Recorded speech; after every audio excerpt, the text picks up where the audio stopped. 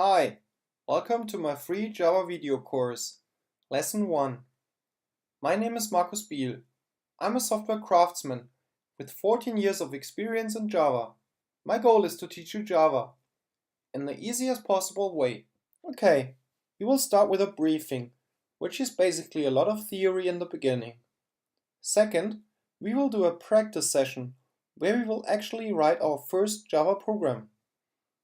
Finally, we will do a short debriefing, where we will recap what we learned so far and add some more theory, where needed. In this first lesson, I'm going to introduce you to the following 15 Java keywords or concepts, which you will need to understand your first coding session later on. Please note, especially if you already know some programming, I really focus on not using any term before I officially introduced it. Getting a keyword explained, using concepts I don't know, is something that always ticks me off in classes, so I aim to do better in this aspect. Therefore, intentionally, I might explain a few things not 100% academically correct in the beginning. Where necessary, I will add the academically correct later on. As stated earlier, my goal is to teach you Java in the easiest possible way. If I can achieve this by looking just a bit stupid, that's fine with me. Last but not least, this is really only a first introduction. It's okay if you don't directly grasp everything. We will go in more detail and recap the important parts later on.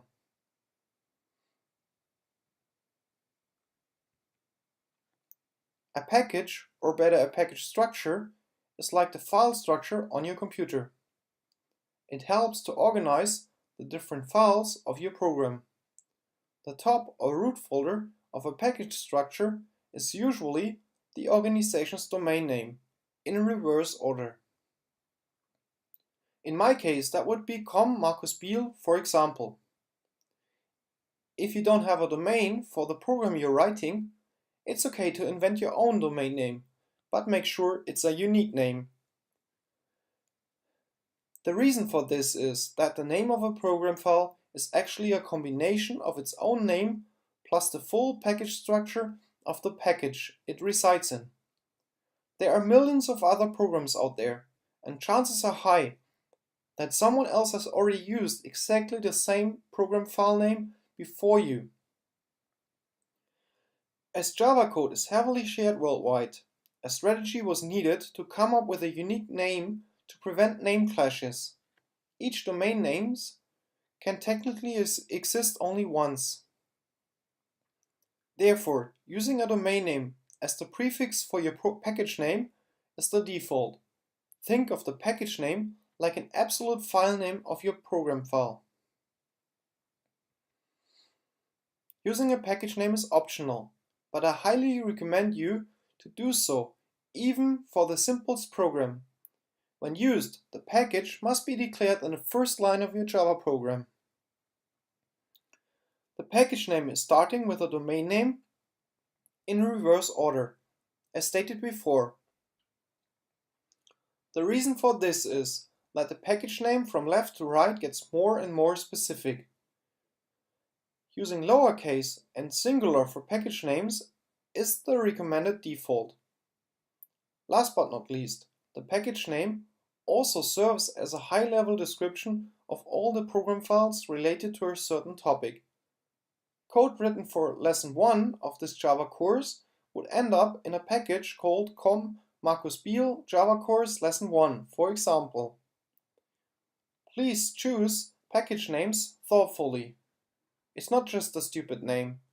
The package names reflect the internal structure of your entire program. Last but not least, I recommend you to choose package names related to your specific business topic, rather than just using technical terms. Good names are key.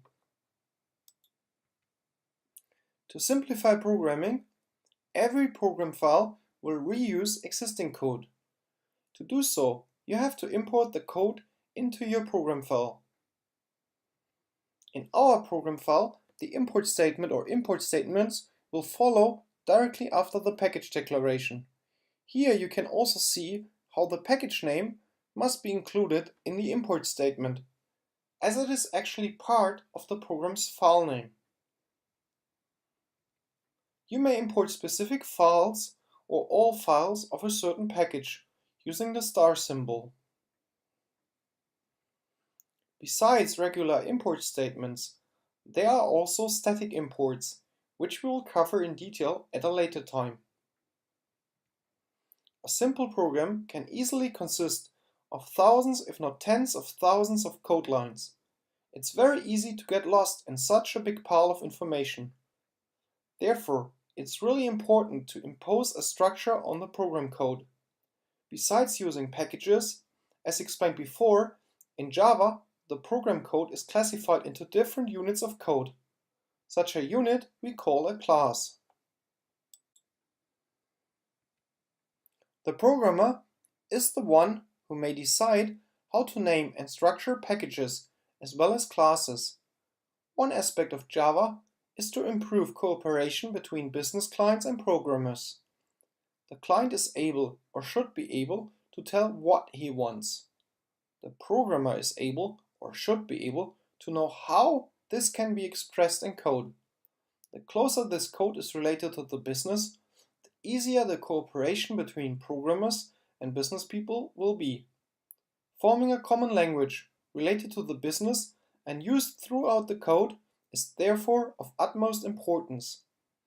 By convention, the name of a class in Java should be a noun, starting with a capital letter. The opening curly brace defines the beginning of the definition of the class, where we will later write all our code related to a car. The closing curly brace defines the end of the definition of the class. A class should be focused on only one topic. As a recommendation, keep your classes as small as possible to improve reusability as well as readability. A class usually consists of one or more methods. As the name implies, it defines a method of how to achieve a certain thing. Like a method double could be defined to calculate the double amount of an input given. Methods are sometimes also called functions. For now, while not 100% academically correct, it's okay to use the terms interchangeably. By convention, the name of a method should be a verb that best describes the purpose of the method. Methods define the actions you can execute on classes, so they further refine the structure of our program code. Methods can do pretty much everything for us. Methods can operate not only on numbers, but also on text, colors, sounds, you name it. A book would have chapters. Every chapter would have paragraphs, and every paragraph would have sentences. Structure your Java code in a similar way. The package name would be like a chapter. A class would be like a paragraph, and a method would be like a sentence. For example, methods internally can call other methods, which will then form a hierarchy of methods calling each other. As a programmer, it's up to you of how you want to structure your code, how long you want a method to be, which method will use which submethods. I would recommend, however, to always think of the current level of abstraction, just as if you would write a book. For example, a method prepare dinner could internally call a method prepare appetizer, followed by a method called prepare main course, followed again by a method called prepare dessert. The prepare main course method, for instance, could internally call a method called boil water. Mixing the levels of abstraction would, for example, mean to have a method prepare dinner, internally calling a method prepare appetizer, directly followed by a method called boil water, without having a prepare main course method surrounding it. Coming up with clean structure is key in programming. Make your code speak to you. Today, with programs of millions of lines of code, The most important part of programming is structure and readability for humans. As soon as you start to lose focus and have difficulties in understanding what a program does, chances are high you will misunderstand some concept of the code, and so you might introduce an error. Keep your methods as short as possible. As a rule of thumb, I would recommend 1 to 3 lines, with 20 lines as a maximum.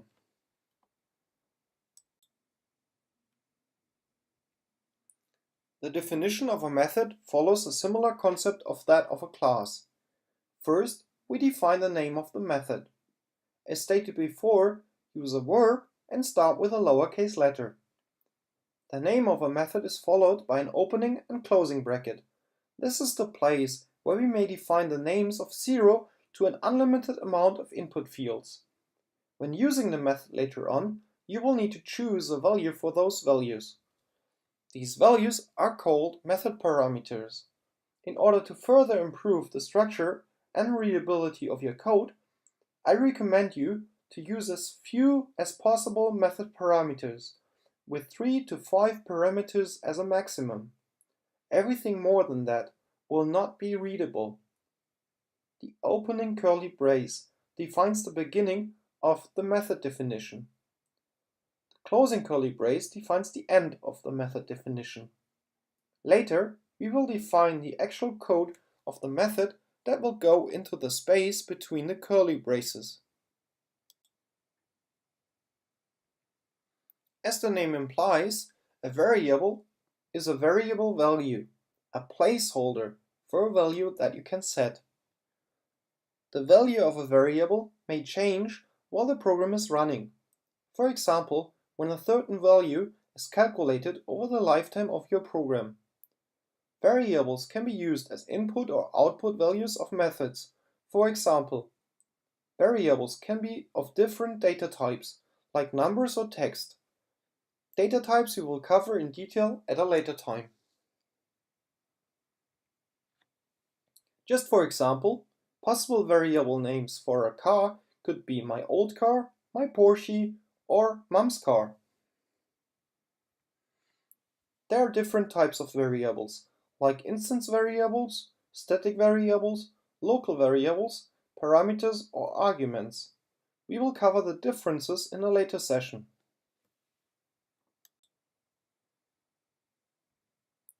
Public is an access modifier that defines that any class from any package may use the class or method with public access modifier.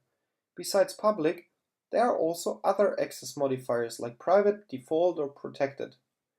Here we are only skimming the topic. In a later session, we are going to cover access modifiers in detail. Here you can see the access modifier public in action. The class as well as the method now both have public access defined. For every method, you actually have to define a return value. Ironically, even when you don't want to return any value at all. In this case, you will set void as the return value of the method to explicitly define that the method will not return a value. Besides void, a method can actually return any kind of data type. Here you can see the void return type in action. Our drive method is supposed to make the car drive, which is expected to execute an action, but not to return any value to us. As a rule of thumb, it's good design to differentiate between query methods which return a value but do not alter the state, and command methods which alter the state but do not return a value.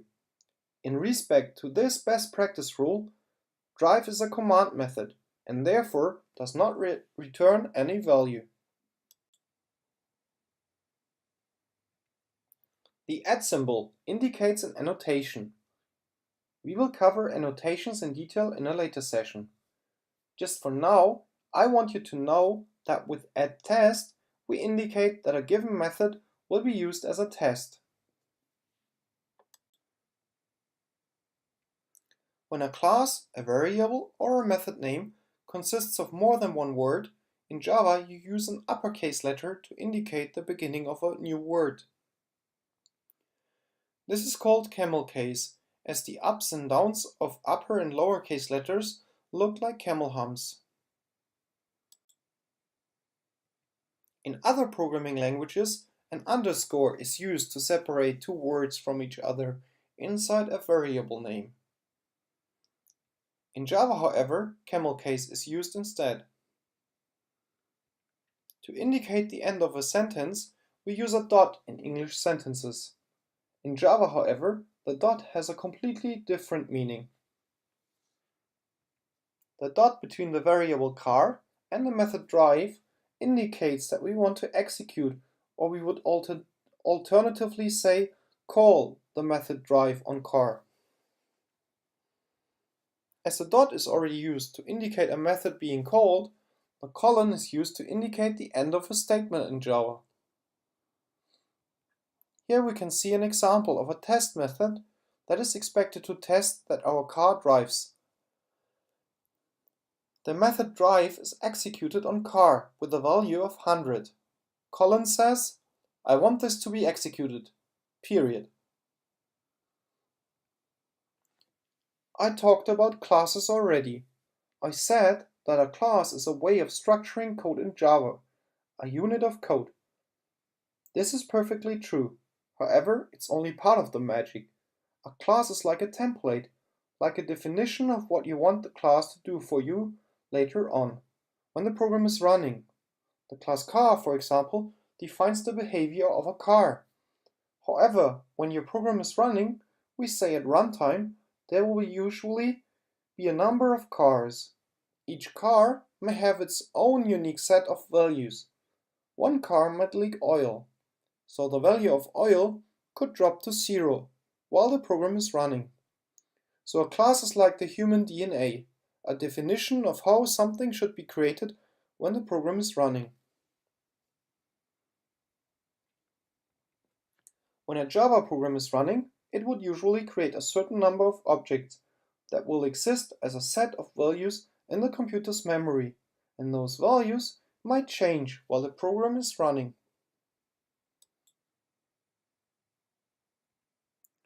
Each program language follows a certain concept. Java is an object-oriented language. Everything is focused around objects in Java. In Java, writing classes is a way of defining a model which focuses on necessary aspects to solve a specific problem. It needs the brain powers of a clever Java programmer to fully understand a problem and to extract a theoretical model from it and transfer this model into classes. The skills of the programmer will have high impact on how precisely a problem is transferred into a class model. Simply speaking, the more accurate this is done, the less code has to be written and maintained. The faster the program will run, the less errors it will have.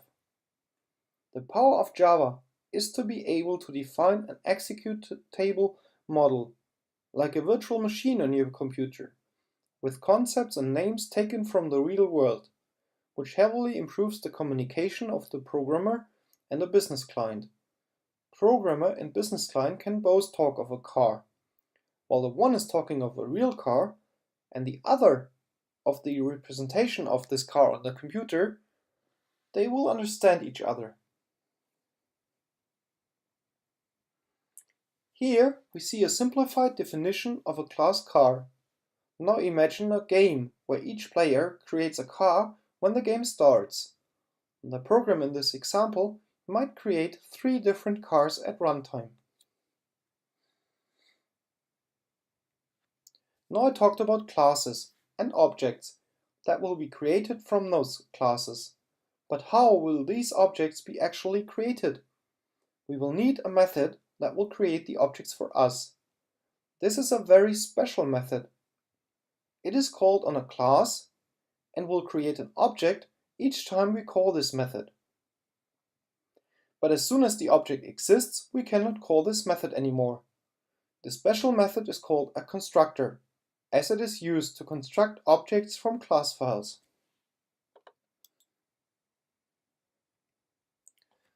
To create a new object of time car, you write new car.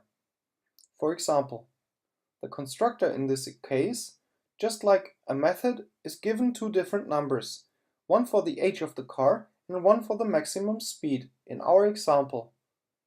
When the program is running and executes this line, a new object will be created in your computer's memory. We talked about variables already. However, before we can use a variable, we need to define it beforehand. Car my Porsche colon is an example of a variable declaration. We declare the variable, which we called my Porsche, of the type car. Now that we have a variable declared, we have to allocate the object we created. Variable declaration, object creation, and allocation can all be done in one single line. So this line reads as: when the program is running and when this line of code is executed, create an object of type car with first value 1 and a second value of 320. Then create a variable of type car and give it the name my Porsche. Last but not least, assign the car object to the variable named my Porsche. After this line, whenever we use my Porsche, we actually reference the object created in memory. Also, you might notice when looking at this line of code, we put two values into the constructor of car. But without looking into the code of the class car, we wouldn't even know what their meaning actually is. This is one reason why you should try to limit the number of variables used in a method, as well as in a constructor. The less, the better. In session 2 of this free Java video course, we are going to write our first Java program. When we write code, we actually start by writing a program which is actually testing the program or class we are going to write. We do this for two reasons. First, the test forces us to properly think our idea through, which will improve our code a lot. Second, the main effort in the life cycle of a program is actually not the first time effort of writing the program code, but to maintain the program, like extending or improving the functionality or fixing errors, called bugs, in your code. Whenever you write code, there is a high risk you will introduce defects in your code. When your program is written once with the help of a test, this test will ensure that whatever happens, your program will continue to function as designed initially. To recap, in lesson 1 of this free Java video course, I explained the necessary theory to code our first Java program, which we are going to do in a minute. We are going to use these 15 Java keywords and concepts described in detail in the prior session. If you haven't done yet, I would recommend you to start with session 1 before watching this practice session. Okay, so now I'm in my development environment. I've created a folder structure of com Markus Biel Java course lesson 2 in a folder called test, and also here source main Java com Markus Biel Java course lesson 2. This is where we will write our test. I've already created the file person_test.java. This here is where later we will have our actual program. But okay, so let's start. Person test. As described in lesson 1, we have to start with a package declaration. So I write, and you see here, I actually get support by my environment. About the development environment, I'll tell you later. For now, just see that it actually assists you. Actually, when you start learning to program, I would recommend you to start with a regular text editor, because you need to learn all these keywords, and so I guess it's easier in the beginning. I mean, not easier, but it helps you to learn the stuff from scratch if you really have to focus and concentrate and you don't get assistance. But as soon as you managed all these keywords. As soon as you know all them, such an environment is really helpful. Okay, so I use package, and then now I have to define it. Marcus Beal, see how it assists me again. It already knows the package because I have here the folder structure, and the folder structure and the package declaration in my file actually have to be the same, otherwise this would be an error. So actually I don't even have to write it anymore, I can just follow. Okay, so this is my package, and you see before we had an underline, a red underline, which meant something is wrong. Now our editor seems to be fine with what I wrote so far. Okay, here we later will have imports as described in lesson 1, but we will add them later. Normally you start defining your class first. See, again I wrote public, and see how it's underlined red, so something is missing. So I say class, and now I have to define the class name. I say person test. So I call my test person test. It's a test for our first program, which is the class person. Okay, and now I have to add the brackets. When I add the first one, my editor already adds the second one, because for every opening bracket you always need a closing bracket. Okay, so this is the beginning, and that's the end of my person test. Okay, now I add the annotation test, so that I define I want to write a test. And see, magically the import appeared, because my environment already knows I want to write a test. The test also, is actually a class, and it even has a package, and this is org.junit test. We'll talk much more about JUnit in later lessons, but for now we just know this is a test magically somehow. Okay, and we need a test method. The test method will be public. It won't return any value, so it will be void. And I will give it the name what I want it to do. Should return hello world. Hello world is actually like a running gag of programmers. Someone, I don't know who, once started that the first program you write in a language should return hello world. So we do that too, and I write a test for my first hello world program. I expect my person to return hello world to me, and I'm going to test this. We haven't written any actual code for person, but we're starting reverse. So we're starting with a test as explained before. So now I can just assume I was done. You see it's red, which means we don't have a class person yet, but this doesn't matter. Now for this person I need a variable name, and as my name is Marcus, just for fun I call it person. I call the person Marcus. Okay, now I have to create the person Marcus. Remember, this was calling the constructor, creating the object, and this is creating the object of person from the type from the class person, and the equal sign assigns that object which is created in the memory of our PC to the variable, to the reference variable person, because this is a reference that we can later on use referencing the person. Okay, now this is red, but we'll take care of this later. We just continue.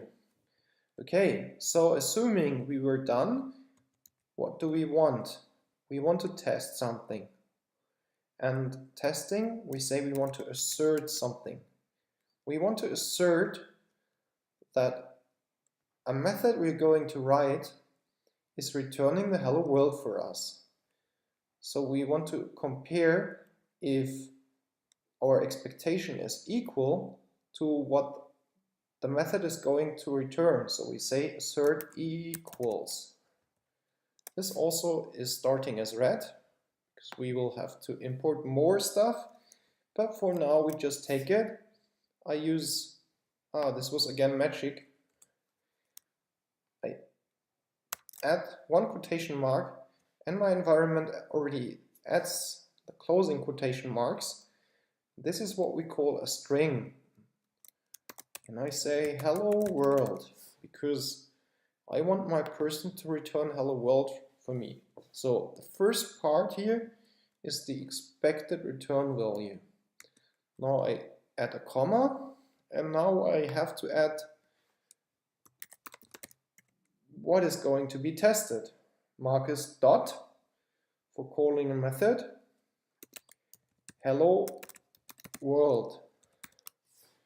So on the object Marcus of class person, I want to call a method hello world with no parameters given, and what is returned here, I want to assert that it equals to hello world. Now this is not going to work because we still have some red stuff. For example, here we don't have actually written the class, but here we will let our environment help us. You see, now I just have to say create class person. Sorry, again, create class person. And here it already asks us destination package, create class person, Marcus Biel, Java course, lesson 2. Okay, sounds good, because our test and the actual class of the test will be in the same package. This actually helps us a lot, but more about this later on. I say okay, and magically our first class got created. You see here the package and the class. This is actually kind of the smallest class possible, just with opening and closing bracket, but it doesn't do anything yet. Okay, but you see it's not red anymore. So let's go to the next. Assert equals. It wants to import something statically. As said before, I will later on tell you what means static import, but for now, just believe me, we have to import this.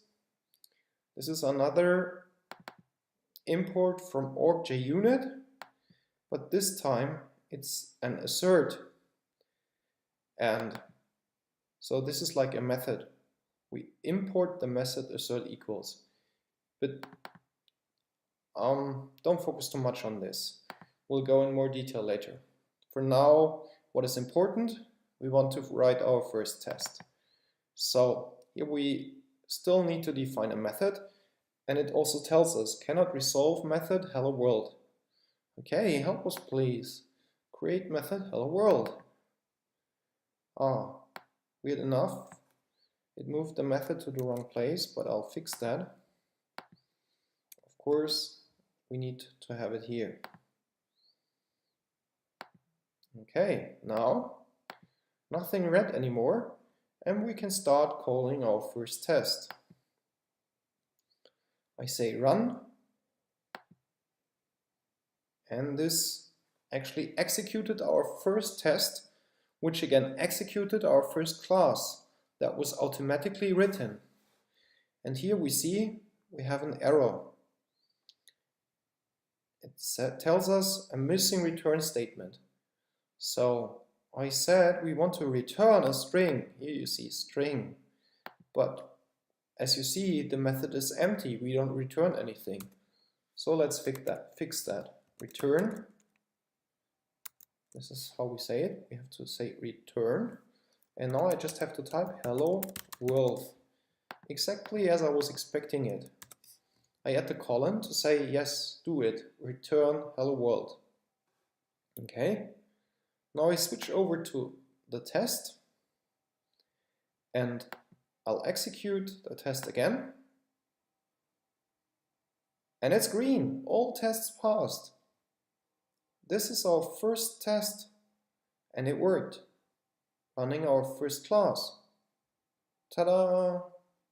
Okay. Thank you. That's it. Lesson 3. Debriefing. For debriefing, we will go back to our development environment and have a look what we learned so far. Okay, now we're back in our development environment. And now let's repeat what we learned so far. The first line of our program is the package declaration. It must be unique, and it usually consists of your domain name in reverse order. So in my case, com, Markus Biel, Java course, lesson 2. And we ended with a colon. Actually, it's not mandatory, it's optional. But please, I really recommend you to use a package name. Later on you will probably see why. You just need to have some practice. But for now, just believe me, treat this as if it was mandatory and always define a package name. After the package declaration, we can have one or more import statements. This, just for our lesson now, I made up. I created a new class called name, and this is in a sub-package called lesson 3. Actually, all classes that are in the same package, so person is in the package com Markus Biel Java course lesson 2. For all classes that are in the exactly same package, lesson 2 at the end, we don't need to import them. Java will find them automatically. But here I made this lesson 3, so if we want to use the name class that I just wrote, we have to import it. Okay, next thing is class definition, public class person.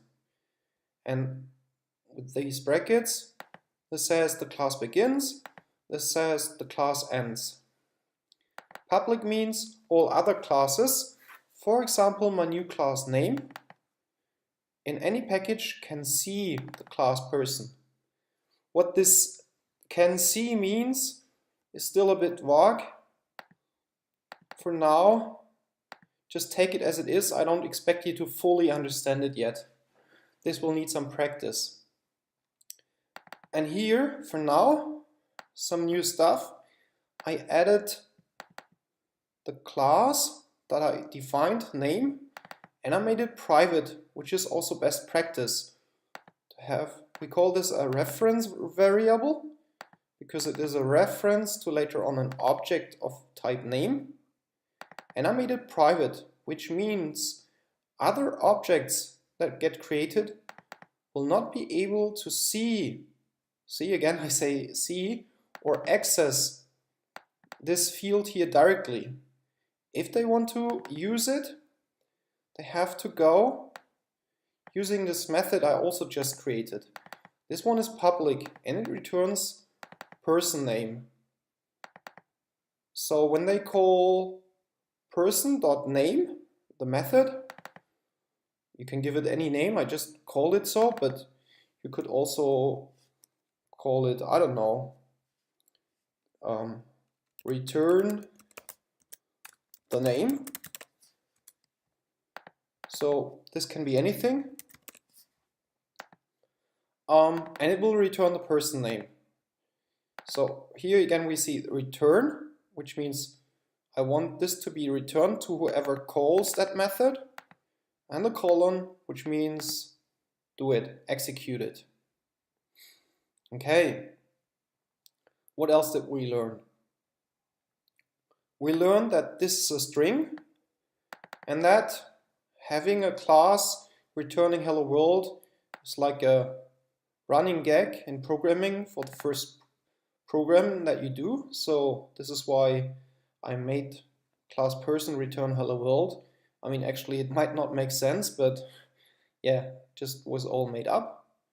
Then also, going to the test, we learned we actually start with writing a test. When we wrote the test, we hadn't defined the class person yet. We hadn't defined the method hello world yet. We did all this on the fly, and our development environment assisted us with some auto-completion. It was able to create the class as well as the method. So this is really a handy way of programming. First of all, you define the test. So this gives you an opportunity to think about a proper design. And then you define what you need, and you don't have to actually even write it yourself. And when you did everything correctly, you can simply execute the test, and when it returns OK and it's green, you will see that you did a proper job. Okay, see? Here you see a green bar, which means the test executed successfully. So when testing, we often speak of green or red bar, because the green bar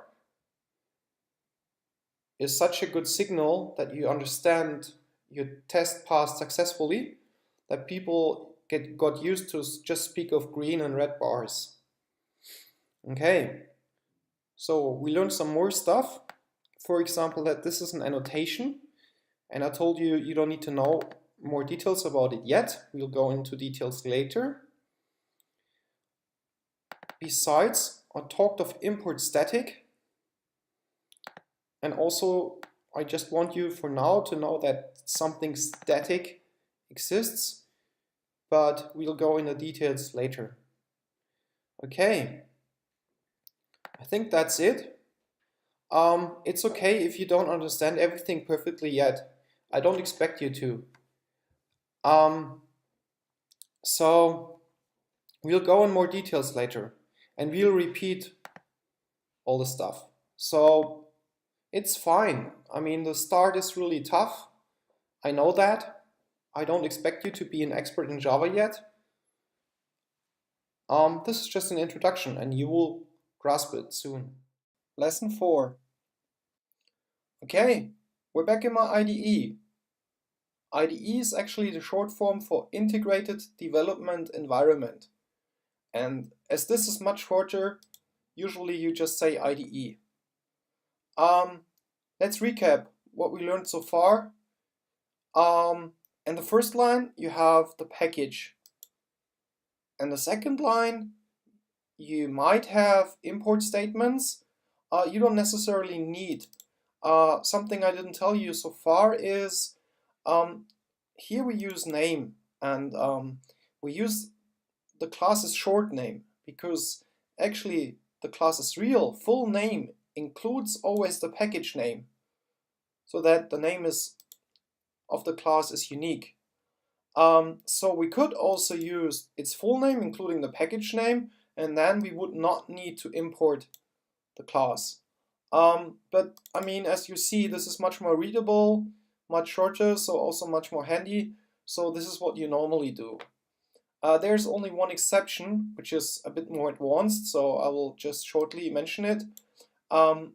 Sometimes it rarely happens that you would have two classes of the exact same short name, but of different packages.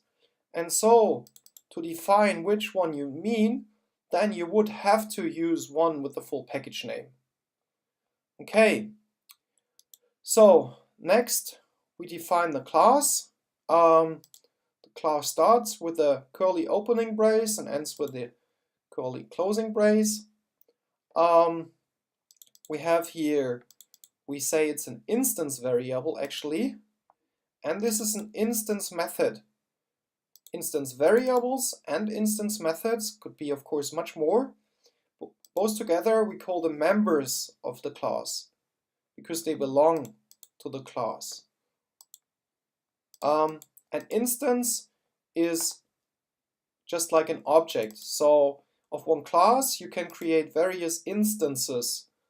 Like one person could be Markus, another person could have the name of Peter, and you could have hundreds of objects, sorry, and each one of these objects is an instance.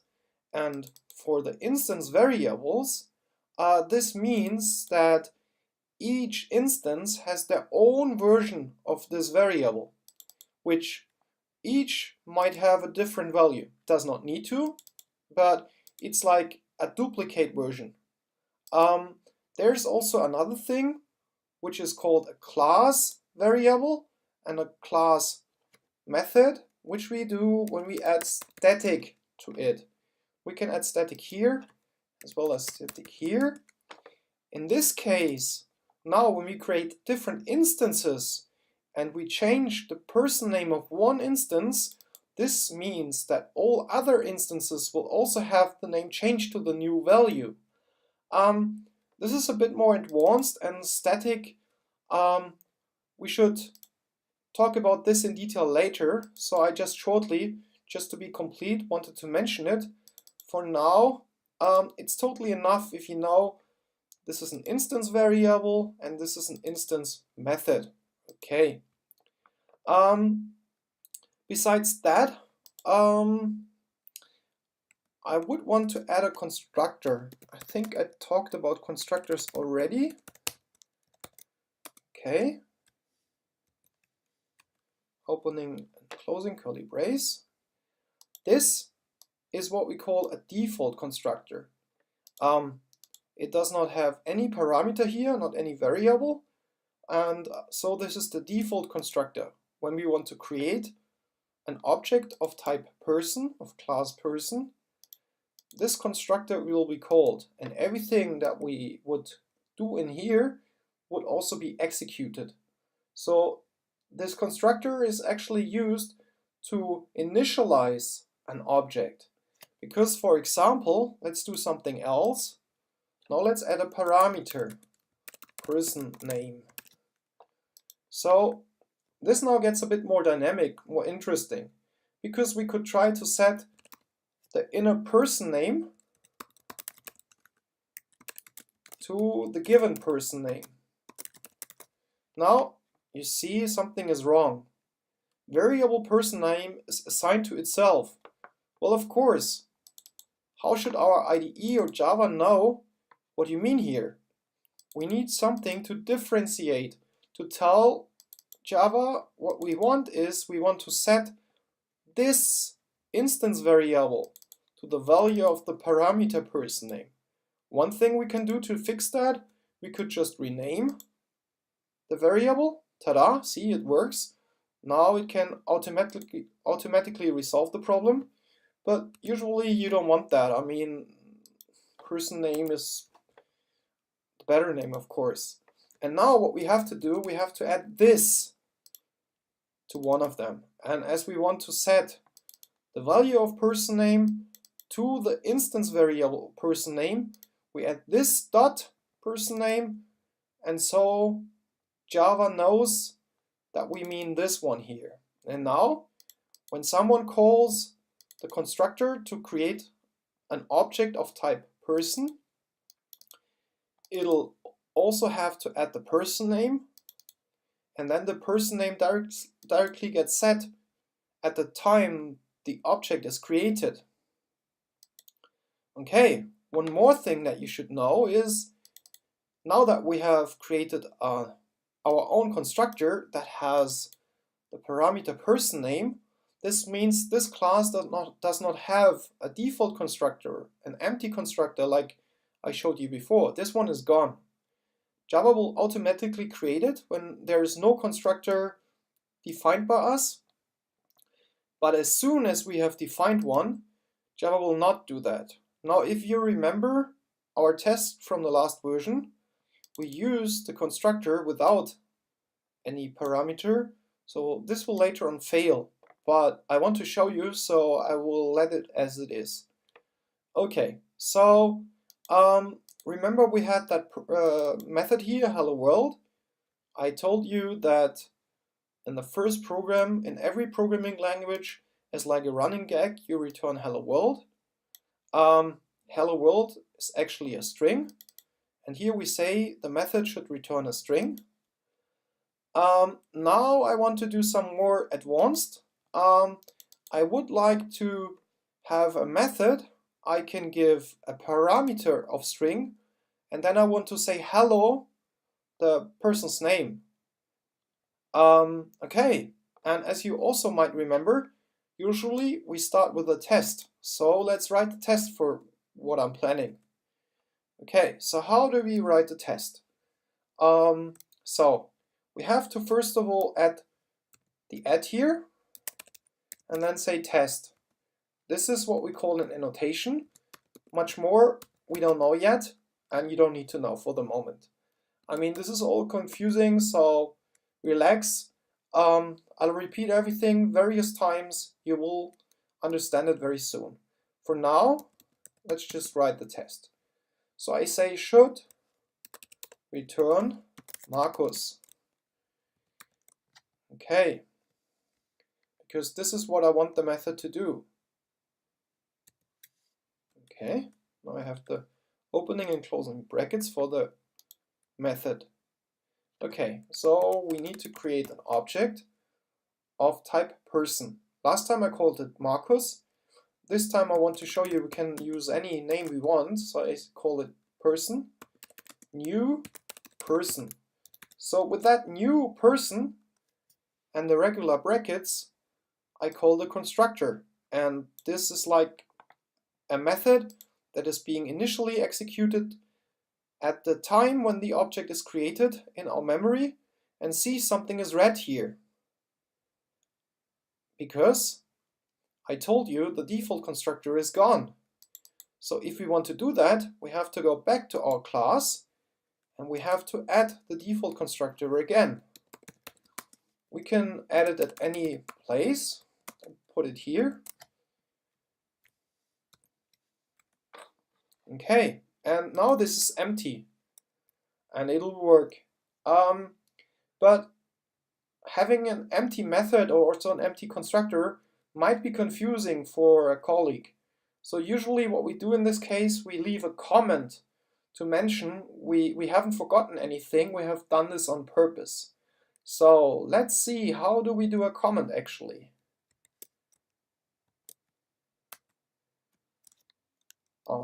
So I say empty on purpose default constructor. So what I have here is a multi-line comment. There's also a single line comment, which you do just like this, single line comment. But I really recommend you should prefer the multi-line comment for various reasons. I'll go in detail about comments in a later session. So for now, this is all I want to show you. Okay, so we have fixed the test. Yes, the red thing is gone. Great. We have created an object of type person. Let me copy this to show you one thing. We can actually create various objects one after the other. But now we already have one object that we call person. So this will not work. So we would have to give this, for example, person2. And so like this we could continue. We could create any number of objects. Just so that you see, we have one class of type person and we have two objects created calling the default constructor, and so we have two objects when this is executed later on. I will delete this again. I mean, this was just a short demonstration because we should remember what we want to achieve actually is we want the method to return Markus. Well, actually I was wrong. I want to say hello Markus. Okay, so now let's assert again. Assert equals I want hello Markus, and I want to say person dot hello, and now I want to give it. Here, when we use a variable here, we call it an argument. This is just to make it more confusing, and people use this interchangeably, but to be correct, here it's called an argument, but it's all about variables. So we add a string, and I add Markus. Okay, and see, something is missing. Our IDE tells us something right here. We need a colon to finish this. So I want, on the object of person we created in the line before, I want to call a method hello. And you see it's red, and it also, our IDE even already tells us, cannot resolve method hello. It doesn't exist, but we are programming in a test-driven style, and so we will have to create the method right now. Okay, actually, with some magic, I can automatically make my IDE create it for us. Well, there are different IDEs, and I will speak about IDEs specifically later on. So for now, I just did this to speed a bit up. Just believe me, I mean, I'm sure you could create that by yourself. Now our IDE did something, it said return null. About null, this is something special. I don't want to talk now, I'll tell you later. Okay, sorry, don't want to confuse you, but also don't want to tell you too much. So one after the other. And now I would add, well, Markus is a bit, let's say name, because it could be any name. It not necessarily has to be Markus. We could add any name we want. And what I want is, I want to add name to hello. What we say here, we want to concatenate hello and name. And something is missing.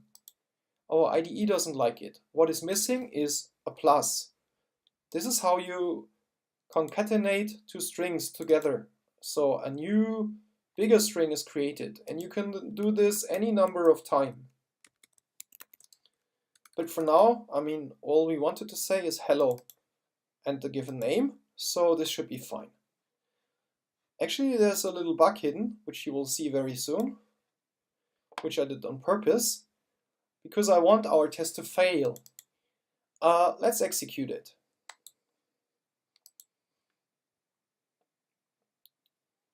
So you see, expected, hello Markus, but actual, hello Markus. So there's a space missing. So see, this is one reason why tests are really handy. They help you to think about the stuff you code, but also when you do introduce a bug, an error, then you will directly spot it and you are able to fix it before it goes on production and destroys something. And yeah, this can be really expensive. So let's fix this. Let's go down to our method. And here was a space missing. Let's add it. We go back to the test. We execute it again. And now the bar is green. It works. Oh, that's great. Okay. Yeah, I think that's it for now. Lesson 5. So now I would like to talk about modifiers. First of all, about visibility modifiers. Actually, we already talked about them a bit. One visibility modifier is private. Another one is public. So public, I think I already said. This class is visible or usable from all other classes in all other packages. This class now resides on the package com Markus Biel Java course lesson 2. So here, for example, name is in lesson 3. So if we would go in the code of the name class, it could easily use person, as long as it's public. A private class, we can try that. No, it says modifier private not allowed here. And of course, how would that make sense? I mean, a class that is not usable anywhere, but just in this class, this doesn't make sense. But actually, there is one more option. We can leave the modifier away, and this will give us the default modifier. This is also why it's called default modifier, or also package level modifier, because now person can only be used from other classes within this package. And we can do the same for the variables, the constructors. We can even have a private constructor. We could have that public. We could have that method private, and this one default. And we can even call, let's use this one, let's call hello world from this method here.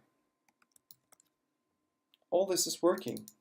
And this actually even makes sense, because especially when your methods are growing, I personally would say not more than 3 or 10 lines, then to break things up, you can split a long method into smaller private methods and then calling the private method. Like, I mean, here we have only 2 methods. So to make things up, you can call one method 3 times, but of course I could define further methods. We don't have this now. And then you can call any number of methods later on. Okay, so to recap, visibility modifiers we learned so far is public, private, and default or package level. Besides, there are other visibility modifiers. One, for example, is protected, but we don't need this at the moment, so you should be perfectly coming along with just public, private, and default. So for now, let's just concentrate on these few. Let me fix the class shortly, because very soon we're going to need it in our test. And I don't want to adjust the test, I want to have the code as it was before. Okay, because now I would want to show you a new concept. I have this idea. I have prepared a test, should return number of persons. Let me create a few objects of type person. Person 1, person, person 2, let's do a new person. We could also use the other constructor, but then I would have to create an object of name, as this at the moment is just too much work for me. I'm not doing it. And I can also give it a different name, like my person, just to show you we can have any name for the variables. So what this means is, when the test will be created, here, after this line is executed, which is just after the colon, we will have 1 object in memory, 2 objects in memory, and after this line 3 objects in memory. So what I want now, I want to test on the number of objects. Now I should have 3 objects created. And I want to create a method that tells me exactly that, just dynamically. My person dot number of persons. Okay, it's still red, remember? We'll create it. And tada, int appeared. Because, I mean, 3 is a number, and a number in Java is an integer, or here in short, an int. An int is actually a primitive, and the default of this is 0. So this is why my IDE put 0 here. So it's not red anymore. We can have a first run, but this will not work, of course. Because it statically returns 0, we expect 3, so this is not what we want. Well, of course, we could say 3 statically, So now this should work. It's a bit cheating, of course. Green bar, ta-da. But I mean, I want this to dynamically work. So when I only have 2 persons, I want this to be 2. And well, of course, I have to rename my variable. Let's copy it. And now when I execute it, of course, this is not going to work. Expected 2, but it's still 3. So my first approach, the static one, always returning 3. Nice gag, but yeah, not what we need. So what we need is, at the specific time when each object is created, we need to count each object that is created. So what would be the place where the object is created? There is one thing similar to a method that is called, and this is, you might guess it, the constructor.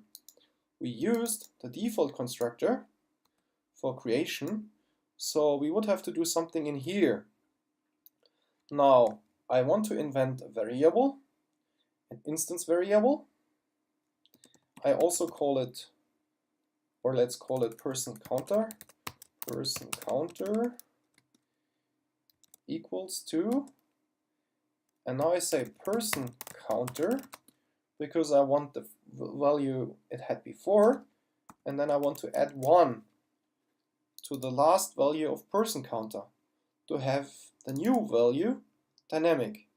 So on the left side is the new value, on the right side is still the value from the prior calculation, and I add 1 to it.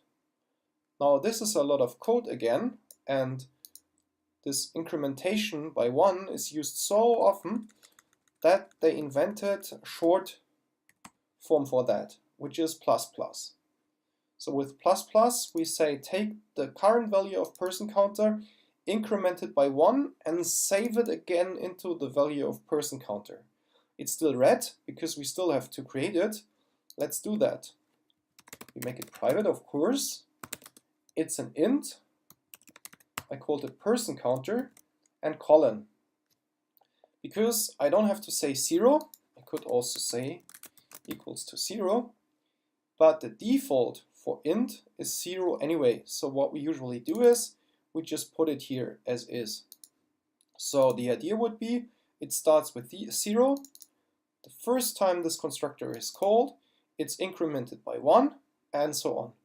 So that my method now should not statically return 3, but person counter instead. Okay, let's try that. Execute the method. It's still not working. It returned 1. It didn't return 0, it didn't return 3, it returned 1. How is that? We didn't say 1 anywhere. Maybe you guessed it already. So we started with 0, we incremented by 1. Now I told you something in a prior session, which is this constructor is part of the instance. So each object has their own constructor, has their own method. So this is called for each of the objects. So in the end, both objects would have the counter set to 1. So what we need is more like a global counter that is not on the instance level, but we say on the class level, because for all the objects of type person, there's only one class person. And this we achieve with a modifier called static. Okay. However, as a recommendation, because this will help you in the future, I won't go in details why, just believe me, as we have the variable of type static, you should also have the method of type static. It would work also without that, it's just better, believe me. Okay, so now let's execute it. And this works. Great. let's try another thing. Let's add this time 4, 3, and 4, and 4, and execute it. And it works. I said actually person 2. Why not saying person 1? And it works. Well, as you see, this might be confusing. I mean, which variable to decide on. And also, there's a recommendation. Actually, what Java does is, Java sees that number of persons is a static method. It sees that you have an instance variable of type person. And as this is a static method, it doesn't call the method on the object, because as this method is static, it's not part of the object anymore. This is like moving it out of the object. This method now is part of the class. So Java does some magic here, is trying to be smart and is smart, and calls the right method of the class. So what we're doing here is working because Java knows how to do it properly, but it's not so nice. What is better is directly saying person, so that everyone knows you're not going to any specific instance, you're just calling a static method on the person class. Let's execute that again. And it's working. Thank you. So in lesson 6 of this Java course, I'm going to talk about the tools which I'm using. So first of all, let's start with this computer. It's an Apple MacBook Pro. This IDE that I'm using here is IntelliJ IDEA, which actually at the moment is my favorite IDE. Before I was using many years Eclipse. Eclipse is open source. It's also very popular at the moment, especially with companies, because it's open source and free. However, I think IntelliJ IDEA is really getting better and better every year, so I really like it and recommend it. And they're not paying me for saying that, but I mean, this is your personal preference, and every person is different, so I would say just try it out yourself. And there's also NetBeans. NetBeans is also very popular and is also for free. Just in a second, I'll show you where to get them. But let's have a closer look at my tests before. So in the tests, you might have seen it already. I'm using JUnit, which is a testing framework. Framework means it's like a tool set. It's a set of tools, a set of classes, and it's open source, so it's free to use. And I mean, writing such a framework is not really hard work, but why doing it if it's already done? So this makes it really easy to start with testing. JUnit also is only one of a few testing frameworks. The second one I would tell you about is TestNG. I think they're pretty much the same, and really depends on the company that you work in. Some use JUnit, some use TestNG or any other framework. I think between JUnit and TestNG there are not so much big differences, so it doesn't really matter. I just decided to use JUnit in here. IntelliJ IDEA actually supports both of them out of the box, so you can easily try them. I'm not going in much more details, by the way. I mean, this is a Java tutorial, so I focus really on Java. Just to be complete, I wanted to mention what I'm using here, but I do this in lesson 6 because at the beginning I think learning a new language is already quite difficult, so I wanted to focus on Java. But not that you're puzzled, what the heck is that here, what you're doing? I wanted to mention this is JUnit, and there is lots of documentation on the internet. Yeah, so you can read a lot about it. Okay, so maybe we just go to the browser now and have a look. So first of all, I told you about IntelliJ IDEA, where it pops up. So you can download. I would first of all go with the free edition and then see if you like it or not.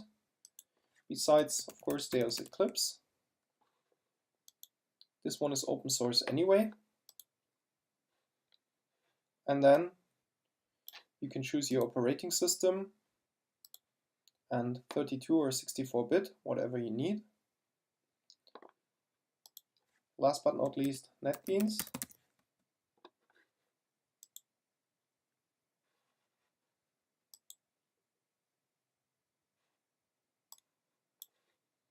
Just press the download button, choose your language and operating system.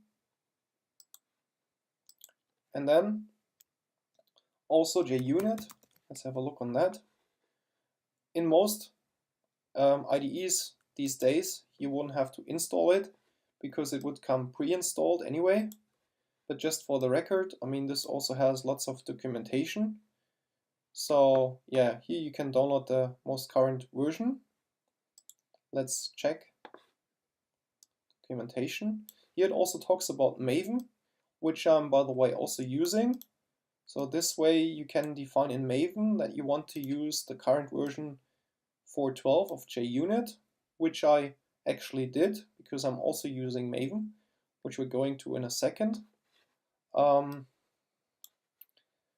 after JUnit, let's also have a look on testng.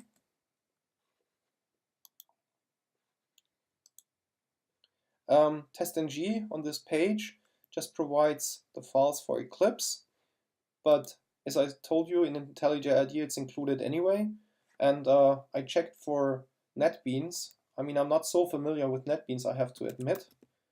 NetBeans, but I saw there is a plugin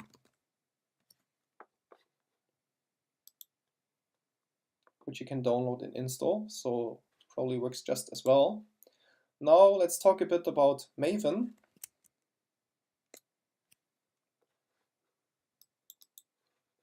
Maven is what's called a build management tool. So as the name implies, it manages your build. Now what's a build?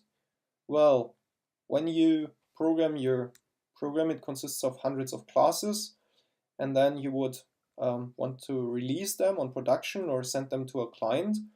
And then of course you would not want to send each file separately, so you would usually do a package, a single file out of all the classes together. And in former times, let's say in prehistoric times, this was done manually, and this is really not a funny job. So people very soon started to program some little scripts to make this task easier. The first tool that I know of is probably Make. It's a Unix tool, and after Make, they came up with Ant. And Maven again is the successor of Ant, sorry. And Maven currently exists in version 3. Besides Maven, there's also Gradle and other build tools. I'm using Maven. Here you see I defined that I'm using JUnit 4.12, and I also defined that my source encoding is UTF-8. Because what this build tool also can do for you, I mean, it can do so many things, is environment-specific settings. So that I tell that my source encoding is UTF-8, I can do it here, and so much more. So also about Maven, we can visit the website, Maven. There you can download it. They also have a free book, which is really a great book. Here you can download all the files, even the sources that you would need. And also check Maven book. I really recommend that. As far as I remember, it's available as HTML, and also there should be a PDF somewhere. Well, this is just too long. Anyway, I know there is also a PDF available which you can download, and so you can read all about Maven.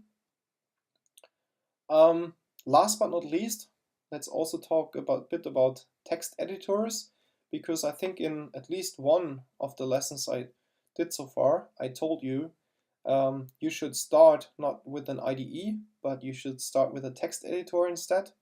Well, there are two that I would recommend. First of all, TextPad for Windows. I really like it using Windows. For Mac, it's unfortunately not available. In this, you can write your code, then you would save it, and then assuming you have already downloaded the Java JDK, which I have also not talked about, because I assume this should be easy, but maybe we could first shortly go there. So for the JDK, so that you can download your code, you can just go here, say download. By the way, that was NetBeans, if you just saw it. And you can choose your operating system and download it. I assume you have already done that. And so when you have installed a text editor like TextPad or Sublime, here on Mac I'm using Sublime, which is also a great editor. Download button, it's also available for Windows and Linux. So using this text editor, here I've loaded the class person that we saw before. I mean, it helps you a bit, like see, I click on person name, it highlights the variable person name in all forms, but it would not so heavily assist you like you might have seen when I was in my IDE, which for the beginning is actually good, I think, because when your IDE is too smart, then you don't have to use your brain cells too much. I mean, after some time when you have coded too much, this is really welcome. But for the beginning, I really recommend to use your brain cells and so that you get used and familiar with all these keywords, public, class, private, static. You should really get familiar with that. And so for the beginning, just use a text editor. Then you can also go on the console and call javac and compile the class. Also this I won't show you, because in this course really I only focus on the theory of Java. So yes, I think that's it. Really short introduction of the tools that I'm using. If you have any questions, send me an email as always. Yeah. Lesson 7. So now let's start with the topic of this video, which is conditional statements. And of course, conditional statements and booleans. So a boolean is a new data type. This one is actually a primitive, and it can have two values, boolean true or false. And this is all there is to it. So conditional statements, I mean, there is a condition and it can hold true or not, and then something is executed or not. I think already from the wording it makes sense and you might easily understand it. But what exactly is a boolean? Why is it called boolean? I mean, this is a bit weird, I think. Well, at least this is what I found, so I just looked it up on the internet. Here on Wikipedia, we have Boolean algebra, and I'm really not a big fan of mathematics, so let's go over this really fast. The only thing that matters to me is Boolean algebra was introduced by George Boole in his first book, blah blah blah whatsoever. So it turns out that the Boolean is called Boolean because of this guy here. I'll leave this as your homework. Read everything about George Boole and Boolean algebra, of course. This is again a big topic by itself. We're focusing again on Java. I just wanted to help you, that you get a feeling why Boolean is called a Boolean. So this thingy here is really helpful when we want to say if something happens or something exists, some condition, then only execute a specific area of code. And then you can also say else, if this condition does not hold true, execute something else. So this is really, the if statement is probably the most important statement, not only in Java, probably in all programming languages, at least the ones I know of, because it allows us to like really have a different execution flow each time. For example, we could say, I mean, B is a bit boring. Let's call this Monday. And let's add Boolean raining. Now it's raining. Let's also have Monday. Okay, so in this little example, it's Monday and it's raining. And now we could say, if it's Monday, ampersand twice, raining. So what these two ampersand mean is and. So this tells Java to check on this Boolean value, check if it's true, and only if the first Boolean value, or here could also be a function, like is it Monday, which would have to return a Boolean, and if it does, only then Java would execute go here and check if this is also true, which also could of course be a function. If is it raining or whatever, right? And if both here are true, then this block here, starting with the curly braces, is going to be executed. Now, I mean, I don't want to implement the functions, so let's make this Monday again and simply raining, just to keep it simple. And then drink beer, because with rain, I mean, what else can you do? But now let's make this more easy to drink beer. I'm from Munich, so I'm really a beer lover. So on Mac, I mean, this depends which platform you use. On Mac, you press just Alt and 7 twice. This is called the pipe symbol. And the pipe symbol symbolizes or. Yeah, I know this is a bit weird. This you just have to know by heart that this means or. Again, as before with the two ampersands, when you repeat it twice, it's called the short circuit operator, which means if the first condition is already not true, for the end, at least,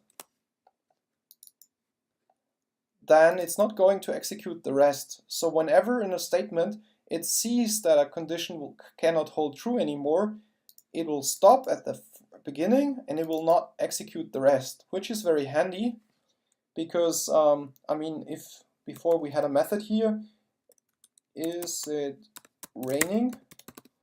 Now imagine this method takes like 2 hours to execute. We could really save that time if we already see this is only true if both are true. So this is why you use the ampersand twice and the pipe symbol twice. This is, I would say, the default. So I won't even spend time to talk about the other alternative. But now this is so much nicer. If I have an or here, if it's Monday, or if it's raining, I drink a beer. So this really increases my chance to get a beer. So I personally like this statement so much more. I'm just kidding. So this is the difference, or, and. And of course you can further combine that. Let's, I don't know what to do. Let's say raining and, yeah, let's say Tuesday and sunny. So we have to introduce these Boolean variables first. So Tuesday, well, if it's Monday, it can't be Tuesday, so we will say false here. And Boolean. If it's raining, it can't be sunny. So sunny will be false. But of course, let's change this. Now it's not Monday. It's Tuesday. So this would be true. And I misspelled that. Sunny. Okay, now they're not red anymore. So now what do we have here?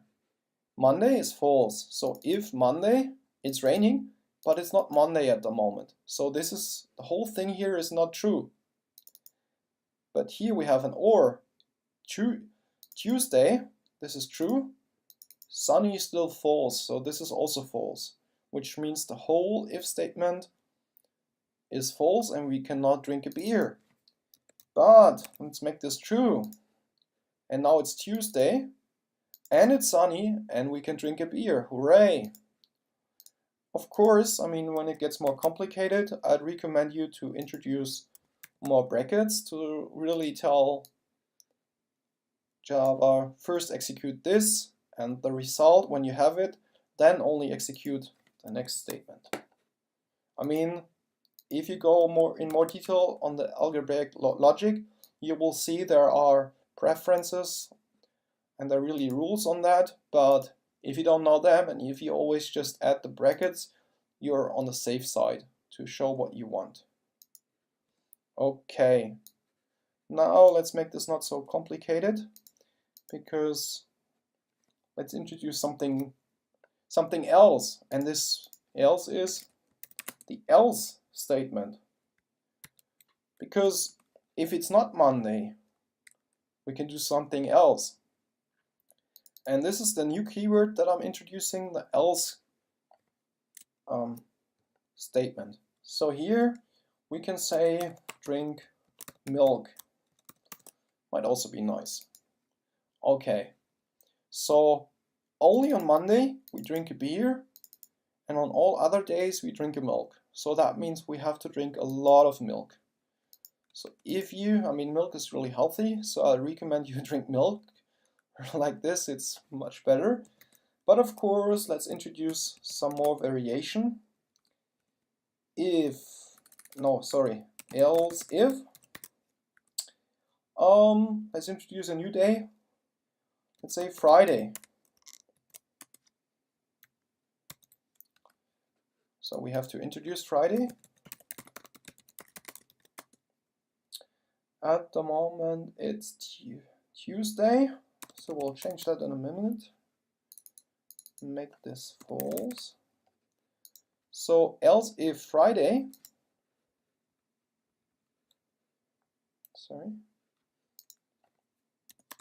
drink water. Okay, so what do we have now? And I mean, you can format this in any way, but usually you format it like this so that you can see this whole construct belongs together, because it starts with if Monday, and if this is not true, Java has to check else is it Friday. If so, then call this function, and in all other cases we still drink milk. So okay, and you can have any number of else if statements here.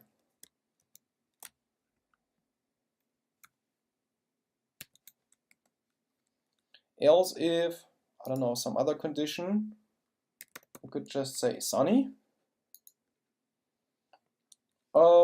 If it's sunny, what should we do? Go swimming. Go swimming. Yeah, you can do anything here. Okay, so you can have any number of else if statements, and you can have just one else statement, of course. But you don't have to. I mean, this is not obligatory. You can also leave it away. You cannot have else if by itself, because else what?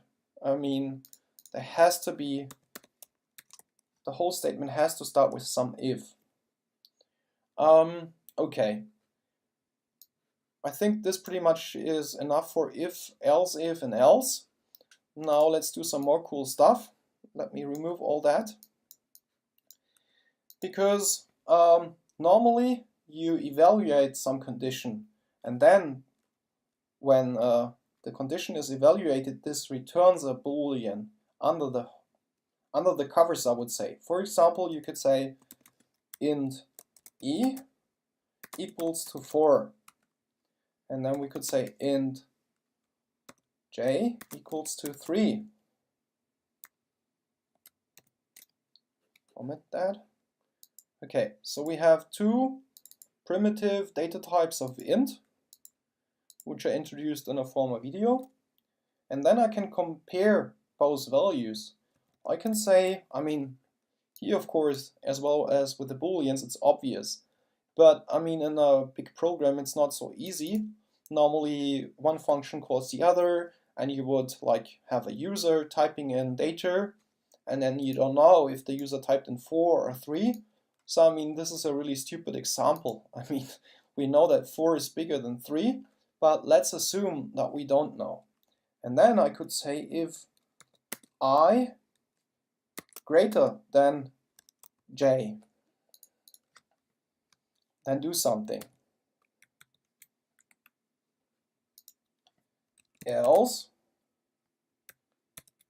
do something else. I mean, here it's again, we can say else if. We could say if j greater than I,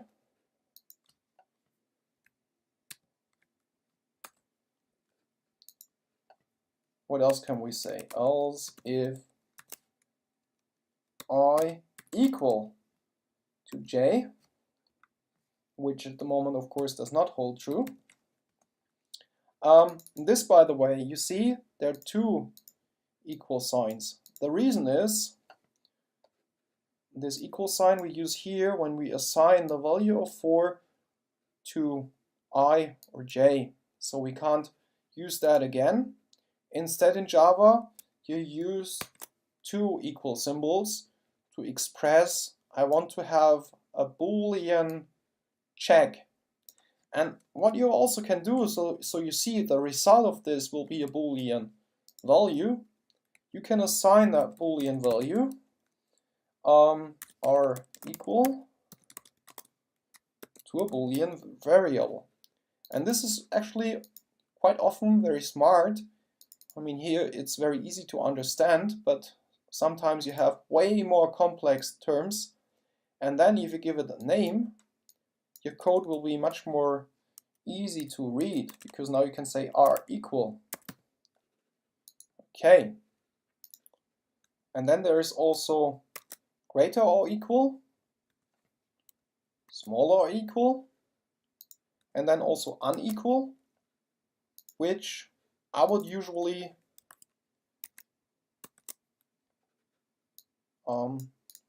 type in like this, but it's actually the same. So not equal, you can say with the exclamation mark equal, or with greater, smaller, like this. It's both the same thing. I really prefer that one. I think it's more readable, because this is like exclamation mark, really it's easy to read.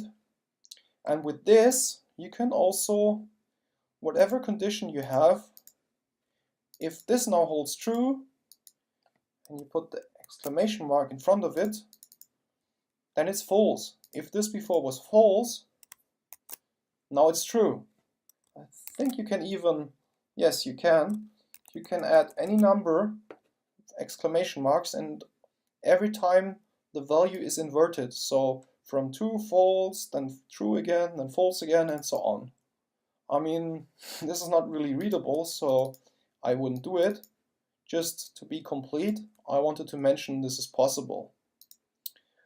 Okay, I think this pretty much rounds it up. We talked about Boolean. This is a condition. If it's true, we execute code that is in here. You see, it can also be empty. I mean, this doesn't really make sense. I mean, I would really recommend you to write something, execute some method. You can also, of course, you don't have to have a method in here. Well, again, I would recommend it because it might be much more readable. But in here you can also do crazy stuff like I equals to 8, for example. J equals to 99.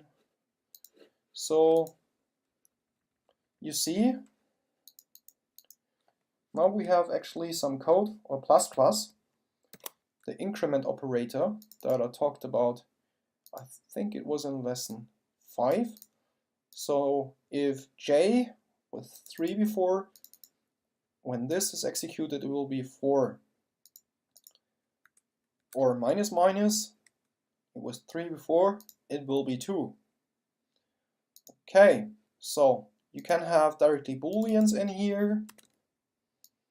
What you cannot do is compare a boolean to another data type like int. I mean, this wouldn't really make sense. What you can do, and this really a lot of beginners do, like to compare a boolean value. Let's make this Monday again. Monday, true. And now you could say if Monday equals to true. What does this mean? I mean, this means if true equals to true. Of course, this works. And if this was false, if false equals to true, false does not equal to true, so the whole thing is false. But I mean, this is one comparison too much. Just say if Monday, this is enough. Yeah, but really, comparisons like this, false or true, I really see very often in code. So if you see that, you're free to refactor the code and just shorten it. If it's true, then just say if Monday. If Monday false, you just say if not Monday. So see, this is not. Okay, lesson 8.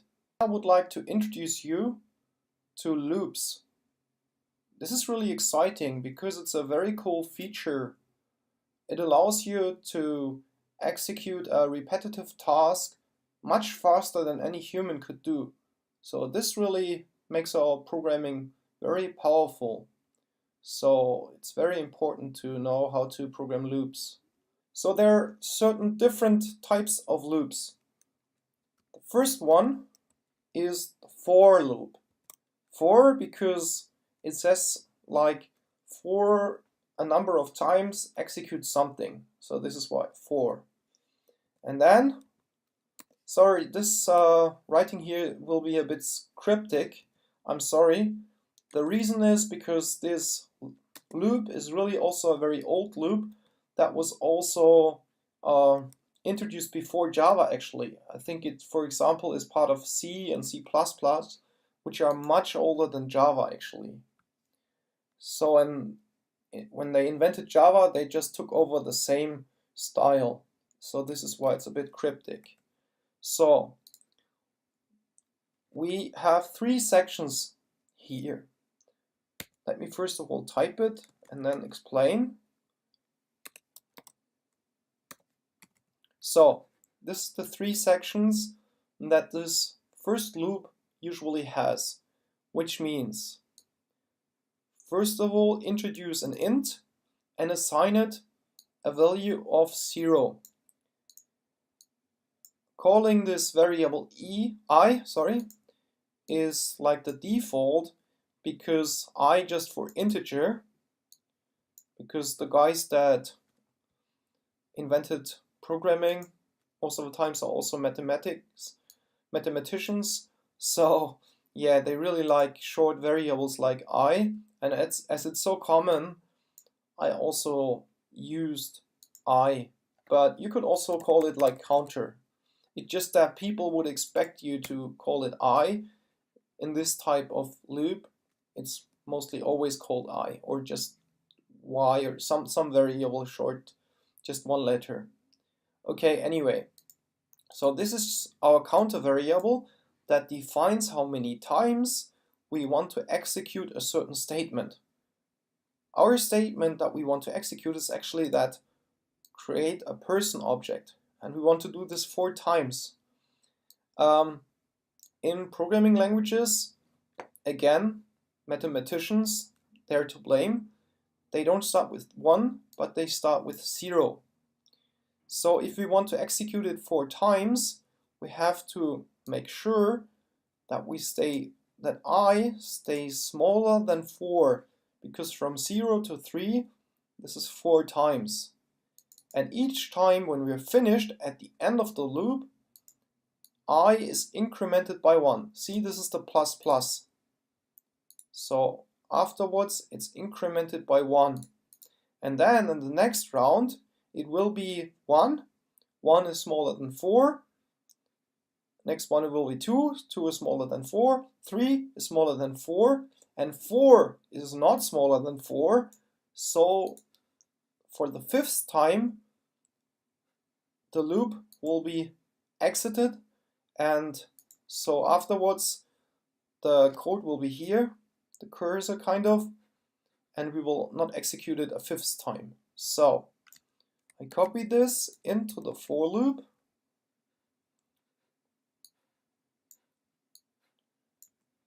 And then this should make sure that 4 persons on the fly are created.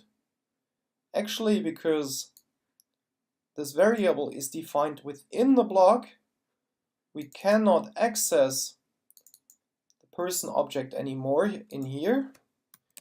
I think I showed you this. See, it's red. This is about the visibility. What we could do is we could put the definition of the variable up here.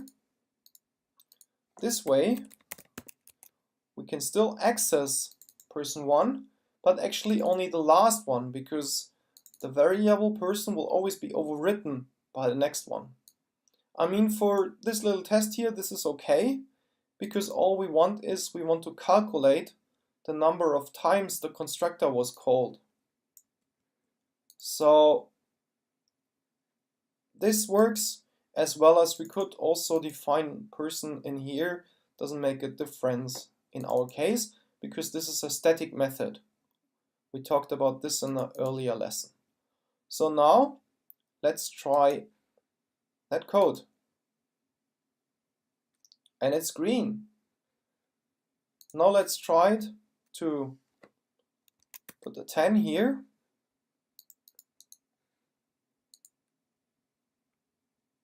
This does not work, because see, we expected 4, but actually there was 10 times the person constructor was called, because this is 10 here.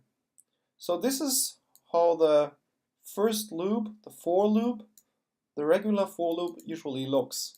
You define an int, you give it a 1-letter name like I, you assign it 0, and then you compare it to some max value, in this case 10. Before we had 4, so that the test is green again. You always have to separate these blocks with a colon, and then you increment I by 1. You can also do any other statement in here, like you could say I equals I plus 2, which will then, let's see, let's not assume something. See, now we only created 2 persons, because each time it was incremented by 2, which means the number of times that we were going through the loop was only half the number, of course.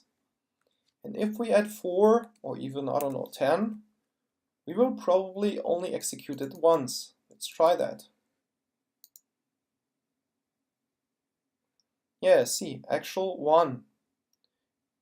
Okay, so usually you could put any statement here, but the default is you would just increment a counter variable by 1. So really try to stay with the default and do it like this. I could even further tell you crazy stuff, like you don't even have to do all this. You can have this empty. This now would be an infinitive loop. You can try this at home, because this will like probably crash your PC because it will create lots of objects. But it is valid. Okay, but this is how it should usually look. So anyway, let's go to the second loop, which is the while loop. While some condition holds true, execute. And each of these loops have their specific reason to be used. I mean, actually, in theory, you could use always just the one loop, like this loop or that loop. It's just that when you want to count something, I mean, this really is helpful because it does everything at once. If you want to do exactly the same code, we have to do it like this. Int I equals to 0, while I smaller than 4. And then you have to say at the end I plus plus. So this is exactly the same, and you see it's not so nice and short anymore. So this while loop you would usually do when, for example, you have some condition that gets dynamically calculated, like we had the function here, should drink beer. So if you had some function here, like should drink beer, this is when you would use a while loop. I mean, I have not defined those variables here, but I hope you get the idea. If you have some function that is always calculated, you would use the while loop. And then in here, you could also create the person. And you don't have to do this now, because we assume that this method sometimes would return false, and when it returns false, this loop would be exited. Okay, but let's go back, because I actually want to run it once, and there is a bracket missing, because I promised you we can do exactly the same thing. So let's try that. Okay.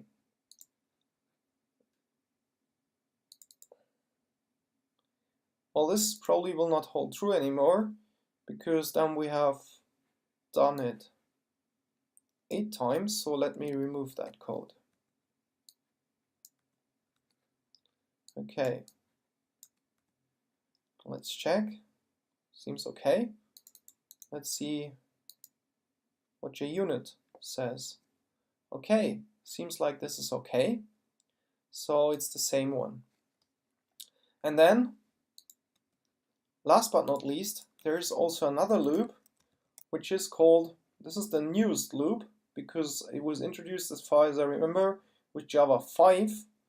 This is the most simple and the coolest loop.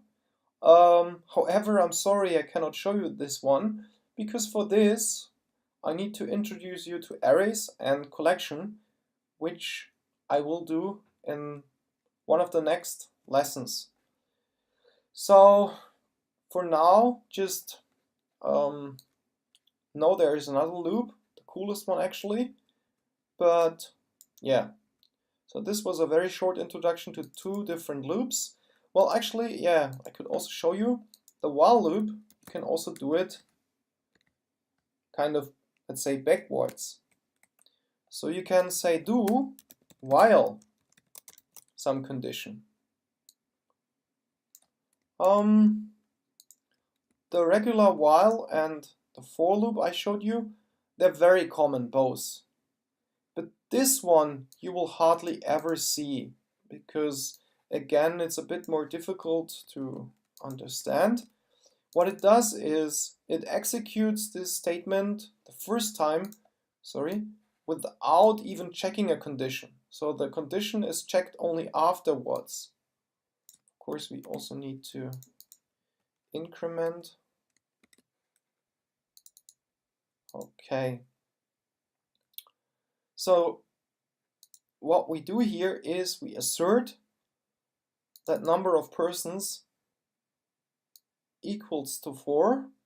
Well, no, this won't work.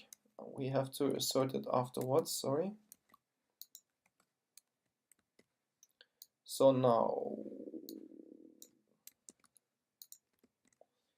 we create the first person without even knowing how many times we have created it. Then we increment I, and at the end we check that I is smaller than 4.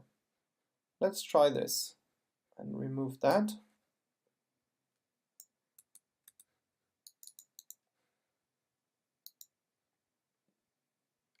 See, this also works. This depends on the logic that you need. Sometimes you may use that, but actually all the 3 different loops I showed you, they are like equivalent. You can do everything with each of those loops. So it's just a different style, and this depends on what you want to express, what is easier for you to use. This you will get used when you did a few months of programming and you used each of them. You will get the hang of it, what's like usable in which situation. Lesson 9. I would like to introduce you to arrays. Arrays are also a very cool feature of many programming languages, and they also appear in Java. I kind of unofficially introduced them already in the last video, where I mainly talked about loops, and we stopped when I said there is one more loop, the for each loop, that is specifically designed for arrays and collections. So today I'm going to introduce you to arrays at least, and so we can also see the for each loop then. So an array is really like a container, a box, or let's say a list. So an array is also an object, is a data construct that can hold a number of primitive data types or objects. And as I already said, box, so for person, the way we define it is with these square brackets, which symbolizes something like a box, I think, which is easy to remember because we will put our persons kind of in here, we could think. And because this container will hold a number of persons, I will call this variable persons. Okay, and now I say new person, but now there comes something new again. I don't use the regular brackets, I again use the square brackets. This does not call the person constructor. This would be done like this and should not be working. Yeah, there's already a red underline. So I'm not calling any constructor here. This is a specific syntax that says create me an array of type person that can hold a number of persons, and we have to now give the number, which is 4. There was still a red underline, now it's gone. So now Java knows we want an array of type person that can hold 4 persons. Same thing we can do with int. Int. By the way, on a Mac, you have to press Alt 5, Alt 6 for the square brackets. So int, let's say my ints equals to new int, which is also, you know, int is a primitive, but now I say new int because I'm not creating, again, I'm not creating an int, I'm creating an object, an int array object. Okay. And you can also see that it's an object because when I put it here and I put down the button, I see a number of methods that I can call. And this is actually not a method, this is an attribute which I can directly access. So if you remember, I think I said you should have your attributes private. This is accessible, it's not private. So this actually violates that rule. And yeah, so this is also a very old construct and shows us one place where Java itself violates the rules of good object-oriented design. But we just have to live with it anyway. So what this does, and we will use it very soon, is it gives us the number of like the length of the array, like in this case 4. Okay, so if this is 3 here, my ints dot length should return 3. And in a minute you will see what we use it for. Let's remove the int because I want to continue with the persons. Now I want to fill this array. And the way this is done, again, we need the brackets, we need them a lot of times, is I say 0 here. Oh, I said person. Of course, this is wrong. We don't have a person. We have only this one object, persons. And the type is person array. So it's not a person, it's a person array object. Okay, and here we can say new, caps lock, new person. What this does is it creates a new person object in memory and puts a reference to this person, which is like a remote control, a way to access the person, into the array at position 0, which is the first position. Let's copy and paste that 4 times. 1, 2, 3, 4. So position 1, position 2, position 3. Okay.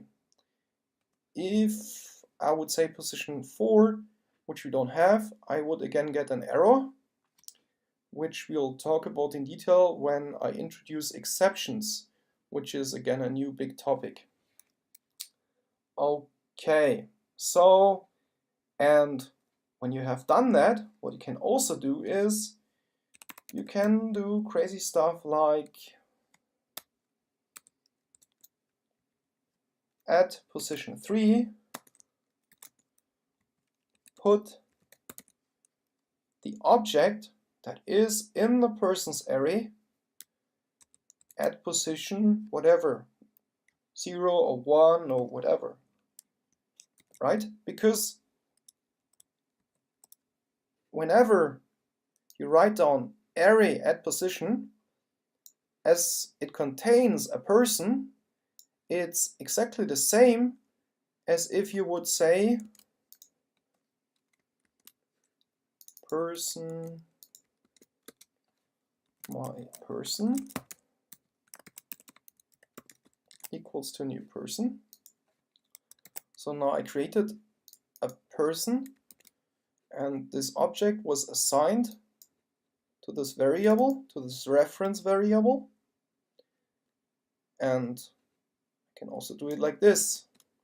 So now this variable can access that object as well as, oh, there's a typo, persons at position 3 can also access the same object. So we have like 2 references, 2 like remote controls to this one object.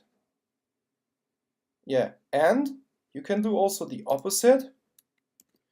You can say my person equals to, I don't know, something, let's take 2 persons at position 2, which means the object that is at this position, the reference to it will be assigned to the reference variable my person. So this my person object now should still be here if I'm not wrong. I mean, this really gets confusing, so I mean, I'm just explaining this so that you get the hang of it, but in reality don't make it too complex, because you see, the more complex, the more bugs you could introduce. Okay, so I hope you get the hang of it. One more thing I might mention. Of course, no one forces you to really define, to set an object at each position. Now, when I left out position 1, this position is empty. So what does that mean? What we say is, at position 1, there is null, because null is the word like for nothing. So there is nothing. There is no reference. If we access it, we get an exception, because Java will not know what to do. Okay. So that much about null, which we could also specifically do, by the way. We could also null it, it's called. This is the wrong button, sorry.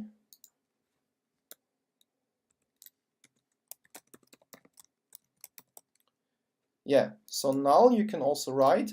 So this is like put nothing here. Or here. That would mean at the beginning you have the new person object at position 2. Later on you kind of throw the reference away, and if no reference exists to an object anymore, in Java there is something called a garbage collector. I will talk specifically about the garbage collector very soon in a specific lesson only about the garbage collector. So this one is smart and will throw away that object, will clean up the memory for us. This is really a cool feature of Java. In other languages like C++, this doesn't exist. And so you have to take care of cleaning up the memory by yourself, which is really not fun. So this is really one of the coolest features of Java. But anyway, I guess I'm going too far. Let's make this more simple again.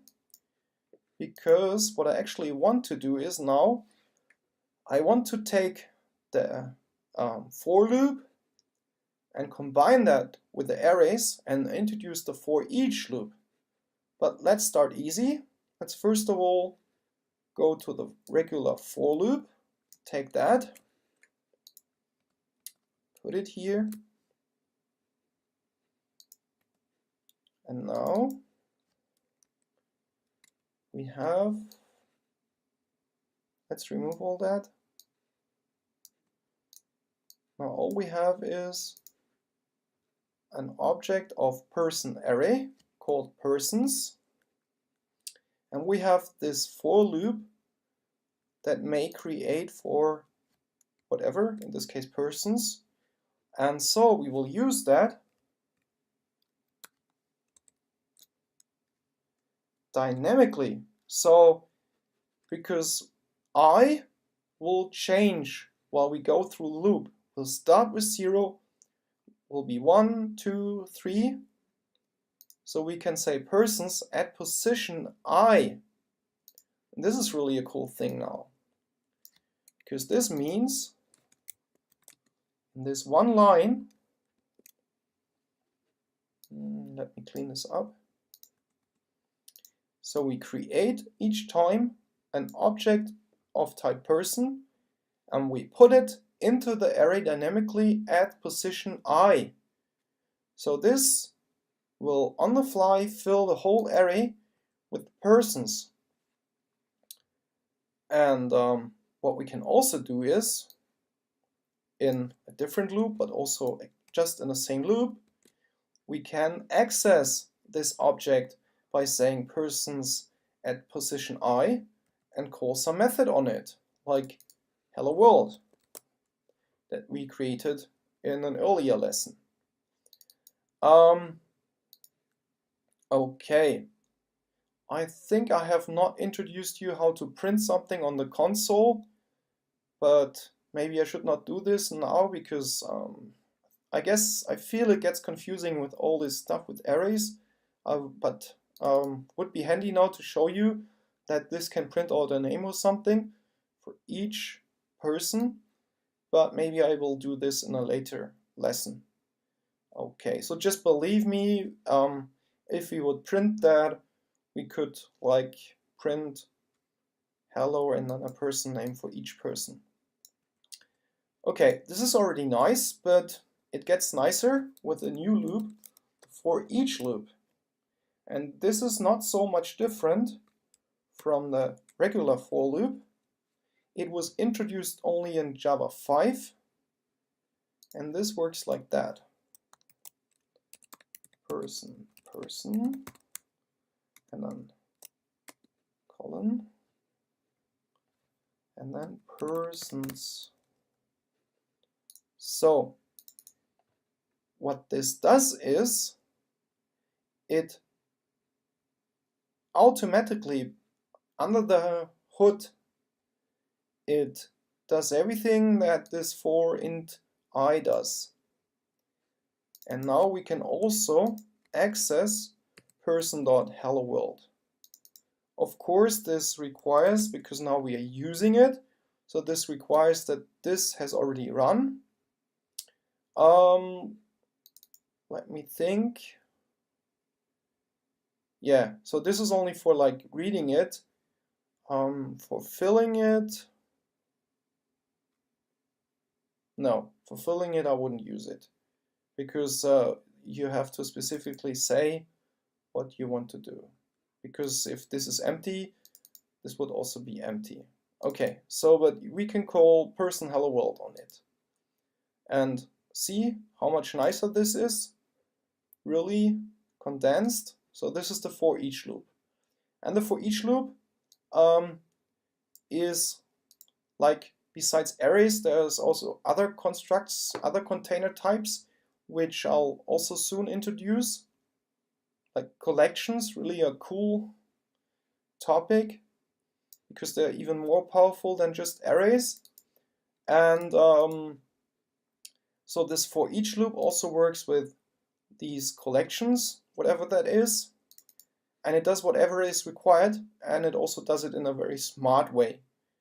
So it's really smart to use that for each loop, not only because it's more condensed, but also because it's a performant and proper way of doing it, because Java will assist you in doing it.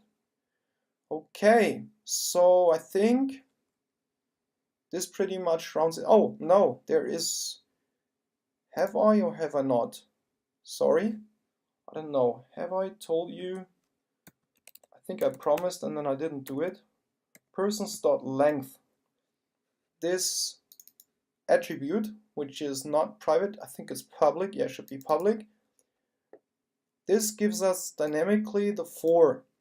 So, I mean, here we know that it's for, but just imagine what can also be is you have a method which just gets a parameter and you don't know its size, so you couldn't say for. And so this just dynamically takes the length that you need. And as you see in this loop, we don't even need it because this is dynamically calculated by Java for you, which of course also does the person.length in the background. At least this is what I assume. Okay. Lesson 10. I would like to introduce you to enums. Enums in Java represent an enumeration, so they enumerate something. They were introduced in Java 5. Now I want to further extend my explanation about arrays, because there is one more cool thing, and it also makes it easier for us. We can actually even on the fly, Alt 5, alt 6. Well, this is auto-completed by my IDE already. Persons 2 equals 2. And now I do something new. I say curly brace. This is alt 8 and 9 on my Mac, by the way. And see, there is no red marking anymore. This actually also works. So what does that mean? This actually is a shortened form. And this says there should be an array. And we don't have to say a specific size, because the size is automatically calculated. Because the brackets are empty, this means empty size. That would be the same as saying 0, which of course doesn't make much sense, but just technically it's possible.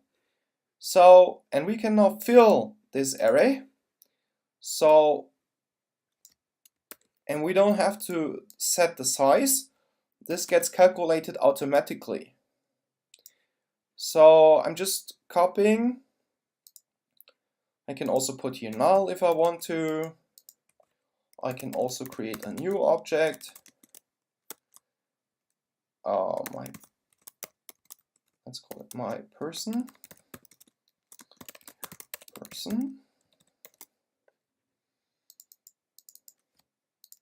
Sorry. I can also, just to show you what's possible, define a variable of type person and then assign null to it. We already talked about null, which is like nothing, and put it here. So this actually is the same like that. And I mean, I want you to also see this. What this does is, it does not, or what this not is, it does not like combine this array and that array. Instead, it says what you have at position 0 of this array, which in our case is this person object. Take the reference to it and the reference copy it here, which means this position as well as later on persons 0. So later on, after we have defined the array, if we say person 2 0, that will be exactly the same as persons 0, because they both point to this object in memory.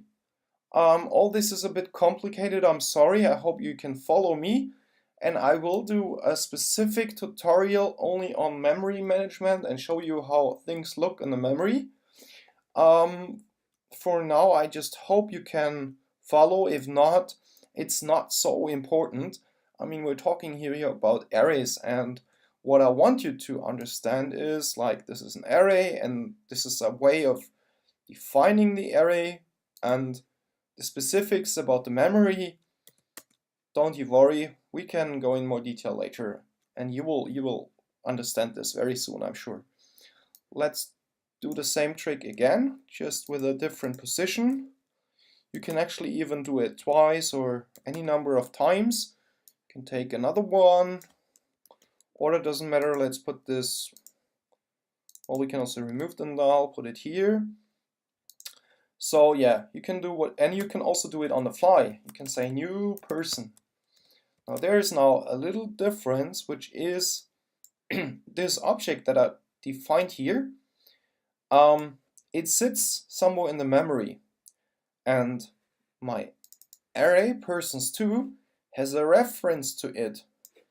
Outside of my array, there is no one who has a reference to it, which we can change after we have defined it.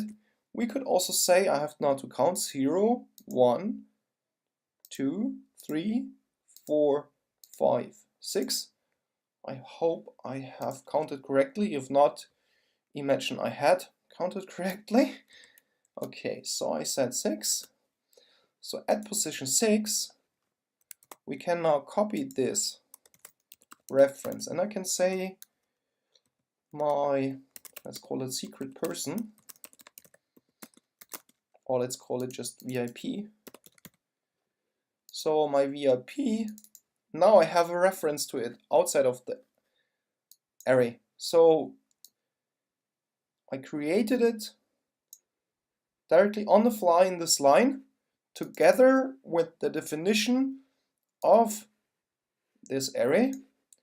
And later on, just for the sake of it, I assigned it a variable, which we then also can use and work on it, like hello world. What you can also do is say person2 at position6.hello world. So you can really work with the arrays at specific positions just as if you had a variable. It's exactly the same thing, even though it looks a bit awkward. But yeah, you get used to it.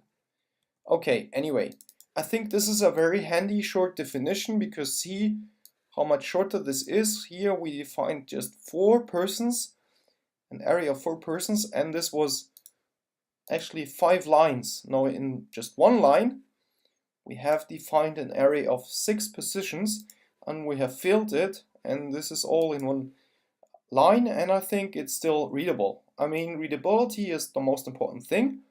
So it's not about making something short. It's okay to make it short if it keeps being readable, or if it's even more readable. Then it's okay. Okay. And I might also, while already introducing new stuff, I might also introduce you to final. Final is another variable modifier.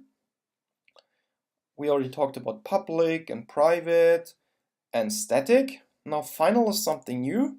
Final says, like, log in this variable. I don't want anyone to poke around with that variable. So if I later, after saying final, say this, Java will say, oh no, cannot assign a value to a final variable person2. So this is like a protection. As you see, we have to say final. So this is one more keyword, and this is one more keyword to read. This is one more keyword to write. And so I would only do it if it makes sense for a reason. And if you have code that is just like here, 2 lines, I mean, while doing that, I would assume you know what you do, and you wouldn't like put this to null if you don't want to, just one line later. Where this does make sense is if you have something like some constant values, some status values. For example, you could have a process, a program that operates on some values, and then you want to remember the state that your process is in. Okay, let me give you an example. So for this we would again define an array, but we would do it in the class, on the class level, and we would not do it for the objects, but for all objects of the class. I mean, and this of course is static. So static, we talked about this already, means we have just one of this type for all the objects. And now final. So static and final, they're really close friends. They're used together very often. And now let's say string, because I want to have a string, but actually I want to have a string array. And we set the braces right after it, so that we see it's not a string, it's a string array. And I call it my state values equals, and then the curly braces again. And now I can say like pending and processing and processed. I could of course, brackets missing, add many more. Just for now, I have a short example. So this is what we could do. Something is wrong here. Yes, comma. Okay, and this means now, and I've also, I did something and didn't explain you why I did that. So far, all the variables that we defined, we had in lowercase letters. Here I use the uppercase letters and the underscore. This is also again a best practice, because like we would use the static final somewhere down here in the code, and you see now the definition is gone, we don't see it anymore. And so that a programmer working in here knows what you're working on here is static final, so I don't want you to touch it, I just want you to read it. Therefore, we use the capital letters and we separate them with the underscores, so we don't use the camel case. And then we could, again, of course, iterate through these values. So let's do the for each loop. Let's say string my state, or just state. And then the curly braces again. We could say if, we already talked about if,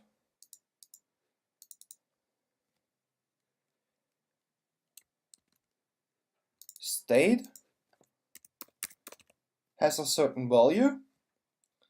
Well, actually, we can't on a string say equals. This is not going to work properly, because the equals is working on primitive values like int, and it's comparing the value that is directly in the variable. Oh no, sorry, I'm going really complicated. I don't want to know if I'm making it too complicated, but now that I already started, I might just as well continue. What we have to say for if we want to compare two strings is equals, and so we can compare that to some other value. So we can do it state equals and then a string, some other value. So this is the equals is a method that is directly given to us from the string class that we haven't written, but we're using it from Java. And this says compare this string to some other something, blah blah blah blah blah. Okay, and if they're both the same, we could do something, and then we could do this a number of times for each value. So we had, as far as I remember, something like pending and processing, and of course uppercase and lowercase make a difference here, and I think it was processed, but I mean this is just an example, so it doesn't really matter that much. So, and then we could do something, call a method, and here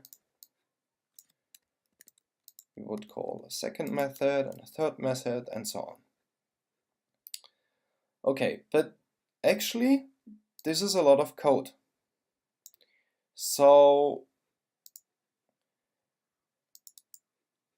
there is a faster way doing that, and this is the switch statement that I also promised to talk about. And second, the string here is also not so nice, because you could change it anytime. You could say in here state equals to blah. And of course with just a few lines, I'm sure no one would ever do that, or hope, but imagine we only have always here very short examples. We could have like a very complicated code, hundreds if not thousands of lines, and we could like call other methods, forward this to other classes, and then if someone in some other class like changes your value, you might not notice, and you don't want that. You want actually to have the value final. But this with final doesn't work, because final only protects the variable. It does not protect the value in here, which you can change anytime. And for this, we have the enum. The enum allows us to define an enumeration. Well, okay, now let me just remove that. Or we can keep it for the time being. But let's jump over. I have prepared here a class. Well, actually it will be our enum, and it will not be a class. Okay, so far I have just set package. For lesson 10, I have set lesson 10. And now, like you know it, with the class we would say public class logging level. And then braces. But this time we're not doing a class, we're doing something a bit smaller, and this is the enum. And now this is obligatory. You have to start with the status definition. And it's not a string, so we don't need the double quotes that we would have for the string. Now this is really a value, enumeration value, which we define of our enum. So we program our own type, and we already program the allowed values. Pending, we had processing, I think we had processed. Yeah, and then we end here. And now we have defined an enum, and we can use that. Let's go back to our test. Let's say logging level,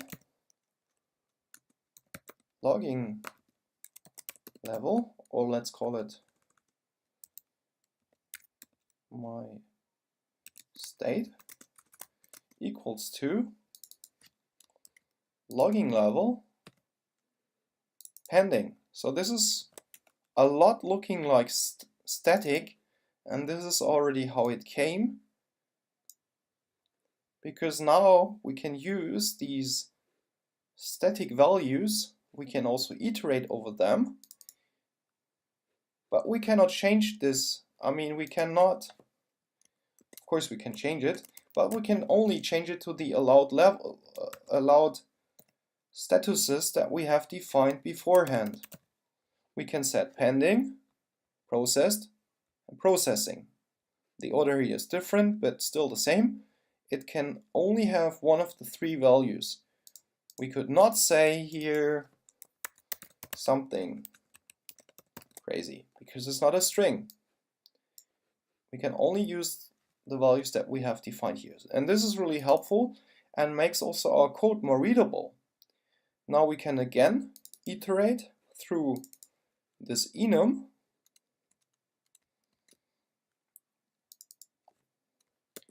In this case, it's a bit more complicated actually, because we have to call a method which is called values. This method will give us something like an array of all the allowed values in here: pending, processing, processed. And then, of course, it's not a string anymore. We say, let me also remove that. And then we can do the same. Now it's okay to say equals. See, this works. Of course, it does not make sense. I mean, a string will never be equal to an enum, but it's perfectly fine. You may compare any object to another object. Of course, it makes more sense to say equals dot, for example, pending, and then here processing and processed.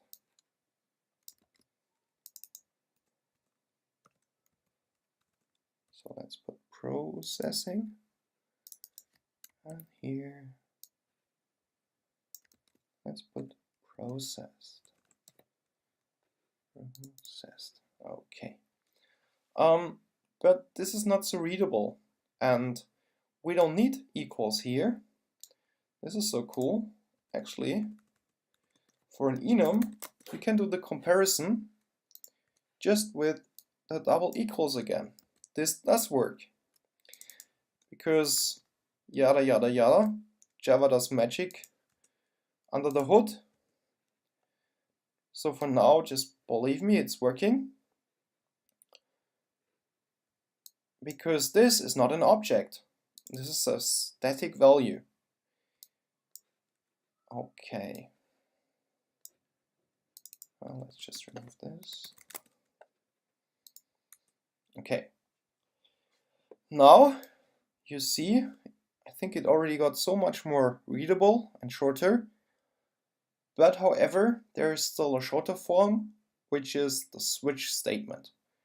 However, we will not do this today. We'll do this in the next tutorial, the switch statement, because I think otherwise it's just too much for one tutorial. Now we talked about arrays, repeated the for each loop. Yeah, and I introduced the enum, which has here this values method. Actually, there is much more an enum can do. Maybe I should show you this one. We can also add these brackets here. Let me do this for a moment. And now we can put values in here. So what is this going to be? And I'm adding a constructor, which must be private. Let me check if it may be default, but I think not. Well, let's just try it. Seems to be working so far, but I'm sure it may not be public. Yeah, this is not working. So default visibility seems to be okay, even though I think it's a bit awkward. And now, see this? It says the int cannot be applied to this constructor, because so far the constructor is empty. Because what happens is this is calling the constructor. So let's put the int here, and now it's working. So having the constructor here, you might also see I was kind of lying to you. Of course, this is an object, but it's just that for specific reasons, I don't want to go in detail, we can still do the comparison with the double equals here. Okay, anyway, so we have a constructor, and let's now assign the I to some other variable. Of course, you see this doesn't make sense, assigning I to I, and we have already had that, this dot I. Now, of course, I have to define it, and let's make this private, int I. So now it's working. Oh, I don't like it. I want this private. This is just what you would do. Okay, and then, I mean, this depends what this means. Could be some code of some form. So let's have a method that returns public code. And this would return the I. So this enum is really powerful. It allows us, int is missing, to have methods which return something, but it has these static values that we can iterate over and that we can only choose from. You could also think of a traffic light with like red, yellow, and green. You can also, of course, have more values here, any number. Actually, you don't have to have the enum in its own file. You could directly on the fly define it inline in a class. I would just not recommend you to do so. I mean, for every rule there is an exception, and find out these exceptions for yourself, but in 99% of the cases you would be better off having it in your own class. So yeah. There's much more actually that you can do with an enum, but I think we already this tutorial is already a bit long, and I think I want you to digest this for now. We can further extend this anytime, of course. So that's the enum with its constructor and a public method returning the I.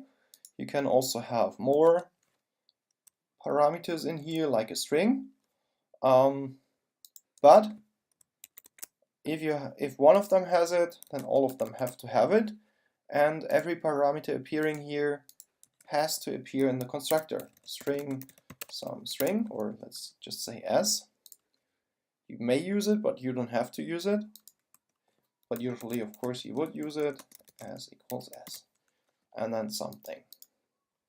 Yeah, okay. So I think that's enough for now.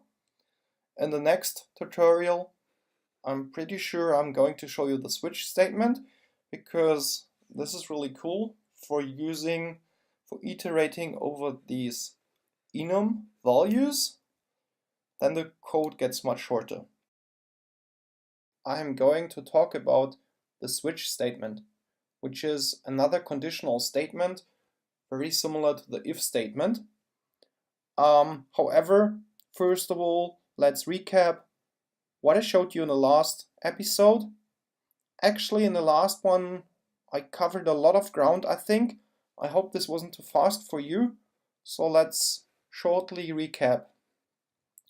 First of all, I showed you this new way of defining an array. So like the traditional, let's call it the traditional one, was this one, where you just said person, square brackets, persons equals to new person of 4, which is with size of 4. So this can hold 4 elements starting at 0. Well, this needs a lot of lines, and this actually is the short form. Just with the curly braces opening and closing, and with a comma separated list, you can define an array. And my recommendation is, and with a comma at the end, so that you can easily extend the array at a later time. Also, I introduced a new modifier for variables, the final modifier. The final modifier kind of protects a variable for us. So what it does is, when in a later line I try to assign something new, like let's use this area on top here, this is not going to work. Cannot assign a value to final variable persons2. Also, we can try to assign null, which is like emptying the variable, will also not work. This is nice-ish, however, I personally prefer to not use it locally in a method, but instead to use it for static final variables that are used read-only and are defined at the top of the class usually, like this here. I hadn't set any modifier, so this at the moment is default visibility. Usually I would prefer it like having it private, and if you need other classes accessing it, I mean, this is supposed to be read-only, so it would be okay-ish to have this public. However, even better, if you really want to focus on clean code like I do, you could provide a public method returning the string array. I don't know, some name. Let's call it states. And in here, well, first of all, let me finish this. We could copy this array, because with a copy, if someone else, because the final, what it does protect is, as I said, the variable. What it does not protect is the content. So it's safer if we return a copy of the array. And there's actually a helping class which provides of Java util, which provides some static methods. And really have a look. See, we are going to use the copy, but there's also many more methods, like here for doing a binary search and so on. This is really a big toolbox of methods that you can use. Play around with them, and I might show you some of them at a later time. For now, let's use the copy of. And then we take the array, and we have to state the size, which again we take dynamically, array.length. Yeah, we also talked about this. So this is dynamically returning the length of the array, which in this case is 3, because the array has 3 elements. So this is really a nice way of generating clean code and returning this array.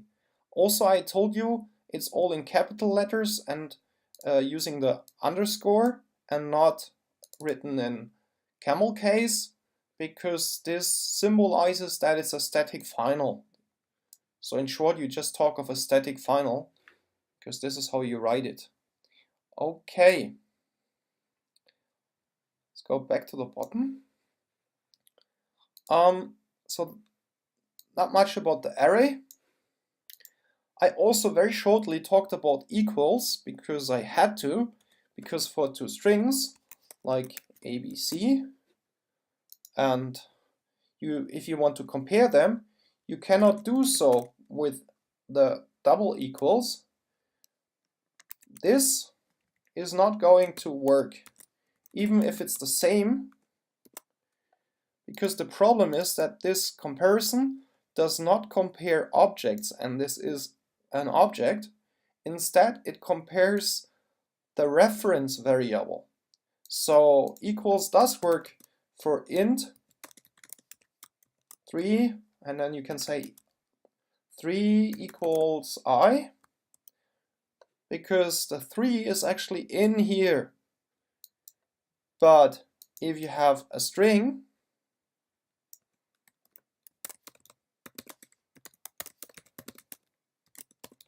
let's make it null for now.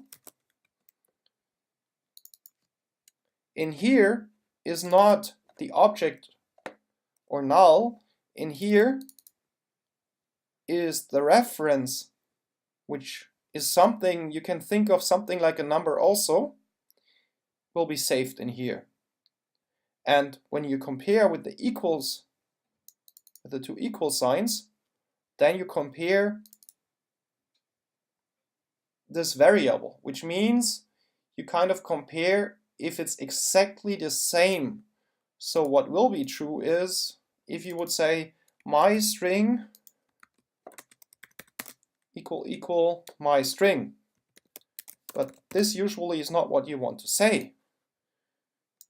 And so when you compare two strings, you have to say equals. Talking about equals, usually in one sentence, you should always also talk about the hashcode method. This is already a very advanced topic, so let me keep this very short for now. It's just that if you create a new class, like I created the class person, it's often a good idea, well, it depends, but you might want to implement the equals method in your person object so that you can compare two persons. But if you do so, you also have to implement the hashcode method. What the hashcode method is and all the details I will explain at a later time. Okay, so that much about the string comparison. Oh, one more thing. I made this null because I also wanted to make a point. what I see very often is people that would write equals like this, my string dot equals, and then a static value. This is not so nice because, as you see, this might be null, and then this throws an error. And of course, we don't like errors. So instead, always put a value in the front which will never be null, like this string here. I mean, this is ACB as I wrote it down, and it will never be null.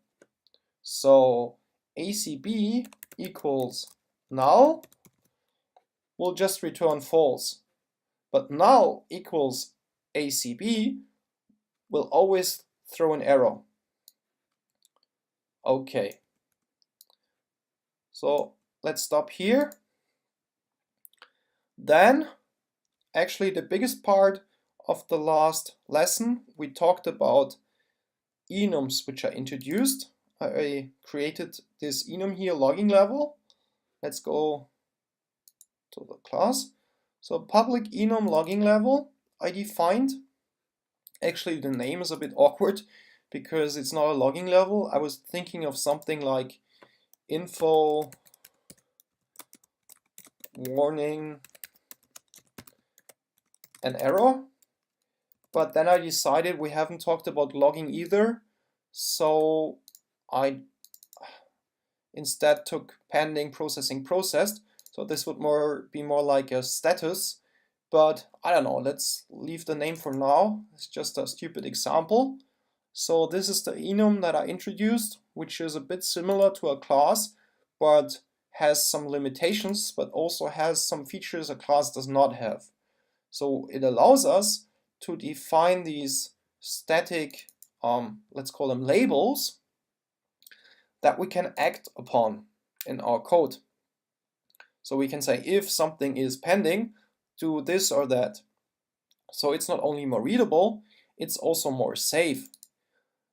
Enum was introduced with Java 5, and before that people would have taken numeric values like if something is equal to 0 or 1, but then already people started to calculate these values. This really gets nasty and problematic, and I'm not showing you this because I want you to do it in the proper way, and that is using an enum. So this is really a cool feature. You don't have to, also introduce a constructor if you want to have extra values for each enum value, and you can provide methods that would return these values or do whatever you want. Which I also like to make the code more readable is I often provide, I mean not always, whenever you code and you design your code, always think your decisions through. Don't make a decision just because. This is never smart. So if for whatever reason in the code you work on, for example, the pending value and you need to ask, is it pending? Then it might be nice to add this method, is pending.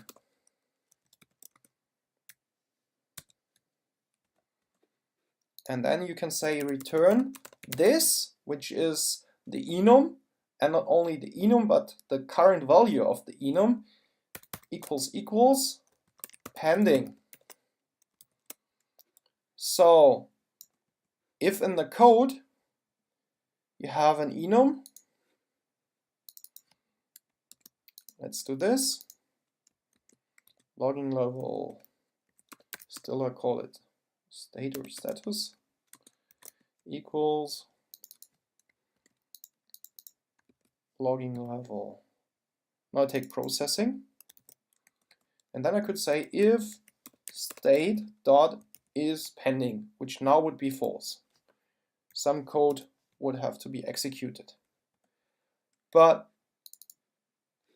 what I want you to know is only add such a method if you really need it. So it would not be wise to always by default provide a method for each of these values.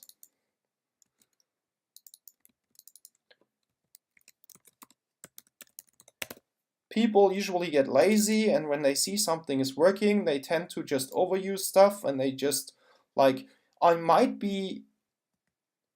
need this, so let's just add a method just because. No, never do that. Never add a method just because. Always think it through. I mean, code lives, and you can always change your code later, and you always can add a method later. So only add it when you need it. Let's say now we don't need it, so we will also remove it. Okay, I think this pretty much rounds it up for enums. Actually, they allow much more crazy stuff, like each value could have their own method implementations. I hardly ever use it, so let's not show this for now. I think this is pretty much what you need usually. And now let's finally actually go to the topic of this lesson, which is the switch statement. So I think I already a bit introduced it in the last lesson. I said we want to shorten this here. So the switch statement is also a conditional statement, and that's pretty much exactly the same like these ifs here, just in a shortened form. Okay, I mean, don't think about the exact meaning here. This is just pseudocode to explain you something. Okay, this time I will not use the for loop. I will directly operate on this state here.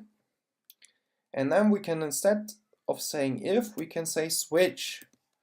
So we are operating on that value here.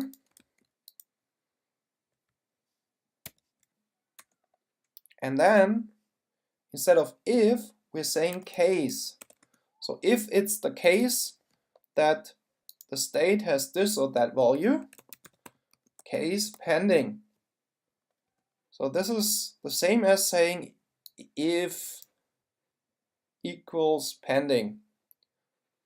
If you just have one, then an if is of course shorter, but the switch statement is usually used when you iterate through all or most of them, because you have this extra of saying switch, but then the more states you have, the easier or shorter it will get.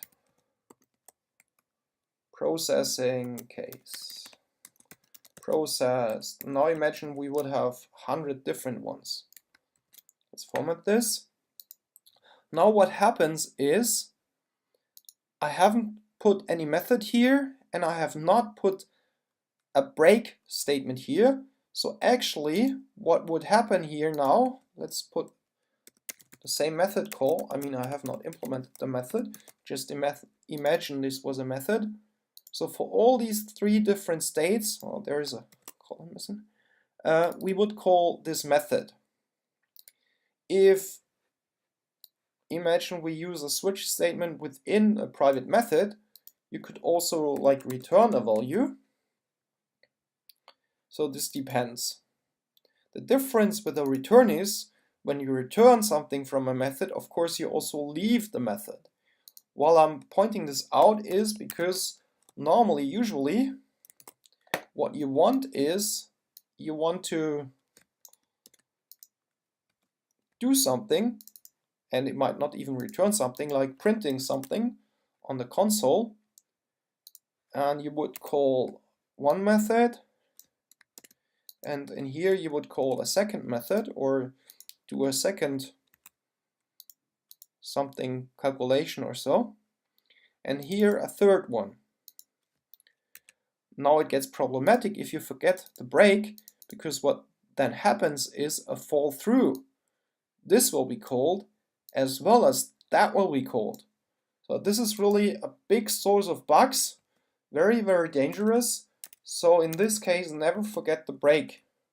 And if sometimes you want to have them together because you want all the three of them, for example, or two, to call a certain method, it's recommended to leave a comment falls through so that you tell the next programmer, I know what happens and I did this on a purpose. Okay.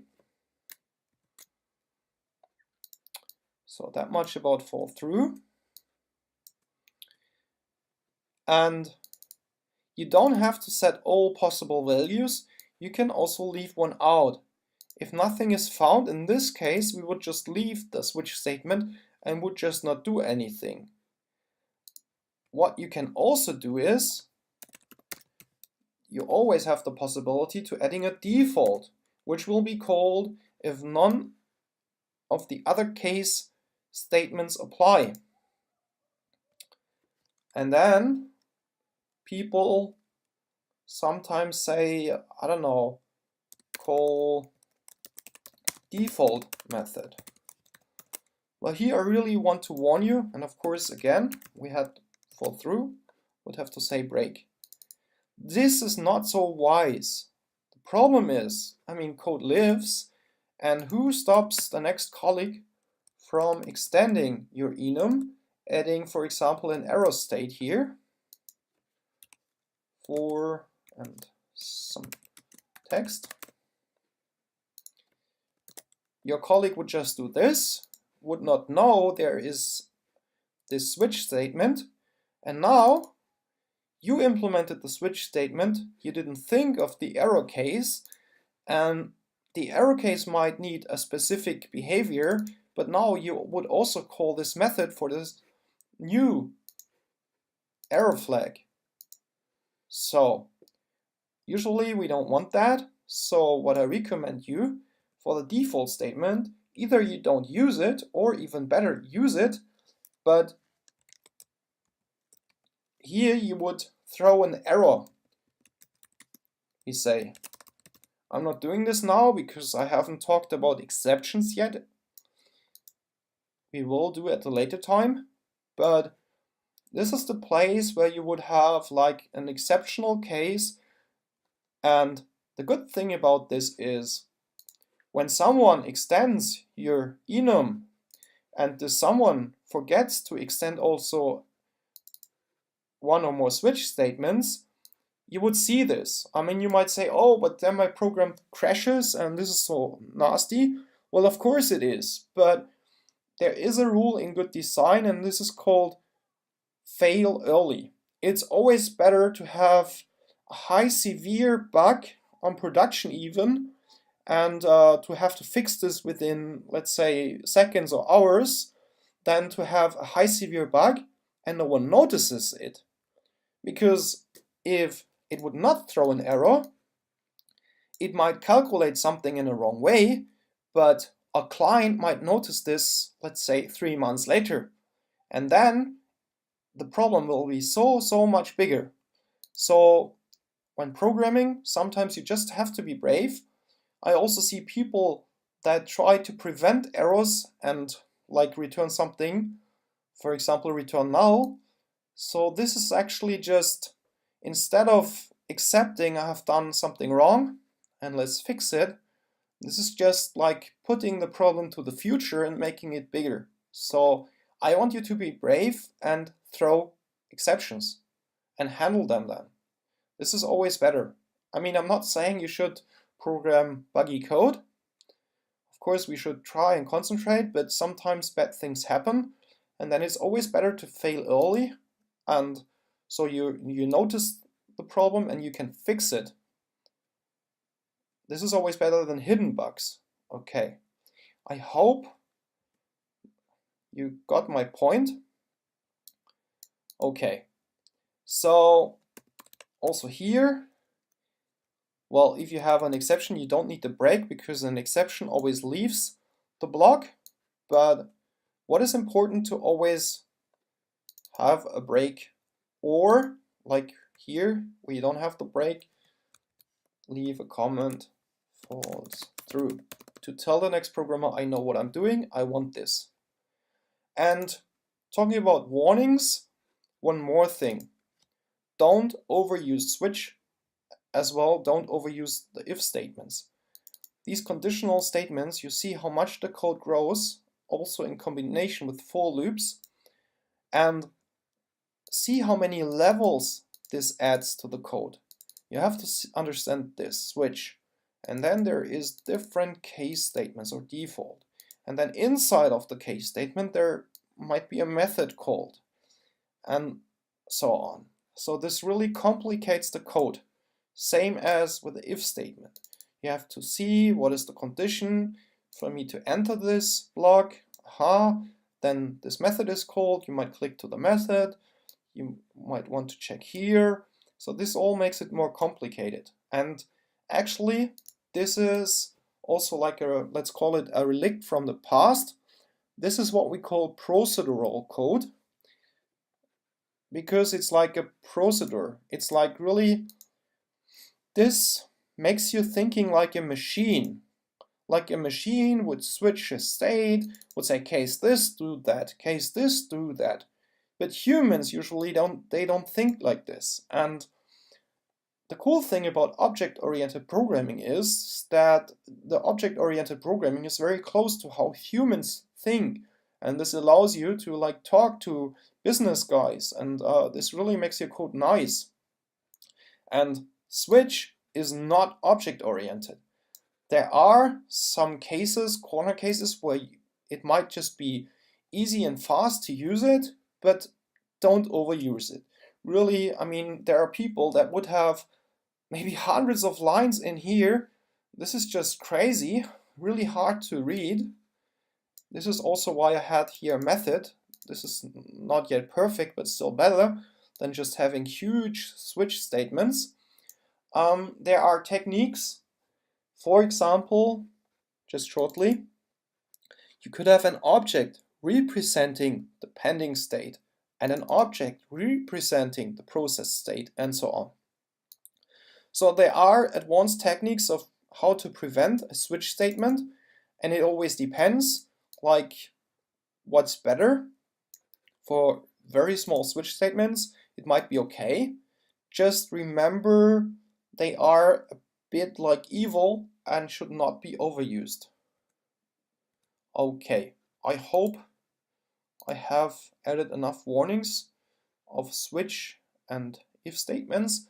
This is also one reason why I'm only introducing it now, because I really want you to become an object-oriented programmer. I will further continue talking about the switch statement. So I told you that it's used to iterate over the different values of enums. Well, enums, which I also told you, were introduced with Java 5. Before that, the switch statement also existed, but you had to emulate enums. And the way this was done was by using int values. This is not so optimal, and this is also why enums were introduced, because they're more type safe. And I would also not recommend you to use ints in the switch statement. I think I already said that in the last episode. I even didn't want to show you, but now I realized I think I should still show you, because you will see it sooner or later. And so that you can understand code of others, I will show you, but just try to avoid it. Okay, anyway, with that warning, I'll show you int. Now let's give it some name. I call it my state. And now I give it some number 42. I mean, this is just an example and could mean whatever. And this is already the problem. 42, what does it mean? Does it mean pending? Does it mean processed? How do we know? Well, to make it a bit better, they then introduce static final values, which I'll do right now also. So let's go to the top, and on the class level, let's introduce, no, this is a method, let's do it here, private static final. Let's call it processed. I forgot to give it the type of the primitive type int, and this is the 42. And we could also have pending. So this is like a trick. Sorry. But you see, this is also where enum values came from. So this is also why in enums we usually use the capital letters. Okay, because it's a constant value that will not be changed. So now I will give this the name of pending then let's call this processing and processed. Now of course we need different values. That could be a 40, then this would be a 41, and this would be a 42. And now I can copy that, go back down, and then I can say my state, equals pending. And pending now, I think it was 41. And then I can now switch on the int. And now this is funny, before the pending was of the logging level, but Java is smart enough to realize now we're not iterating on the enum anymore, but on the int. And as we also have processed there, as we have named it, it still works. Of course, I mean, just to show you, this is just because we named the variable so. If processing is not used, call this something, then of course we will have to use this something below here, because now you see pending is red, because cannot resolve symbol pending, because we are not on the enum anymore, we are on the int something. The problem is that my state is an int, so no one guarantees us that only these 3 values that we want to use are used. Anyone at any time could say my state equals to 300, and then it would not be something, it would not be processed, it would end up in the default. See, and this is also a reason why here you should not have regular code, but throw an exception instead, which we'll talk about very soon, I hope. Okay, so anyway, this is what you can do with an int. And since Java 7, I mean, at the time I'm doing this video, we have Java 8. So when they introduce Java 7, you now can also use strings. My string. Give it a name. Call it also my string. Okay, not used yet. I copy it. And now we can also switch on strings. Of course, something doesn't work because it's not a string, it's an int. So now I can, of course, directly use, well, for example, the empty string or a blank string. I can use, again, something in lowercase letters. And of course, here also I can do, I call them labels, which then of course are private static final string. And now I call it, I don't know, I haven't used pending because here I've changed it to something. And I will call this pending. But it could also be anything, any string. 42, yeah, whatever. So of course, using that label, I'm only using one now. I think you got the point. Oh, I'm too far. Okay, so now with that label, I can also use pending in here. You might remember from the last session I talked about the fall through, which is you don't have a break statement here. So if it's this case statement will be the same one as that statement, which will both then call this method, and then break is called, which will leave the switch statement, so the code will continue on line 122. The default is at the end. It could also, by the way, be anywhere else, for example at the top, which would now be also a fall through. So if it's not pending or something, well, pending is, I don't even know anymore what we put there. I think it was 42. So in this case, all the three different cases would call a method, which here we could have some other method. As always, I'm not going to implement the method. And then we could say break, so that for the default, just this method would be called, and then we would end up here leaving the statement and ending in, wait, where's the, see if I put my cursor at the beginning of the switch statement of the curly brace, I directly see it ends up here, because if you have a method, and this is also a reason why you should keep your methods very short, you see the method seems to go until line 141, and this method now got so big that it's really hard to see where it starts and where it ends.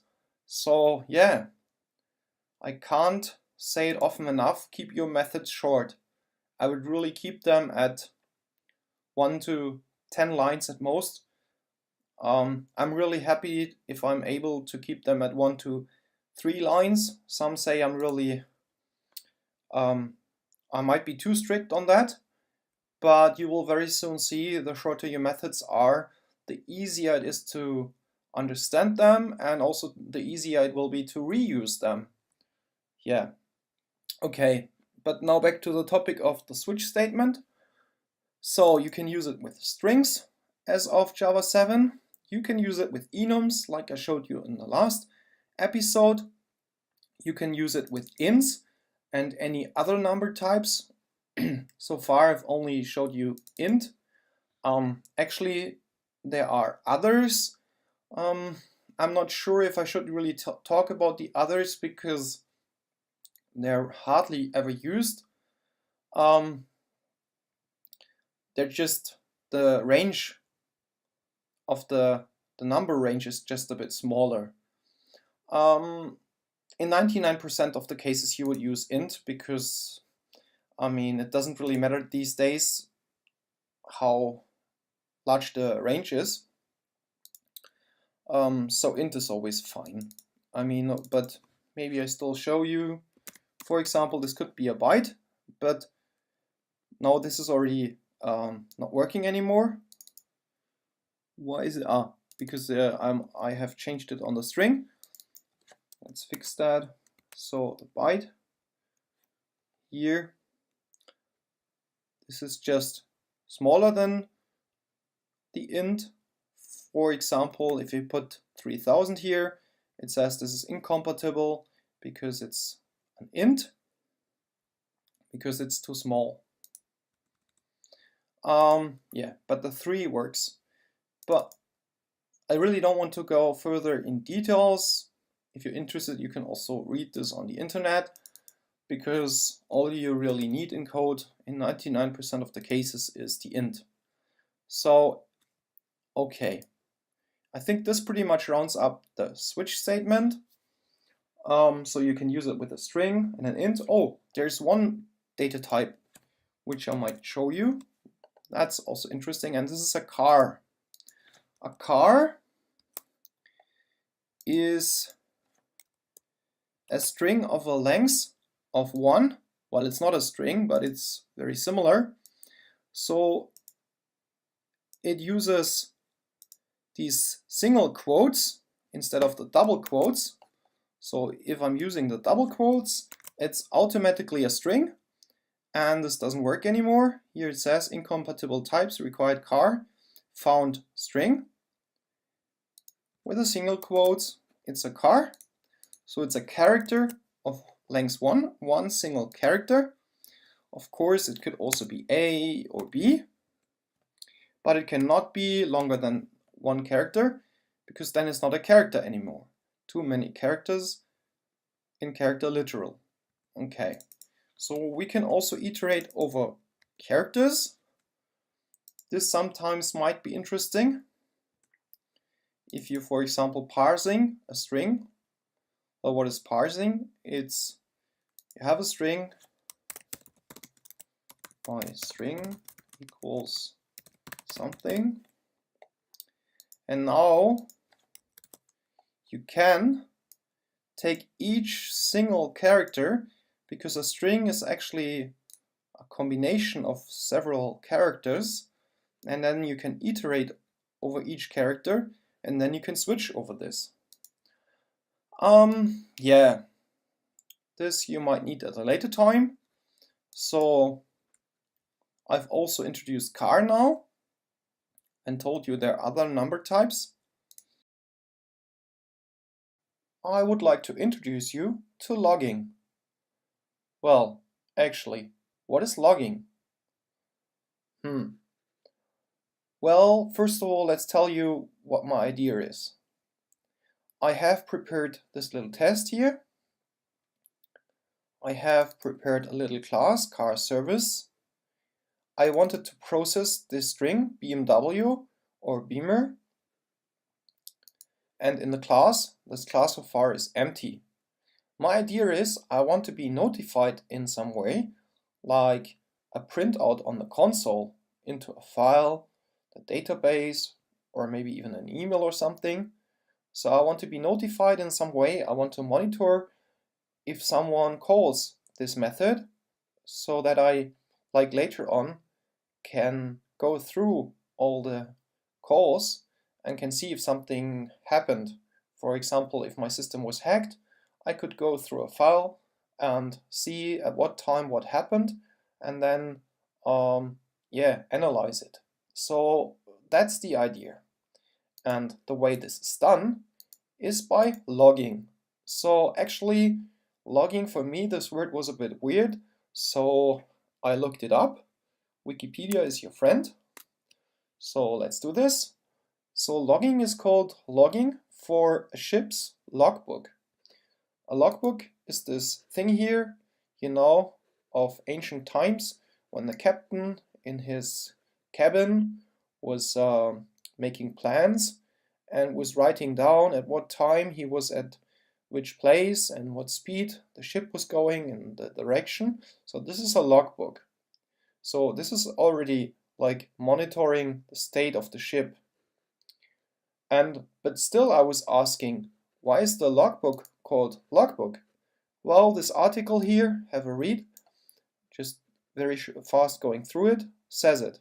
The term originally referred to a book for recording readings from the ship log. So what is a ship log? Let's click.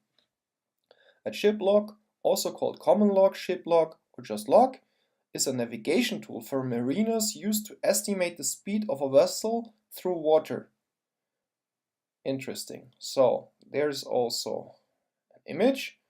So this thingy here is the ship log. From the end of the ship, and here's even a picture, they were throwing out the ship log, and in equal distances there were knots in this line, in this long line. And the faster the boat goes, the faster, of course, this ship log is taken away. And by measuring the time, they could measure the speed.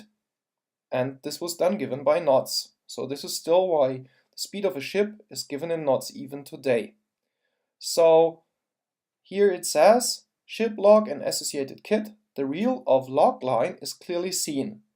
So it seems, I don't know this, but I just guess it, that it's called log because this really looks like a log, like a tree's trunk, because it's this huge block. So I would guess that this is why it's called log. So this is why the ship log is called ship log, and this is why the act of doing, like writing something into the log, is called logging. And as a programmer, you can think of yourself of like the captain of the code. And as such, when you want to write down events that happen while your program is running, you are logging. And this is what we are going to do today. So how is logging done in 2015? Well, currently you would use SL4J. This is a framework for logging. I mean, of course, you could write your own logging, but this is a lot of work to make it work properly. And this has been done already for you. You can just use this framework. Well, actually, this is only a facade. Well, a facade is a design pattern that we haven't talked about. So we could say it like allows you to use, here is how it's used. You import the code org SL4J logger and logger factory, and then within your code you say logger factory get logger. You give it the name of the class, and you can use it with different implementation of logging, because for many years the most prominent logging framework was Log4j. Well, this has changed. At the moment, you should probably better use Logback because it's more powerful, and its author is, I can't pronounce it properly, but I try, Jackie Gülkü, and this is the same guy that actually implemented Log4j. So he continued with Logback because he wanted to make logging even better. So today, therefore, we use SL4J in combination with Logback, because using this SL4J facade will allow us at a later time, if there is a new logging framework introduced that is even better than Logback, we can easily switch to the new framework without having to change the code, because the code doesn't use the code of Logback, it uses SL4J. So, how is this done? Let's jump into the code. Okay, so first of all, I told you I'm using Maven for the configuration of the dependencies. So here I've configured to use the dependency org SL4J and Logback Classic.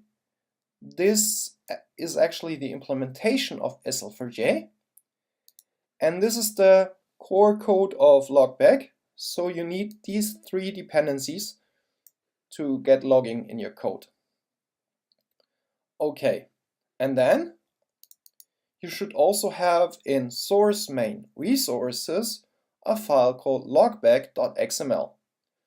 Here you can define different things. Well, first of all, you can say how should you log, where should you log. In my case, I say with giving this class console appender, that will result that my code is logged to the console directly. There are also other appenders or other implementations for logging, so we can also log to the file, to the database, to email, and if there's something you want to have logged to that doesn't exist, you can also implement your own implementation, like, I don't know, maybe like logging to Twitter in some way, if that makes sense to you. Okay, and this is the pattern how when a message is written, in this case to the console, it should look like. So the pattern says, I mean, you have to read the documentation for details, but it's like, give me the time when this event occurred, the thread, the logging level, because the logging level is like a mechanism, it's like a grouping mechanism. You can have different levels of logging. This is like a signal of the severity of the problem, because debug is probably for debugging purposes used that sparsely. Then there is a logging level info and error. So error you would use if there is an error in your code, info for general information, and debug just for, you know, some debug information. But this really should be used sparsely, because for debugging you can also use a debugger like in your IDE. Well, we haven't talked about debuggers either, but yeah, just for now there are different levels. So in your code you can then say, I want to log this on level debug, and here I have defined the package name, and I say here this when there is some logging of a class that is of this package, then I want to log it if it's debug. I could here also put here error. That would mean only if it's an error, log it. Or I could put here info. That would mean only log it if it's info. Info, of course, also would include errors, because this is like more. So debug includes all. It includes debug, info, and error. But error would only log messages that are logged on level error. So you see, this is really makes it more flexible. And you can even have here different loggers for different packages. So we could also copy this and like have here a different package like Java Course 2 and so on. And we could then have this on the one on debug and the other one on error. So this is really flexible and can be changed. And here this is the root level. So like generally log on info level. Just for this package, log on debug level. This is what it means. Okay. This was only very short. There is much more information, of course, on the internet. But first of all, maybe we go to our test and we add the logging details here into car service. I put it. So first of all, I need to import a few, like we saw it just before in the documentation. Here you see my IDE already helps me, SL4J, because I said we want to import only SL4J, and SL4J by itself knows that it should be used, should use logback, because it will find the dependency of logback classic, this one here. So SL4J is really smart, so we don't have to tell it. Okay, so we say SL4J logger, and we say import org SL4J dot, no, just one dot, logger factory. Okay, a factory, by the way, is another design pattern. At a later time I will also do probably a course only on design patterns. Design patterns are like best practices on how you should program code. And when you know what a factory is, you will directly know what this thingy does. Okay, more about design patterns at a later time. Anyway, this is what we have to do. And now in our class, we would probably say private final logger. Let's call it log because it's our log. And then we say logger factory get logger. So what this factory does, like a factory, this is why it's called a factory, it gives us a logger, and we don't know how. Is it created on the fly? Is a logger reused? This is a smart thing and does all the necessary work for us. Now we should still give it the name of this class, because this will be used, carservice.class, that, oh sorry, in our logback XML file, which is in source main resources. As I showed you, I mean, here we have a package, but we can even extend that and log only for specific classes. So this is the test and this is the service. Okay, so this is how you generally define a logger. Now, in here you can now use it. Log well, actually, as it's not static, I might just as well have this in lowercase, log dot, and in former times, like with log4j, some of you might know it, you would usually say it like this: is debug enabled? If is debug enabled, only then log something, log.debug, and now I could say processing car plus input. So the input given, in our case BMW, this will create a string, and then this will be concatenated together, and all this will be logged if the debug level is enabled at the time when the code runs, which at the moment, as far as I remember, it is. So we can activate and deactivate this. The reason why we need this line, I mean, we could also do it without,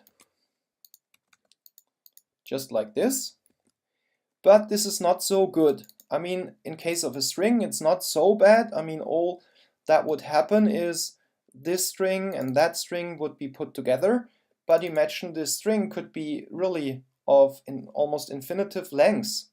So Java, in the background for you, this concatenation might take a lot of time, especially if we have some very big object here that might internally consist of other objects and so on. So this creation of a string, as stupid as this might sound, can take a lot of time.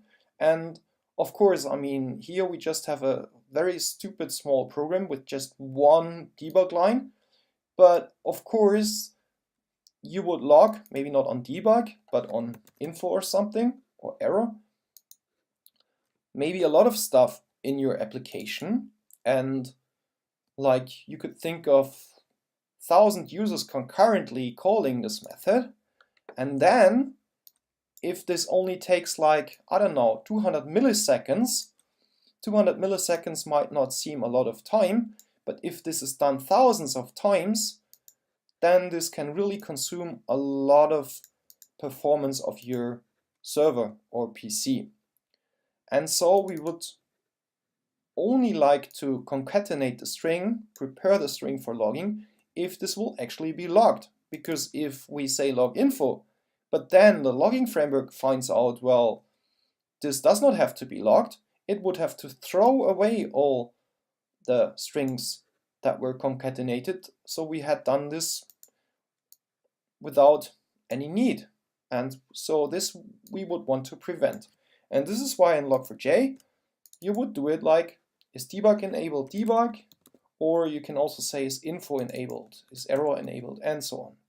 Is info enabled. Now with log4j and sl4j, however, there's actually even a smarter way. Because you see, this was 3 lines of code. And this is, you can put here these curly braces, and then you don't have to say plus, but you say comma. So within the framework decides, well, the user, in this case this would be us, wants to log on debug. First of all, check, is debug enabled for this class? And if so, only then take this input, convert it to a string if it's not a string already, and only then concatenate this string with this string. So this is really a smart thing now.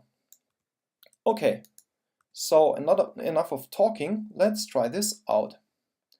Okay, let's check. We have the input given from the process method, and we want to say processing car, and then in our test we put here BMW or Beamer. Okay, so let's also recheck our configuration file, logback XML. We said com Markus Biel Java course level is debug and the root level is info. So if we now log on debug within this package and com Markus Biel Java course. This is the package. This means we should log it. Okay, let's run the test.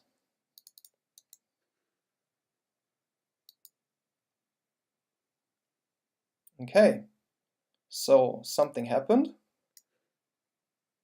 Process finished with exit code 0. And here you see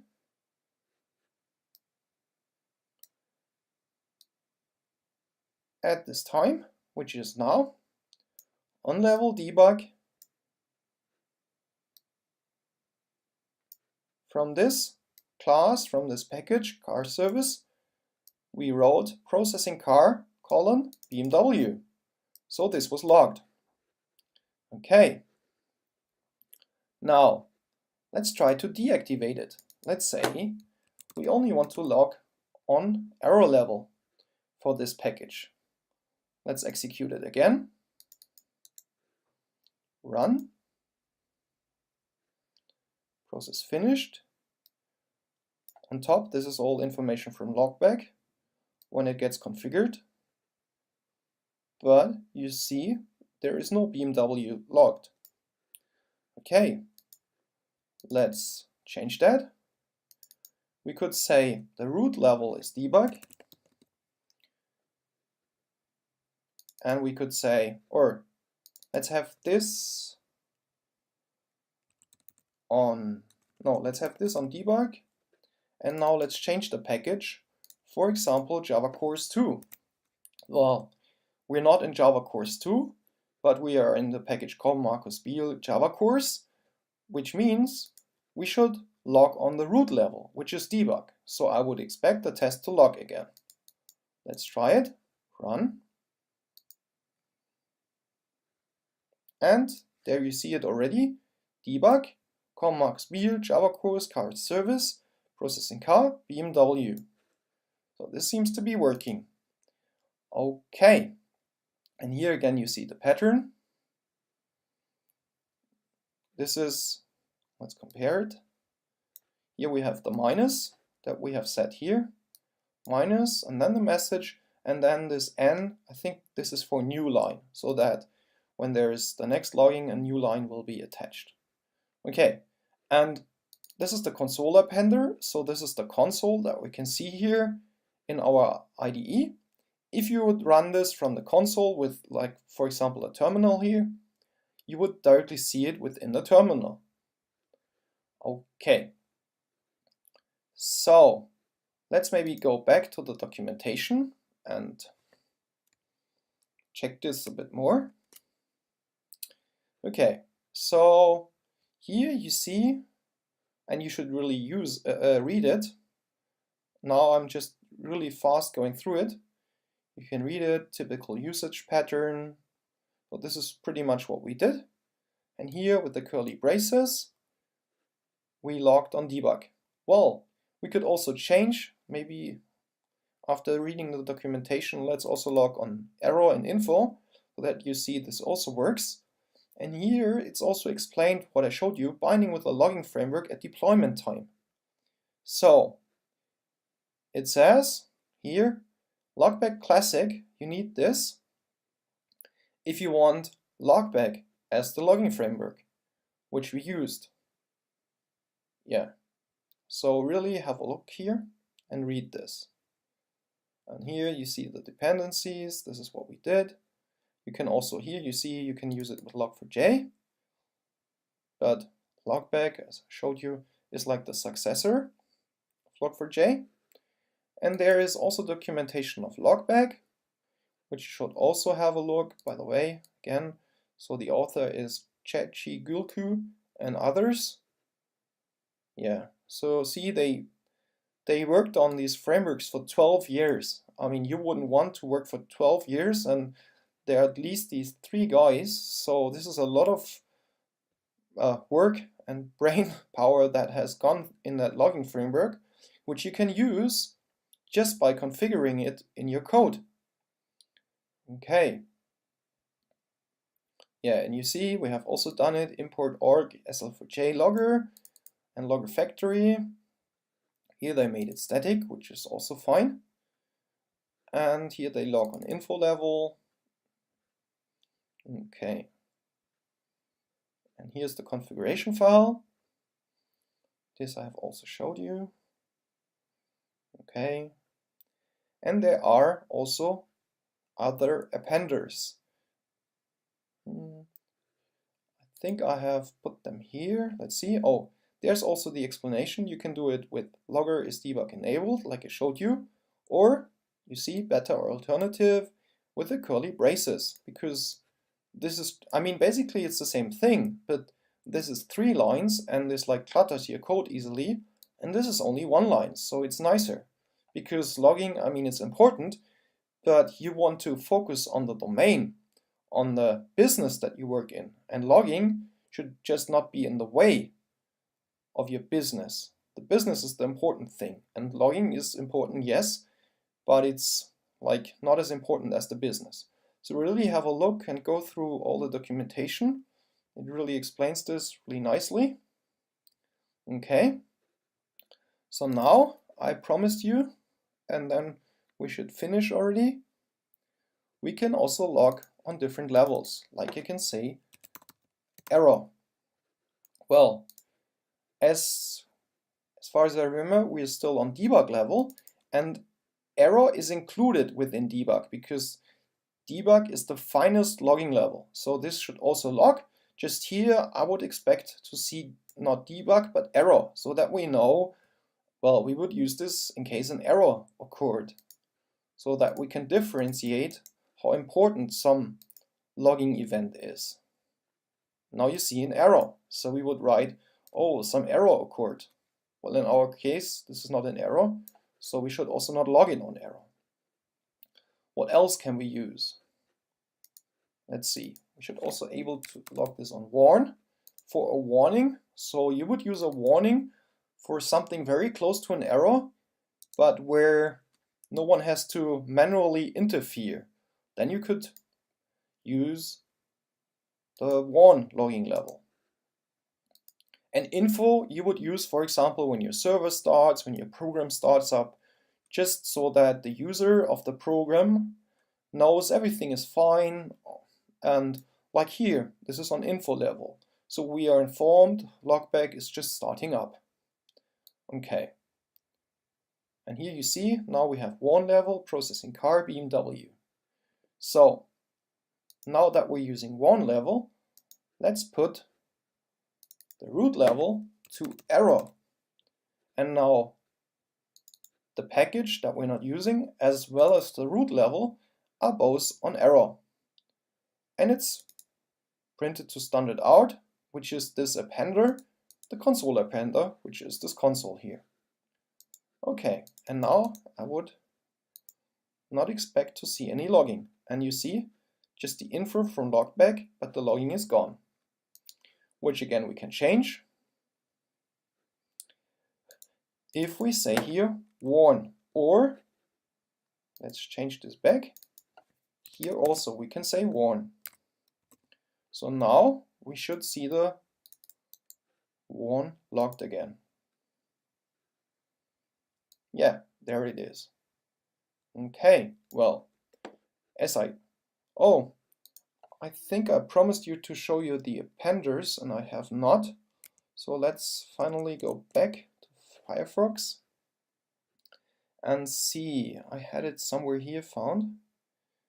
Apply, no, this is not it. But it's somewhere. Appenders. There, this is easy. Chapter 4, appenders. This is really a good read.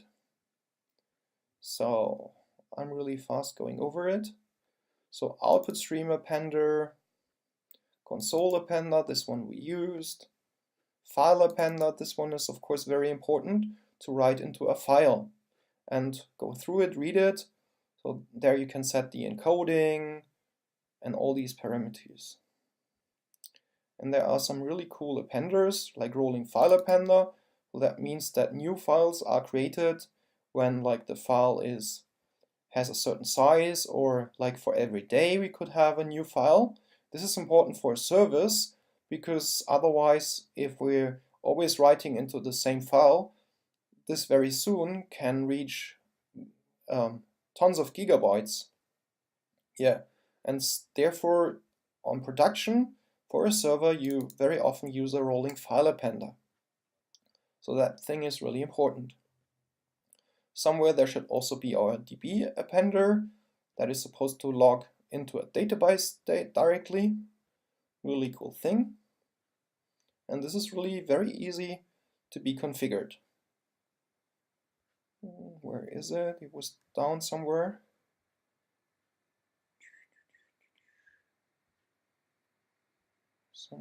Somewhere. Maybe I've already missed it. There is an SMTP appender.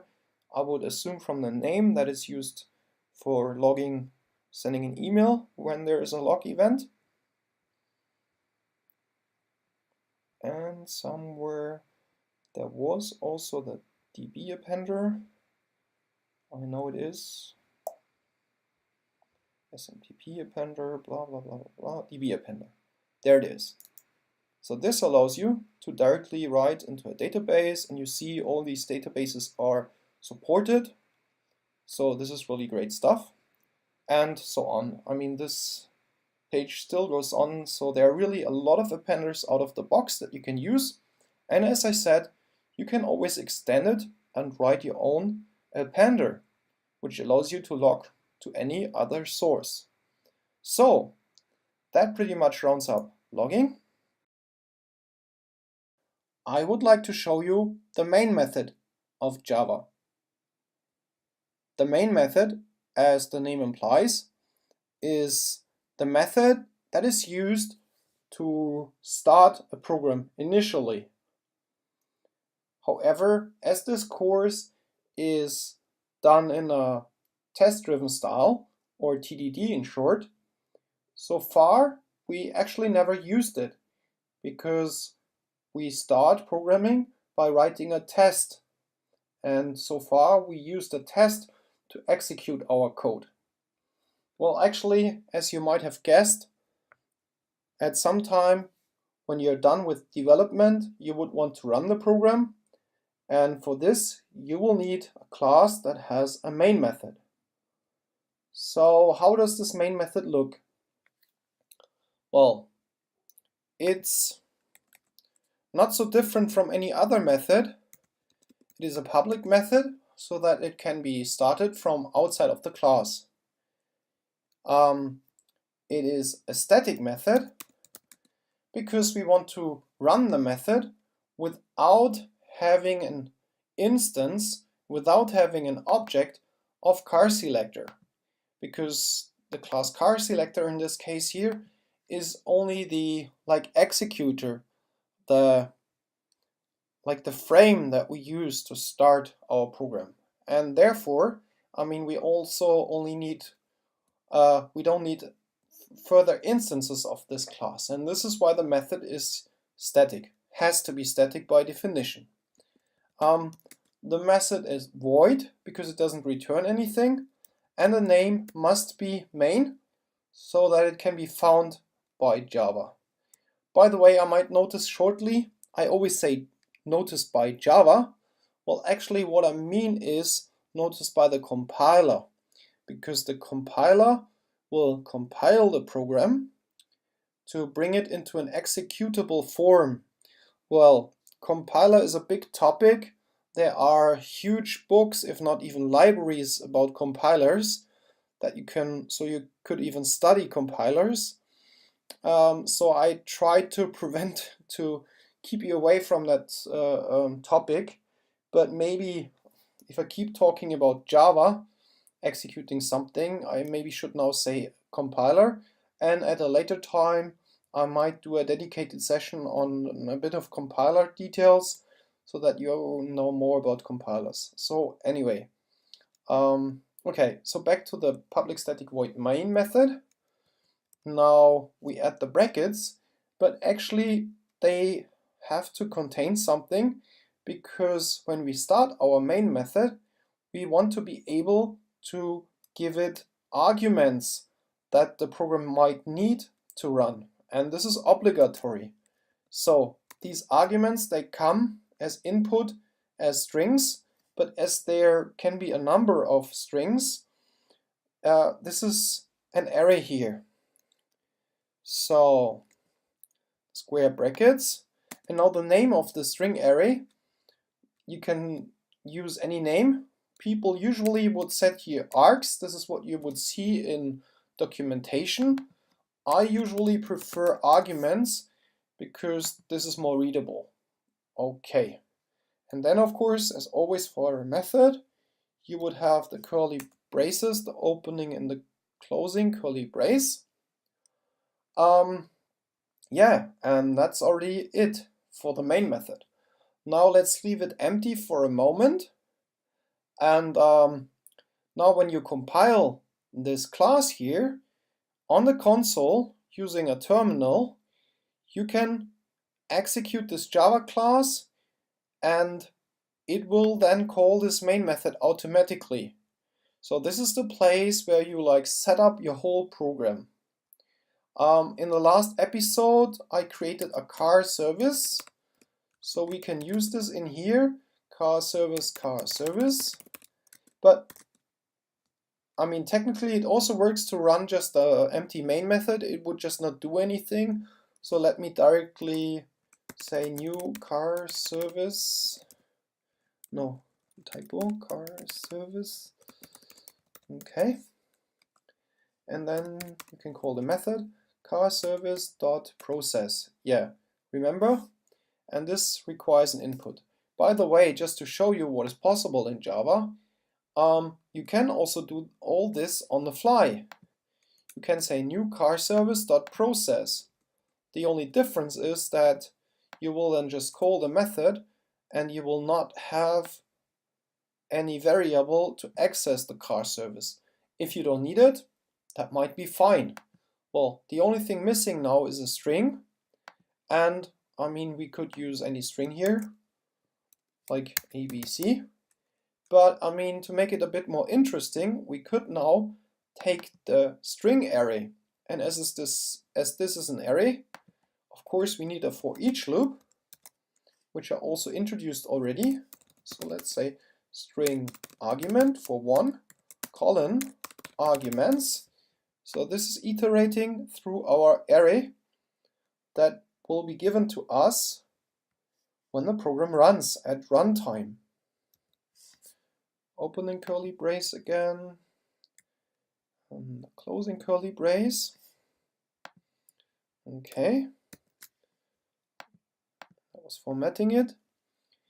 Okay, and now I can take that argument and so dynamically call the process method, dynamically creating an object. Well, this is always creating a new object, so I mean I wanted to show you that this is possible, but of course it would probably be smarter to just create one object and then put a reference on this object. So this would be, from the performance perspective, probably faster. But it's really hard to talk about performance because the compiler these days is really smart.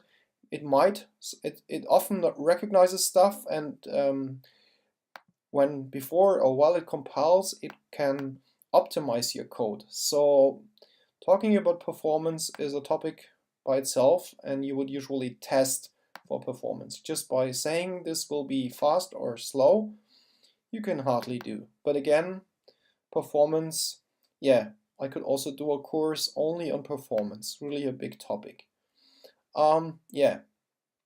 So now I created an instance of car service, and in the main method, I have this for each loop, and then for each argument that is given to our main method when the program is run, we call the car service. Now let's execute this, because now we can run this without actually a test.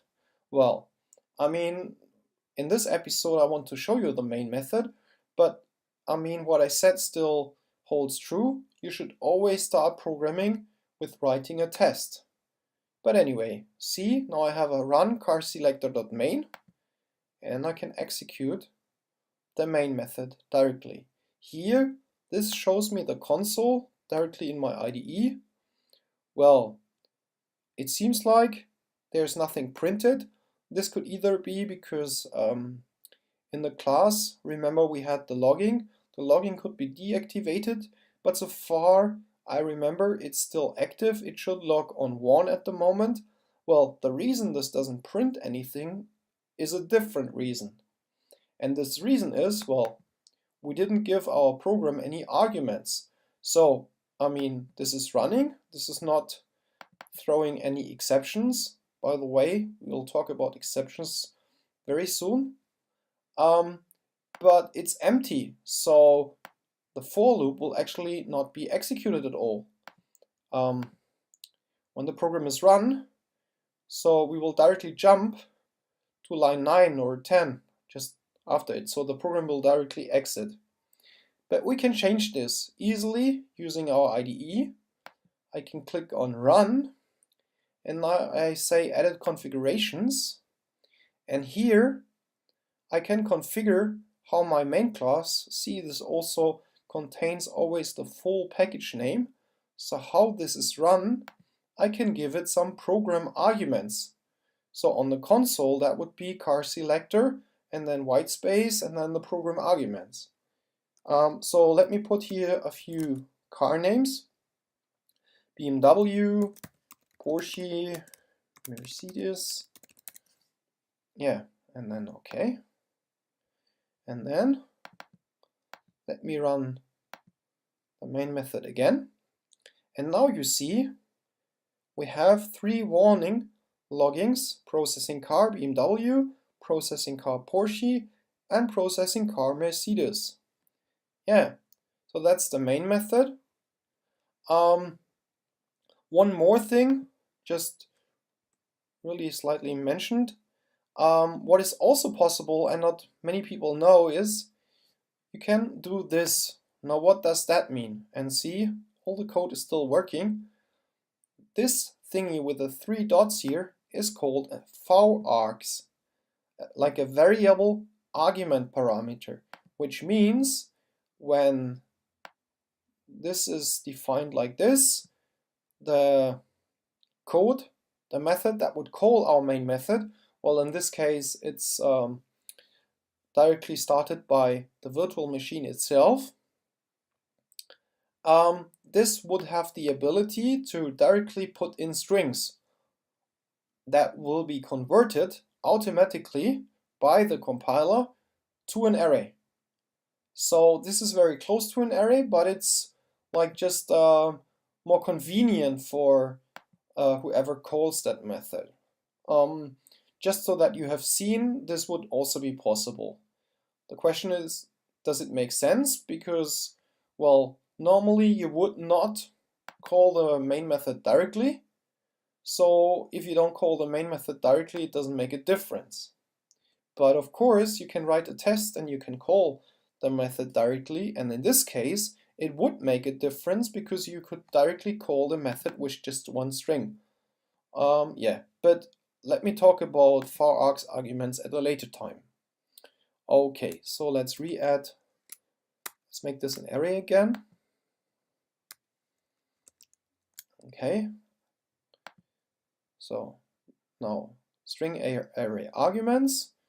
Okay, so that much about the main method. Now maybe a bit of background knowledge for you.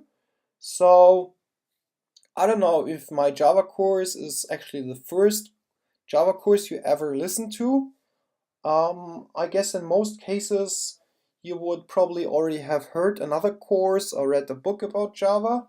And in this case, you might not directly understand why I didn't talk about the main methods so far. I mean, this is episode 14 already. So let me give you the reason for this. Because I really decided to do so specifically because this is really a main decision for me. Okay, so the reason is, first of all, I think in the very first lesson, when you have never heard about Java and its keywords, it's hard to directly be confronted with public static void. This is just the name of the method, would be okay, but public static void and then even an array, all this stuff for very first lesson in Java is a bit much, I think. Now in our episode 14, you should by now know what public means, what static means, what void means, and we have also talked about arrays. So I hope that by now you can easily follow my explanations and you understand what all this means. Okay. And then second, also, this is a static method. And I told you, I think various times, Java is an object-oriented language where you usually focus on creating objects. But static, this method is not object-oriented. There's just one version of this method. I mean, of course, it might make sense, but yeah, as you should try to avoid static wherever possible, I think showing you a static method in the very first Java lesson might lead you to the wrong conclusions. Yeah, and then also, next reason is, even though, I mean, the main method is on the one hand very important because you use it to actually execute your program, to actually get your program running, for any program at hand, you would have only one main method. And usually programs would consist of hundreds, if not thousands of classes and just one main method. And last but not least, I mean, this counts for Java SE, but if you like program a server application, what you usually do is you don't re-implement all the server code, but you would like use, for example, an open source server implemented in Java, for example, Tomcat, and such a server, I mean, has already been implemented for you, and so you use that as like an infrastructure, even though it's software, and so the Java code you write will run within that Java software infrastructure. And therefore, when you program code for a server, you usually don't write even a main method at all. So, for example, in my case, I mean, I have programmed in Java for pretty much 14 years now, but I have maybe, I don't know, 10 times, 20 times, well, definitely less than 100 times I have programmed a main method, while I have programmed really thousands of classes, I'm sure. So the main method is not so important then. And yeah, so we started with writing a test anyway, so you are also able to run your code, at least for testing, without a main method. Of course, I mean, the tests, for example, let's look at this one. This one is based on the framework JUnit, and JUnit by itself is a Java program. So JUnit does have a main method, of course it does, but you don't see it. All you see is the test methods that we write, and these test methods, they like plug into the whole JUnit mechanism, but so we don't have to write the main method.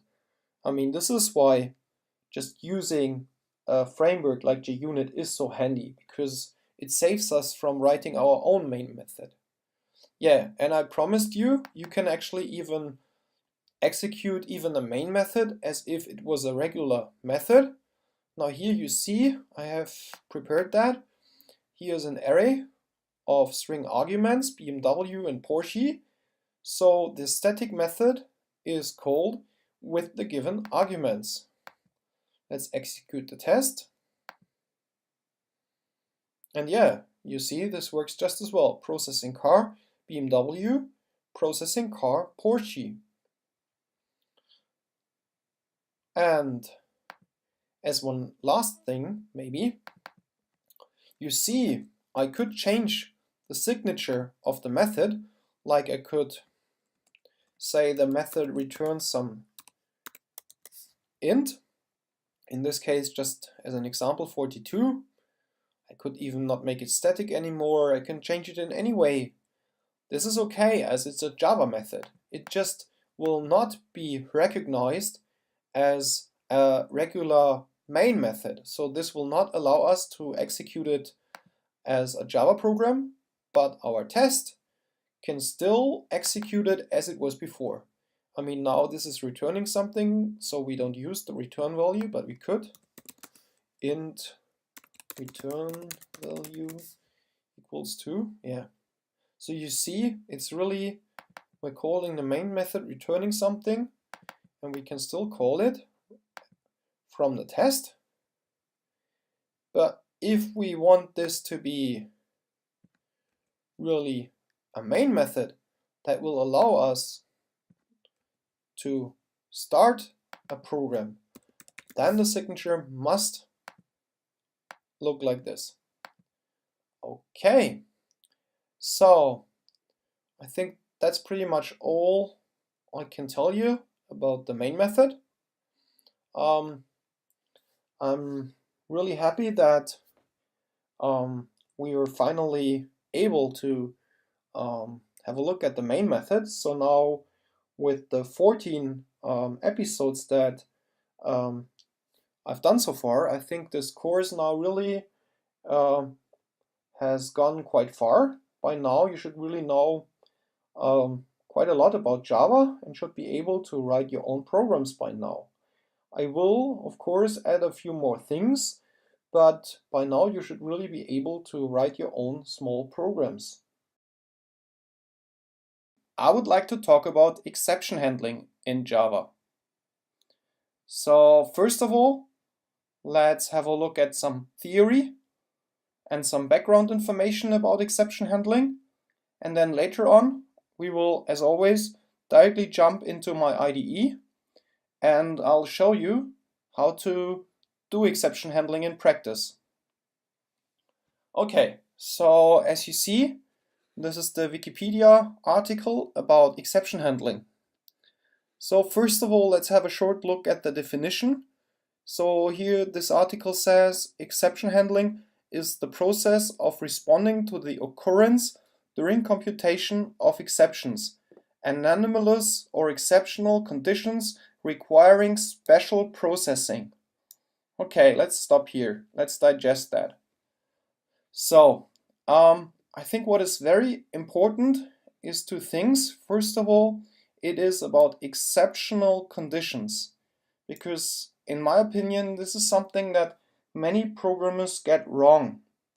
I mean, an exception is called an exception because it should handle exceptional conditions. So the question really is, what is an exceptional condition? Well, in my opinion, an exceptional condition is something that really, as the name implies, only happens exceptionally, which means only really rarely, only in very specific situations, and those situations are anomalous. So, for example, programming errors. When you program, you introduced a bug, you forgot to, like you have an array, and you have one field that is empty, and I talked about that means it has a field that is set to null, and then when you try to access this field, that, for example, can throw a so-called null pointer exception. Well, that would be really an exceptional case, which you wouldn't have guessed it would happen, and yeah, that would be one reason for an exception. So exception handling is really the, as it says here, process of responding to the occurrence of exceptions. So something exceptional happens, and then we need a way to react on that, to handle that. Some special processing, which is not the normal program flow, but the cool thing about, yeah, this also is said here, often changing the normal flow of program execution, because ideally we want like a central place that handles the exceptions, and so we want to leave the normal program flow and we want to just specifically take care of this exceptional case. Okay, and here it continues. It is provided by specialized programming languages, which gives us a hint. It is not provided by all programming languages. Well, let's have a look at the history, which should tell us, yeah, software exception handling developed in Lisp in the 1960s and 1970s. Well, I think the first programming language was invented by Konrad Zuse in like 1943 or something. So you see, it took a while until they finally came up with the idea of exception handling. That something like this is really necessary. And well, maybe a bit more about the history and Java, because again with Java there was something new introduced, and that is checked exceptions. Before, all exceptions were unchecked, which means any line of code can throw any kind of exception, and there is no mechanism that forces you to handle it. If you don't handle it, that, for example, causes the program to stop. And well, therefore, as soon as exceptions were like introduced, many times nasty things happened. And so when they invented Java in like 1995 or something, they thought, well, maybe we should do this a bit better. And well, first of all, let's have a look. Checked exceptions. Yeah, the designers of Java devised checked exceptions, which are a special set of exceptions. Here. Okay, and to make it short, so what's the difference about checked exceptions? Here's also already an example, an I/O exception, which happens when there is a problem with an I/O operation, input-output operation. The difference with checked exceptions in Java is they must be declared explicitly in the method signature or be handled. If you don't do that, you will directly get a compile time error, which means you're not able to even compile your program. I looked it actually up. I think it's here. It's quite interesting, like how it came with the checked exceptions. The Java programming language introduces the concept of checked exceptions. Checked exceptions must be handled in a method, or the method must declare the exception in a throws clause. Now it continues. I think here it's even more interesting. According to Anne Woolrath, who was there at the beginning, the credit for the Java exception scheme should mostly go to Jim Waldo. And then they go on, and here, after some consideration, Java was retooled to have checked exceptions. Only those exceptions for which there was no recovery or reflect application errors would be unchecked, and the world was safe again. Well, so they thought. Now, in the meantime, it's 2015, which is like 20 years later, and it turns out that was not so smart. Because the problem is, and this is also why I stated it at the beginning, maybe we should go back to the very top. Exception handling is the process of blah blah blah blah blah blah blah exceptional conditions. And this is the important part, because they had the idea to have still unchecked exceptions for something like programmer errors, for something that is, as the name implies, exceptional, and to have the checked exceptions for everything else. But now I ask, why have checked exceptions for these cases that can be handled? Why not, if you can handle a specific situation, why not then instead validating that situation and not at all throwing an exception? And also, and now maybe we should directly jump into the IDE because I guess it goes too far. Too much theory. Let's directly jump into the code. So yeah, so here you see an enum that I've written, car state, with the different states driving, waiting, and parking. I've written this public static from method that converts a string to a car state using a switch statement. I told you in a previous episode that since Java 7 it's possible to use a switch inside to use a string inside a switch, and I warned you not to do it. This still applies, but in this case I assume that we're getting input from the console, and input from the user coming from the console cannot be an enum, must be a string. So this is, I mean, for every rule there is an exception. So this is an exception to the rule, which is here we do have a switching on a string. But now here we have the default case, and I also told you I would only throw exceptions in the default case so that it cannot happen that someone adds a new state and this new state would then be handled by the default case without anyone noticing, to have the fail early principle. And so I told you to throw an exception, but I didn't show you yet. Well, we can do this now, and this is quite easy. You can just say throw new exception, because an exception in Java is just a class like almost any other class. Well, it has some specific methods and stuff, but at least it's a class, and we can create objects from it. Now you already see a checked exception in action, and you see how the compiler already warns me unhandled exception, Java lang exception. So this is also the package Java lang exception, and yeah, this is the #1 checked exception. Don't ask me why it's called exception.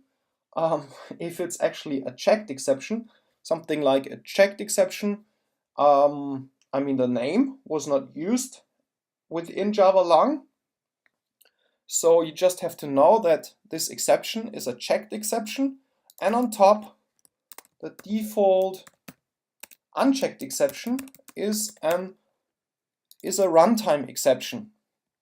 This, sorry, also not my fault.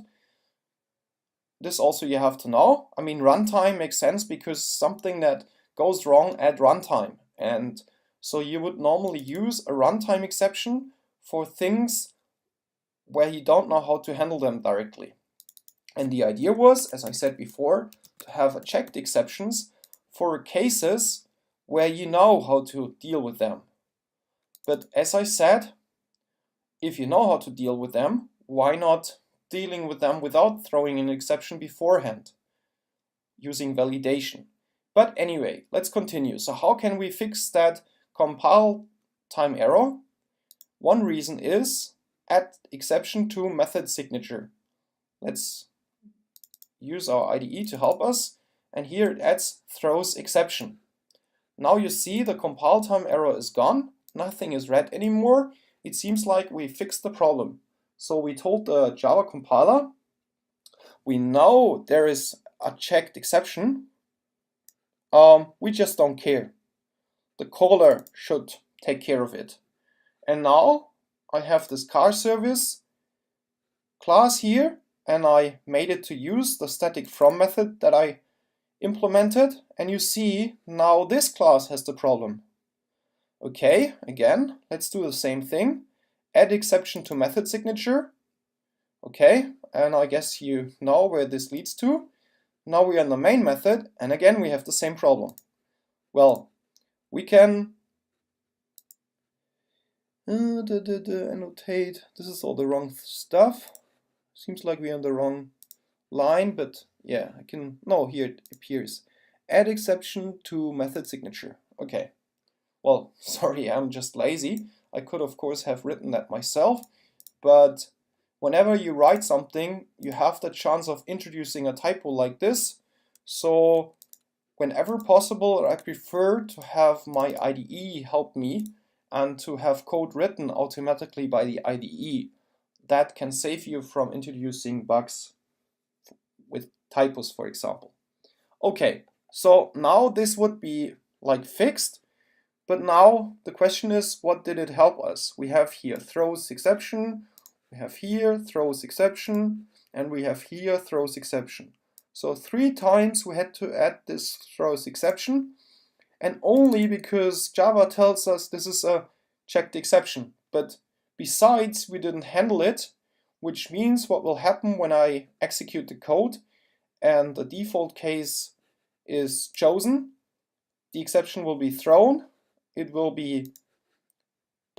bubble up to the top, to the main method, and as the main method doesn't handle it, the program will stop, and we will see the exception stack trace. Yeah, same thing we could do, for example, with a runtime exception. Throw new runtime exception. Also, in both cases, you can and you should add some meaningful message that tells us why the exception happened. So let's say unknown state and concatenate that with a given state. Okay, so now I can still keep it, but I don't have to. It's not obligatory anymore because this is not a checked exception anymore. Same here, I can remove all these and this. So now I have exactly the same code. The only difference is, I'm not handling the exception that my method signature doesn't get any longer. Because imagine, again, I'm always bringing this example, you have a huge program of hundreds of classes, and as soon as one method has that throws exception, this is really contagious, which means another method sooner or later will use the method that says throws exception, will then also have to say throws exception. This method again will be used, and sooner or later you will have that throws exception in each and every method, and then it doesn't help us at all. It just makes the code more wordy, let's say, and yeah, it's not really meaningful. So anyway, let's first of all provoke that exception that we see how such an exception stack trace looks like. For this to happen, I have to call the main method, and I have to give it some argument that we don't know yet. Okay, let's go here, run. I think I have prepared something already, edit configuration. And yeah, flying, parking, driving, A, B, C, D, E, F, G. Because also I wanted to show you, I've introduced the main method only in the prior episode. So here we have some valid states as well as some invalid states. Also in lowercase letters it should be invalid. And as we're iterating through the arguments in a for each loop, we should see, well, let's just do it. Actually, I still have to run it. And let's have a look what happens.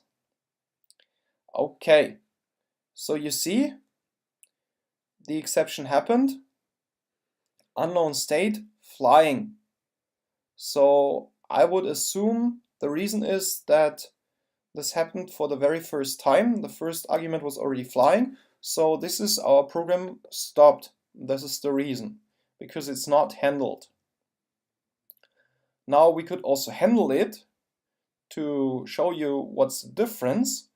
Now the question is where to handle such an exception. Well, always as early as possible, like at the class that can do something about the exception. In our case, I just define that in the case that I get a wrong argument from when the program is called, as an argument, I want this to be printed to the console so that the user knows. Which means, I want it to be printed here, which means the first place where I can handle this exception is only here on the very top. And so there is this new construct. I say try, which is like telling the compiler I know something evil can happen and I just want to try it. But now I can say catch, and I can catch this runtime exception. Usually, I don't like really short variable names because they're not readable, but in the case of an exception, because an exception block is always very, very short, the default is to call the exception with E for exception, and I think here this exception is okay because we won't do much with the exception, and the block will be so small that everyone knows the E is for the exception. Okay, so curly braces, and now we can do various things. First of all, we could say e.print stack trace. Well, this is actually exactly what we have here. This is the stack trace. The stack you can think of as a list of all the methods that were called in reverse order. So here you see main, process, from. You can also jump there. This doesn't hold true anymore because I've now added code, but at the time we executed this code and the exception was thrown, this told us exactly in each class where the exception happened. Well, here it's still true and here also, but in my car selector I have adjusted the code. By the way, about this, the fact that I've adjusted the code, also when you sometimes have a stack trace and you need to analyze where it came from, this is really often happening that the code that is running on production is older than the code that you develop on, because of course development continues, and then you can only find out the exact place where the exception happened if you keep the exact same code that you have running on production. Yeah, but this only really, I don't want to go into more details. This would be a topic on its own again about revision control. This is really a huge topic, but yeah, just that you know, the stack trace is really helpful if and only if you have exactly the same code that was implemented at the time this code was running. That they're both in sync. Okay, so print stack trace here wouldn't make sense because in this case it's just a default anyway, but this can be used and is often used to log, for example. In, I don't know, was it episode 13 I think, I talked about logging, and so when you want to log an exception you can do it like this. This is usually how you do it. Well, I haven't got the log class here and I don't want to do it log error or log one, you would say. And this depends, error only when there is something that has to be done. For example, a database that has to be restarted. In other cases, probably one is also okay. Okay, message is the string that I added into the constructor of the exception here. And I have removed the stack trace because this is actually done inside of the log object, which I won't add now. If you want to know more about logging, have a look at my episode 13 where I explain logging in detail. Okay, so logging is one thing we can do, but in this case I say I don't want to log it, I want to directly print it on the console. I think also in the episode about logging I warned you not to do it, always to prefer logging, but In this case, let's assume we have just a very small program only be used to run something from the console. And in this case, it can be okay to just say system error dot println, which I also wanted to show you once. Print ln for new line. And here then I can say dot get message. Or I can also say e dot print stack trace, which doesn't make sense because we already have that. So to alter the behavior, let's do this. Okay, let's run it again.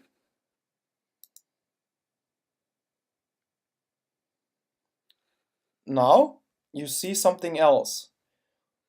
You see the program hasn't stopped, but instead we see unknown state flying, unknown state driving, and unknown state A, B, C, D, E, F, G. Yeah, so all the invalid states were printed out without, we don't even see the exception anymore. And it's red because I used system error println. I could also use out println because this is a special channel only for errors. And this is printing in general. See, now it's white. But really, I still warn you, don't overuse system out or system error println. Because yeah, you can't configure it like you can configure logging. So in 99% of the cases, using a logger is better. Anyway, so let's have a look at the code now and think, is this really nice now? We have a for loop, we have a try, we have a catch. You see a lot of different hierarchies, a lot of different levels that we have to understand. And this is something I really don't like. This makes the code quite complicated. Okay, so this is something you should try to prevent. And anyway, I can also alternatively show you we could do exactly the same if this was throwing an exception. The only difference is that if we're not handling it, we have to add the signature, throws. So yeah. Maybe also I should now show you the alternative. If we don't want to add the method signature, the exception signature, we can directly in here say catch and then handle it. And then, I mean, handling an exception does not necessarily always mean you have to print it. I mean, printing it doesn't really solve the exception. It might be even better to really have a method that does something about the exception, and which I call now handle the exception. The only problem with that is, and I'm not implementing the method now. And this is what I said before. The case that you're really able to do something about the exception, which in this case, I mean, what could we do? If the user typed in something wrong, there's not much we can do. Well, there is one thing. We could, for example, ask the user to type in, to fix the state he typed in. But this we couldn't handle here. So again, if we want to like ask the user to do something about it, I would instead validate the state. So let's remove all that. Let's, for the time being, I add the runtime exception, but I will change it very soon because now instead I want a validation added. And this can be done in the following way. I remove all that try catch. Instead, I say validate argument.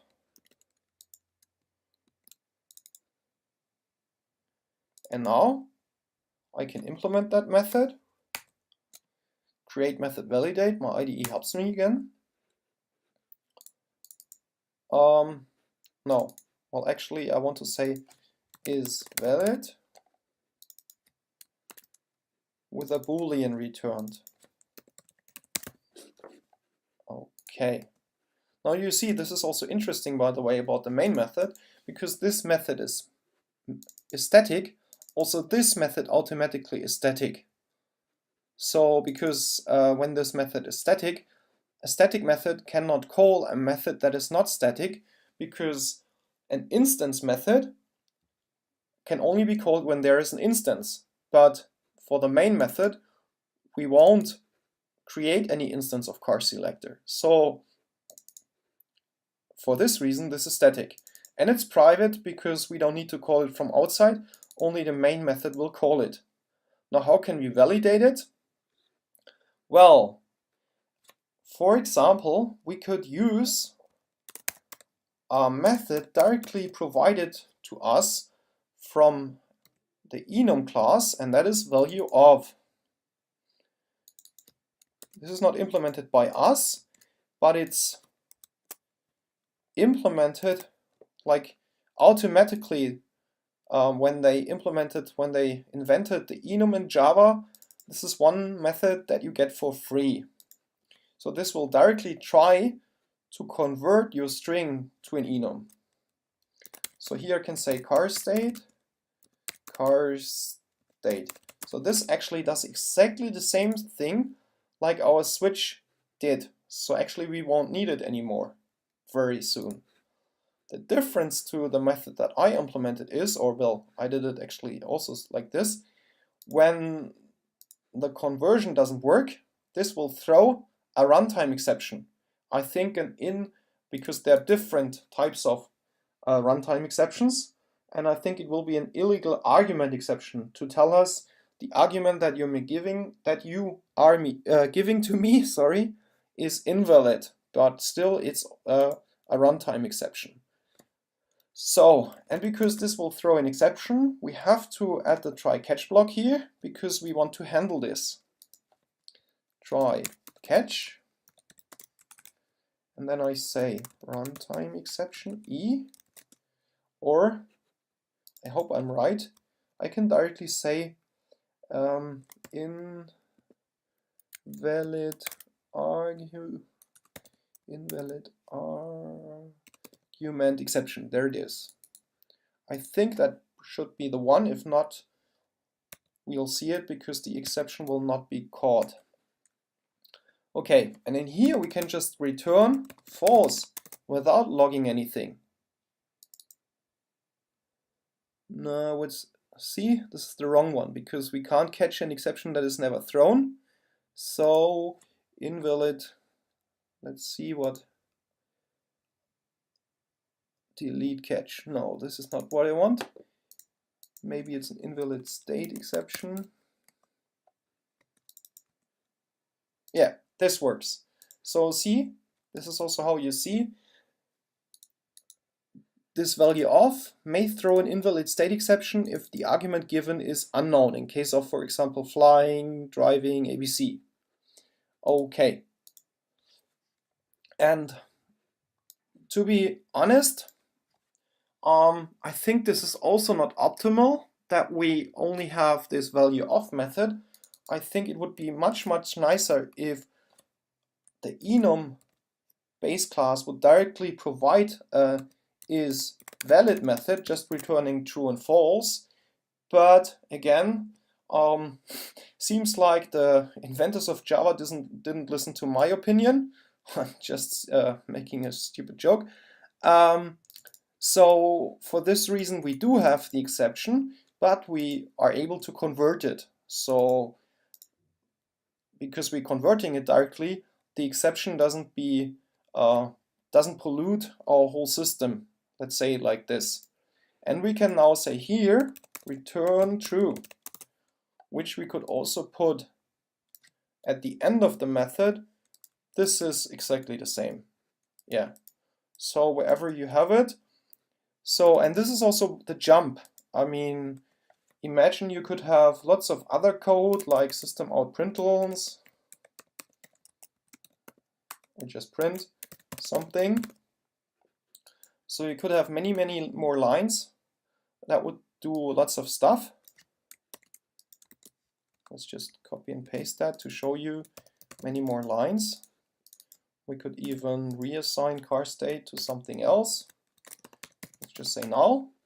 So what happens if this line of code doesn't work out because the argument is unknown, for example flying? When the code is executed, the execution will jump from here directly into the catch. So this is leaving the normal program flow. The normal program flow would go from line 21, 22, 23, 24, 25 and so on. But here we're jumping from line 21 to line 28. Yeah, and this is helpful because, for example, imagine we have done this several times. For example, also here and there, even maybe in sub-methods. Then we have just one catch that would handle all these different places where an invalid state exception could happen. That's the idea of exception handling. Okay, just to give you some more details. Actually, I don't even need that, so I would remove it. We're only like abusing that value of method to have the information, is that valid or not. Okay, and now I can react on that. I can say if not valid, or I can say only process it if it's valid. Well, yeah, maybe let's do this, because you saw already how the invalid states are printed. Now let's do something else. Let's only process valid arguments. The question, of course, is, does that make sense? Now we wouldn't even realize we have a problem in our code. So maybe we should also say else print that we have a problem. System error dot print ln invalid argument given, or let's say ignoring invalid argument. So this, by the way, whenever you log, I think I'm now repeating myself because I already talked about logging, but I can't say it often enough. Always add as many arguments as possible so that whoever is responsible for a problem knows why this happens. Otherwise, yeah, it's really hard to understand why something doesn't work out. Oh, now we still have an illegal argument exception. How is that? I don't know, and this is interesting because we can now check. Like, this is what I told you. It's in car state. There's we still have the from. It seems like we called it somewhere. But no, I'm wrong because this says in line 5, so this is not it. Car state illegal. This is why. See, I was wrong. This is the invalid state exception, and what is actually thrown by Java is the illegal argument exception. So see, this is actually what happens. Nice that we see it. No enum constant, flying. So this is what Java gives us. It throws an exception, and this now we will catch. Okay, let's retry. See, this is how everyone introduces bugs, and this is why we need tests. Today I'm not doing a test because I just want to show you exceptions, but yeah, we do need tests. Tests are very important. Okay, and now it works. See, ignoring invalid argument, flying, ignoring invalid argument, driving, ignoring invalid argument, A, B, C, D, E, F, G. And the valid argument was processed. It just didn't do anything, which of course we can change. Here we could say system out print ln. Again, this thingy here is evil. Only use it in very rare situations. Yeah. And I can say valid state car state. Execute it again. Yeah, so you see 3 invalid states and 2 valid states. Okay. So, of course, I mean, this was just an example. Normally you would have some method doing something about the state. Further do something with the car state. I mean, I'm just making this up because all I want to explain you is exception handling, but I hope you get the idea. So anyway, there's one more thing, and then actually I would like to shortly recap the important points of exception handling. And the missing thing now is, oh, by the way, let's remove the from, because I showed you we don't actually even need this anymore. Okay. Because what you can also do is finally, this is very important, not in our case now. I'm just making something up. Finally. As the name implies, this is done finally, at the end. No matter if an exception happened or not, this block will always be called. And this is important when you have resources, when you have input-output operations, or in short I/O, which you have if you communicate with a database, if you read something from a file, from your hard disk. Yeah, something like this. Because when you read something, especially from external systems, who can tell you that the external system is actually available, or the hard disk could fail? And so with I/O operations, there's always nasty stuff that can happen.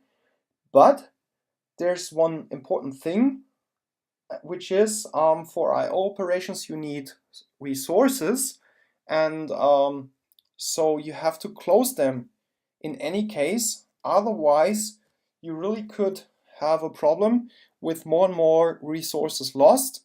So yeah, this is a big topic. I can't explain that in a second, but all I want to tell you for now, this finally is very important when you deal with I/O operations that might fail. And in this case, you can close these resources. And close resource. For now, I'm just giving you my resource, this stupid method. You can implement that yourself, but also there are very cool helping utility classes found on the internet, open source, like for example IOUtils. Oh, it already finds something, but this is not the one I mean. The one I know of is, for example, I think from Apache, and they would have something like close, I think silently or so, close resource. And then this will do all the nasty stuff for you. Okay, I'm stopping here. What is important is, and this I want to show you just by printing something, system out println, and I will throw the exception again, which means what you can also do is you don't even have to catch it. This also works. Try and directly finally. Okay, formatted the code. So now with the invalid argument, our program will be stopped. Execution will be stopped. But in any case, let's say I am still running. And I can also show you this line will not be printed after exception. Well, it might be that this runs once if the first argument is a valid one, because with the string array, we never know for sure the order. It's not guaranteed. But so that you see, I would, whatever happens for this will, for every time we call is valid, this will always be printed. So let's see what happens. Okay, oh, something's still wrong. Not found, yeah, because we have removed the from. Yeah, sure. So let's for now remove that. We at the moment don't need it. And see, this is again the reason why we need tests. I'm really doing some nasty hacking at the moment. Okay, and you see, I'm still running. And then the exception comes. So this is what happens. When the exception happens, we didn't catch it, so we see the stack trace instead. But I'm still running is printed before that. And this is the place where we can do some cleanup operations like closing resources. But you could do anything in here, basically. Same thing if we catch it. Catch, now I say runtime exception. Runtime exception, because it's also a runtime exception. We should talk about inheritance very soon, so that I can go in more details why that is so. Now what is wrong? Yeah, we need the closing curly brace and one less of this. So now I can say, oh, maybe this time I will also show you print stack trace. So this should actually do the same. And I will say system out println hello again. So you get an idea.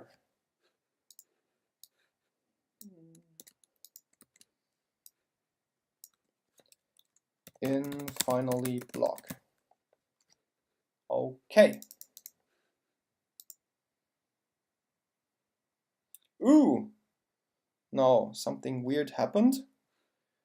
And this is for all the invalid states, flying, driving, the stack trace was printed and it's red because, yeah, it's the print stack trace, so it's printed on system error. Okay, and you see this is the illegal argument exception, the first one, the second one, and so on. And you see at the end, hello again, which comes after the whole stack trace. Yeah. And you also see this line will not be printed after exception because it seems like, I mean, we had different arguments in here. So for the valid ones, this line was printed. And you see also, I mean, now I'm really having a hard time knowing why this happened. So again, I violated my own rule. I didn't add the argument. So here I can say argument. I say valid argument. Yeah, because if it's after the value of, if this is printed, it means the exception did not happen. Now let's call this again, and let me also remove the stack trace for now to make it a bit more readable for us. And let's run the main method again. Okay, see, now it's more readable. So what do we have here? Hello again. So the runtime exception happened, and again, I did not add the argument. In this case, I can also say get message, which gives us the message of the exception. I'm not sure if our illegal argument exception has a message, but we'll try this.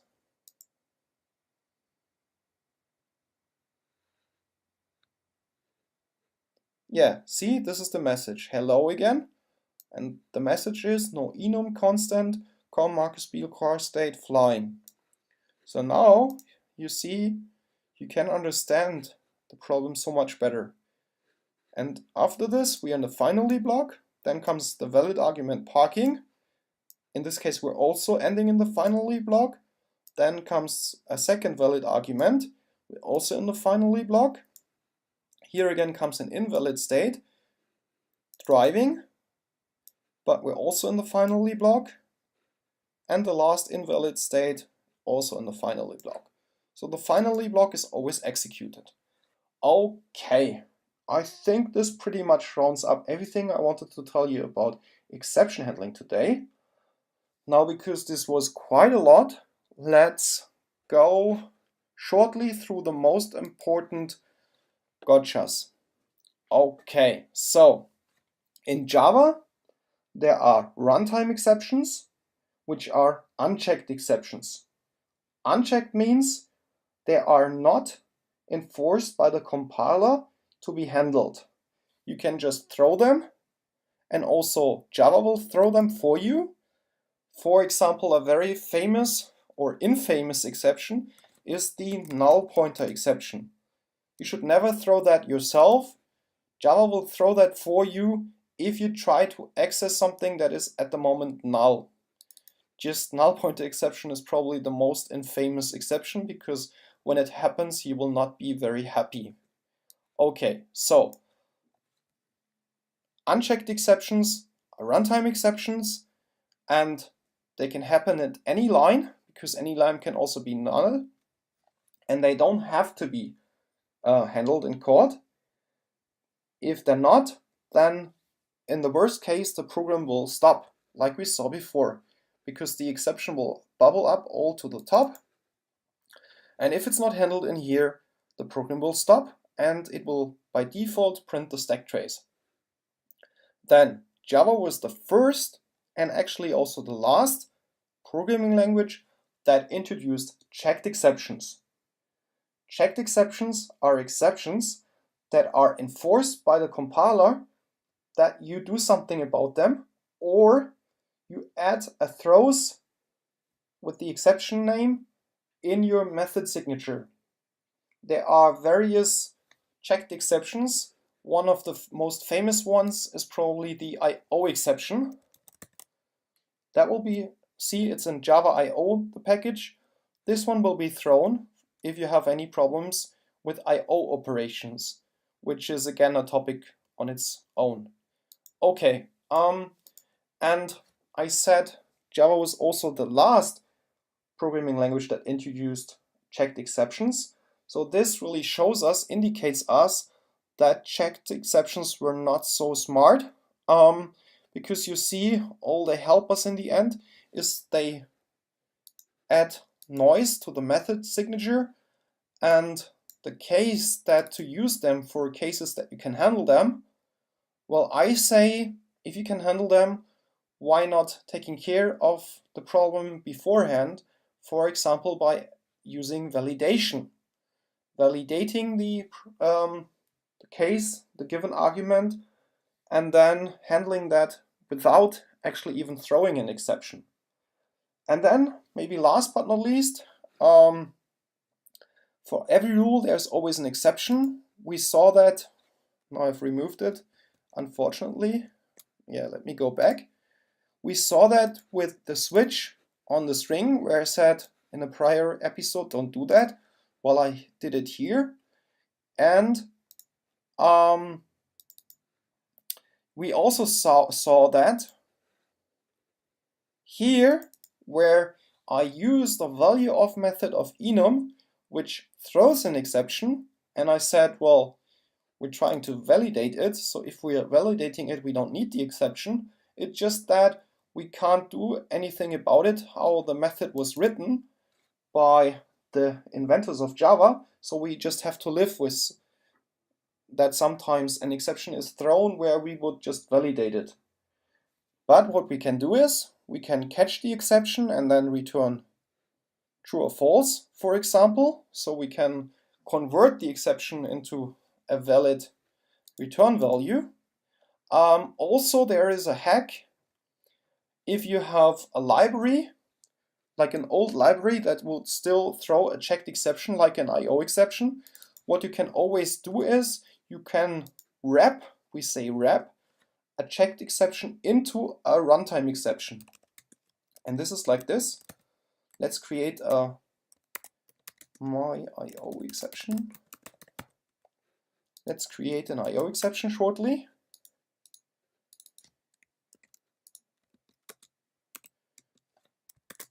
So see, you can also just create them like any other object. And now on that exception, well, it cannot be called E because we already have that. I can now say throw new runtime exception. And I can give it the IO exception. And this is why we wrap it, because we put this exception into the constructor of runtime exception, which means this is the wrapper. It wraps around the other exception. And now our compiler will be fine, because we're not throwing an IO exception anymore, we're throwing a runtime exception. Well, this is a nasty hack, but I think it's still better than having checked exceptions all over your code. And yeah,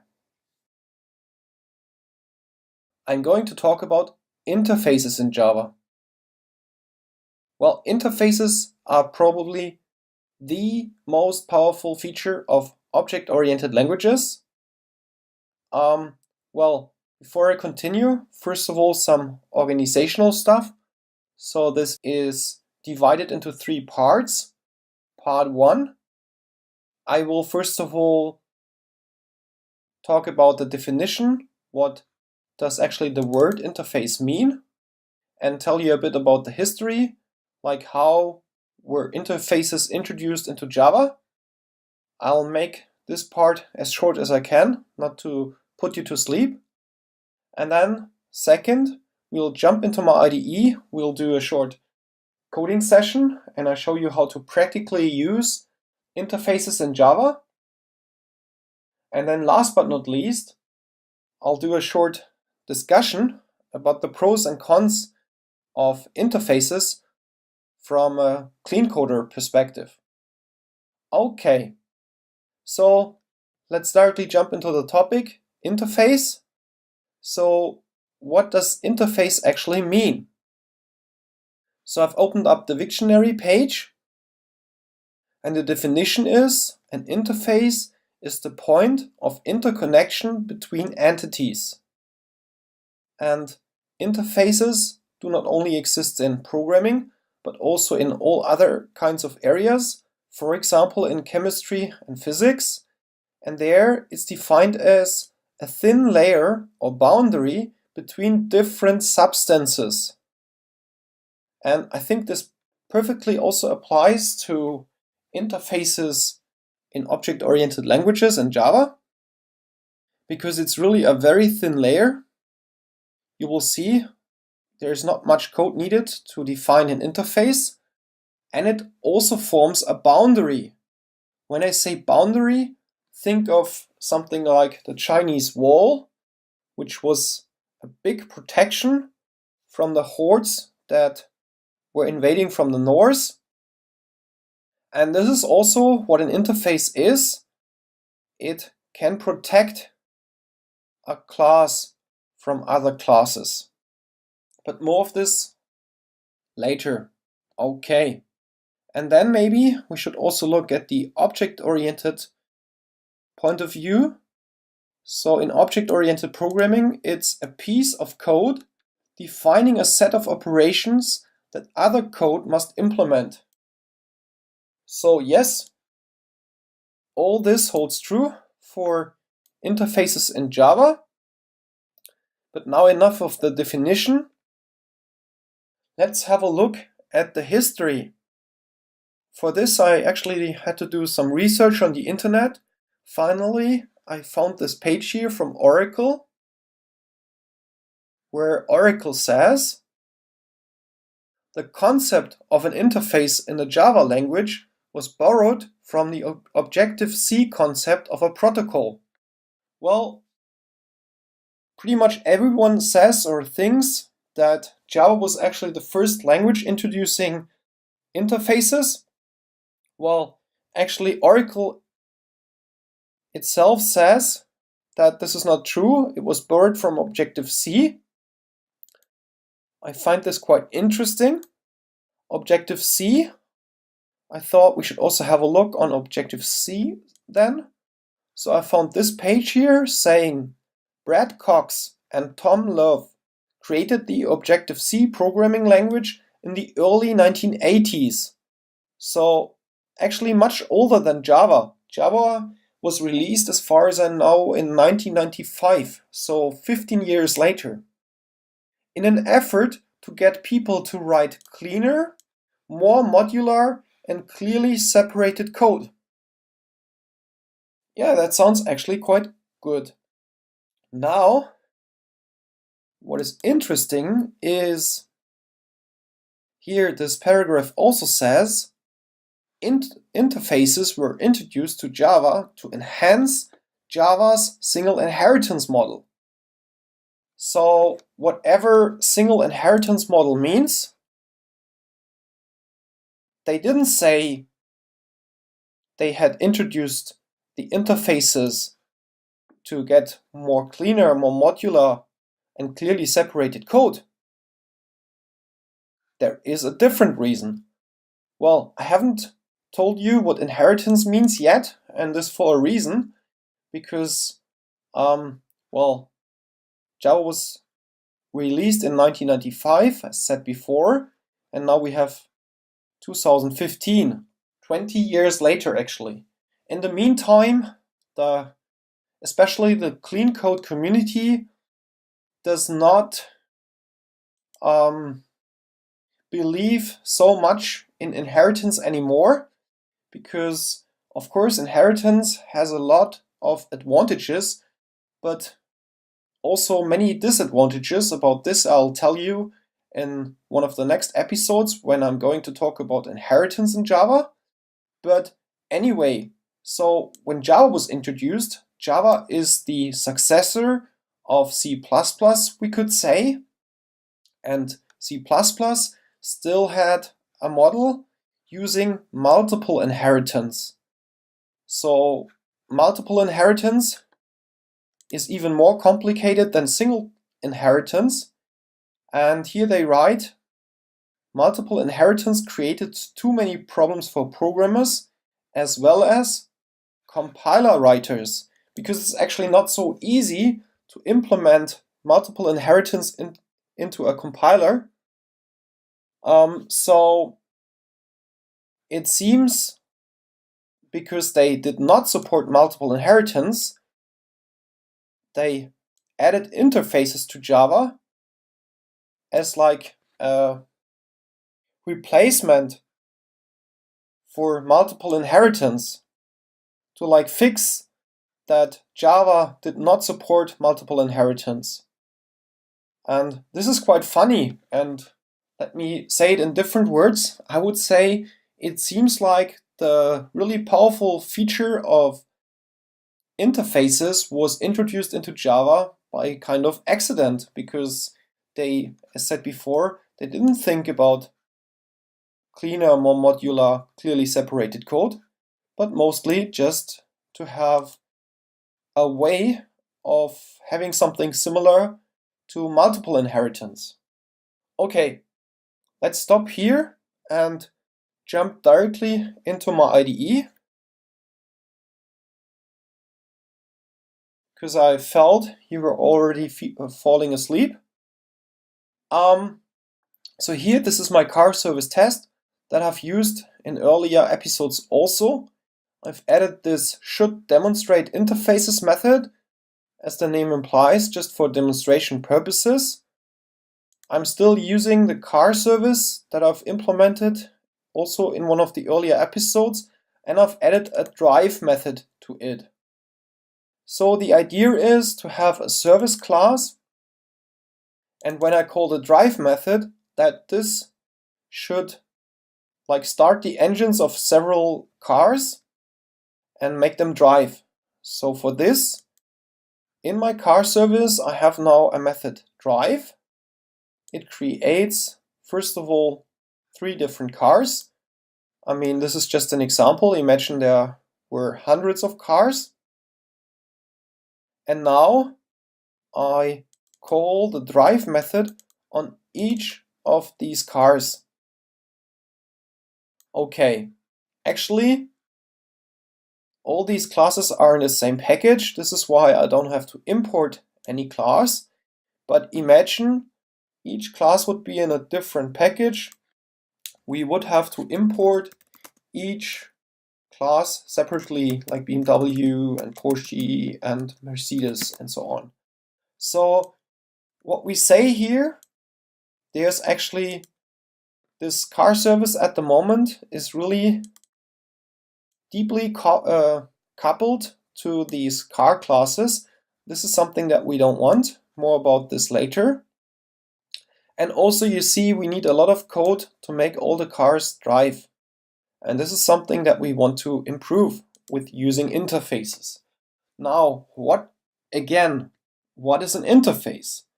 Well, an interface is also like an abstract type, a definition what this type should be able to do. In our case, we have, and I'm already saying it, 3 different cars, and all these cars can drive. And you see it already, I have 3 different drive methods. The way how they are driving might be different, because of course a BMW has a different engine than a Porsche, and again a different engine than a Mercedes. But they have some certain specifics, like for example they would all have 4 wheels and they can all drive, which we can make something like a contract of. So in this way, let us introduce an interface, and I have prepared something here, car.java. So far we only have the package declaration, we have to extend that. So let's start. Let's start as if we would write a class. So let's say public class car, and then opening and closing curly brace. And now public void drive. Okay. And then in here we could do something. Well, the problem is if we do it like this is not going to work, because then all the different types will have to drive the same way. But this is not what we want. For example, here in Porsche, I have implemented already the drive method. This is just a stupid example. I still warn you, hardly ever to use system.out.println. But here for our example, I just wanted to show you that each method is implemented in a different way. Here it says Mercedes driving, there it says Porsche driving. The BMW actually even has 3 different methods. These ones we'll actually use at a later time. And it also has the drive method, which says BMW driving. Okay. So now, maybe before I'm going to continue with doing the interface, we could also try to execute the code as it is. Let's do this now, just so that you see the code should be running by now already. So it says BMW driving, Porsche driving, Mercedes driving. So what I want to achieve is exactly the same, just using interfaces with less and more readable code. By the way, exit code 0 means everything is fine. If there is a problem, an exception thrown, it would be exit code 1. Okay. So back to what at the moment is still a class. Now there's a very easy way to make this an interface, and this is, I say, interface. But now it seems there is still a problem. It says interface methods cannot have a body. Well, what is a body? The body is this part here in blue. So the body is actually the method implementation. A method also has a method signature. This on top here is called the method signature. Public, void, and the name of the method is drive. Okay, sorry. So it seems like it cannot have a body. How is that? Well, I guess it even makes sense, because we said we just want to have a definition, like a contract, but we don't want to actually implement it. The implementation will be done by the specific implementations by BMW, by Porsche, and by Mercedes. And we have already done the implementations. So let me remove the body. Now there is still something wrong, and you see it here. My IDE even says it. It wants now the semicolon, because the semicolon now says I'm finished, I'm done. This is all I want to say here. So now we have an abstract definition of a method that other classes may implement. And when they implement the interface car, we can also say they play the role of a car. Because actually a class can implement more than one interface. A class can implement any number of interfaces. And remember, before I spoke about multiple inheritance, well, this is why it's similar, because it also allows to have like multiple implementations in a way, but more of this later. So a class can also implement multiple interfaces. Okay, and when I click here, you also see modifier public is redundant. Why is it redundant? Because by definition, all methods that we define in an interface must be public. They are always public. So even if I remove it, well, if you still remember the episode I did on the visibility modifiers, you might now think, well, now that there is no modifier defined, it must be of default or package level visibility. No, it is still of public visibility, because a method is always of public visibility. Another modifier that is implicitly here is abstract. I can put it. Abstract just means what we have here, that the method is not implemented and that it just consists of the method signature and that the body is left away and that we have the semicolon here. So also this is redundant. We can and we should remove it. Always define your methods without public and without abstract. You should just know that implicitly they're there. Okay, and then there's one more thing you can do in an interface, but I warn you not to do it. This is actually an anti-pattern, but still, just to be complete, let me show you. And this is, you can add public static final, so you can add constants. For example, max speed, I don't know, 320. And however, you shouldn't do so. And when you think about it, I guess you will easily find out why. Because, for example, the BMW might only do a max speed of 240. Porsche, yeah, maybe the Porsche can maybe do 320, but maybe also even more. The Mercedes, I don't know. So this is actually not part of this should not be part of the interface, because this is an implementation detail, and such an implementation detail should be hidden within the class, or even better, in an enum. About this, let me also shortly show you a little page I found on the web, and this is here. It is on the page of Sonar. Well, actually it's called SonarQube. SonarQube is really a very cool tool. It's actually one of my favorite tools for static code quality analysis. I'm pretty sure very soon I'll do an episode on SonarQube alone. For now, let me keep this as short as possible, because we still want to talk about interfaces. But in this SonarQube, it's actually a rule that checks that you don't use constants in an interface.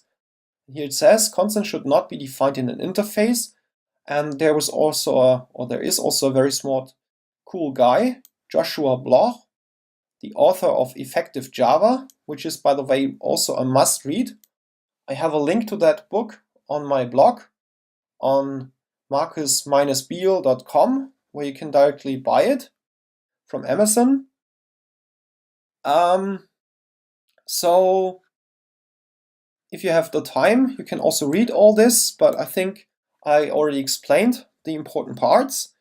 Here we can also look at it. So non-compliant code is to define the variables directly in the interface, and you see here they even didn't say public, static, and final, because this is again every variable you define is implicitly a constant, so you don't even have to say public, static, final.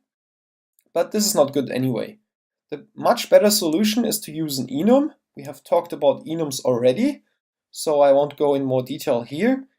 Another possibility which I would not recommend, you can also have something called constant classes, which you make final, and then in the class you have the public, static, final constants.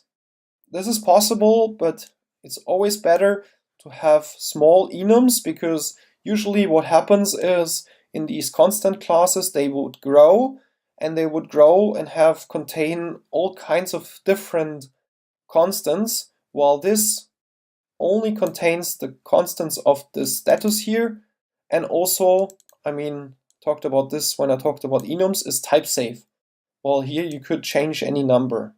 Okay. So anyway, so now back to our code. So here you already see it's redundant. All this is redundant and should be removed.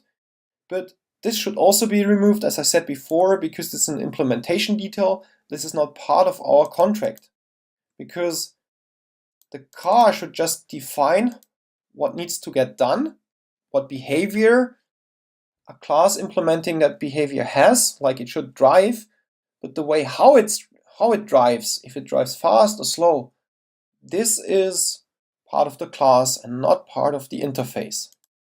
This is really important when you want to do clean coding.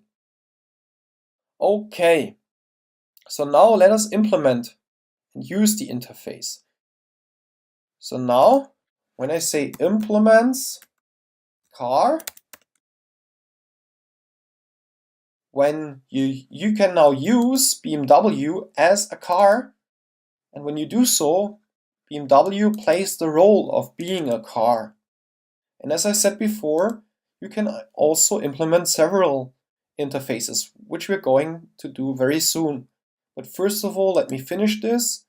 Porsche implements car and Mercedes implements car. Well, the compiler was directly happy. I hadn't got to do anything. Oh, implements car. Because the work I've done beforehand, implementing the method. Well, normally, I did this just to be faster in my here code example. You would do it like this. You define a class, you say it implements an interface, and then you see I already have a problem with the compiler, which tells me I have to implement the abstract method drive. Okay, and then you do this, and the compiler is happy. It has to be exactly like defined in the interface. You cannot, for example, say int as a return value, because this is not how it was defined in the interface. Okay, now let me also show you. Oh, there's still a problem with car. It seems there's the curly brace missing somehow. Okay, seems like I probably deleted too much. Okay, see how small this is? Well, actually, by the way, an interface should have at least one method. Well, this is also not true. There are even something called marker interfaces that don't even contain a single method. This is a specialty, which I'm not going to go in detail now. But usually they would have at least one method, and maybe even many more methods. But again, I want to warn you, I see often interfaces with tens of hundreds of methods, and sometimes it's just too much. It's better to have many interfaces and to have your classes implement several interfaces at once, so that you can decide what role your class is going to play. And now let's implement more interfaces in here. I've already prepared it again, adding these methods, because I have also more interfaces. One interface is the loggable interface.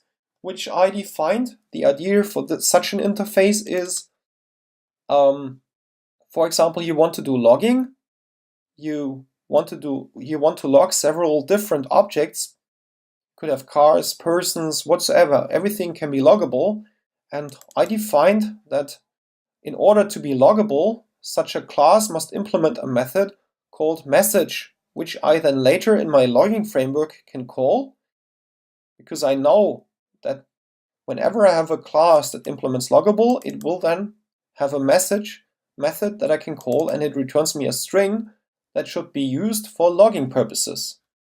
Then also, well, it took me a while to come up with examples, because what other roles could a car play? I said it could also be a property, and such a property would have an owner. For example, the owner of the BMW I made myself. I mean, I want to have a BMW, how cool is that? And one more interface, I just came up with the idea we could also have a role of being an asset. An asset would have a value, and so my BMW also has a value. So I can now easily say implements loggable. I think this one I have not implemented yet, and I still have to do. No, not twice. Implements car, comma loggable, comma asset, comma property. The order doesn't matter. But now you see I've implemented already the value method and the owner method. The message method I still have to implement. And as I said before, the order is not controlled, so I can put it in any order, message, and yeah. So here, let me just return something. I'm the car of Markus. Okay, and now I have a class implementing 1, 2, 3, 4 different interfaces. Okay, now let's use my classes implementing the interfaces. For this, we go back into my car service. What I can already do is now my variable, my reference variable, is at the moment of type BMW, the class. So my BMW can do everything that a BMW can do, which at the moment is drive, message, owner, value. These are methods that we inherit. See, there is inheritance already from the object class. More of this very soon. But these were the classes that we have directly implemented in the BMW class. So I can use all of them. Oh, let me show you a message. We can use them. Now, what I can also do is, now that I've implemented the car interface, I can say I create an object of type BMW, but I put a reference on it of type car. And now this will change the behavior. Now I can just call drive on it, because now my BMW just plays the role of a car. I can also say loggable, and then I will not be able to drive the car, because in the context of logging, I don't care about driving. All I care is about logging, and for logging I would need such a message. Okay. So now let me make all these cars. And this is also something you should do. I mean, the object is the object, but the variable, when you have an interface, always try to like reference with an interface to the object, because this way you can more easily exchange your code. Like imagine the BMW would come as an argument to the method. Now at the moment we have these 3 cars. Imagine at a later time someone invents a very cool Markus car. Then when the method is operating on the car interface type, this method will work even with new classes introduced without even knowing them at the time we wrote our car service. So, whenever possible, use the interface type. Okay.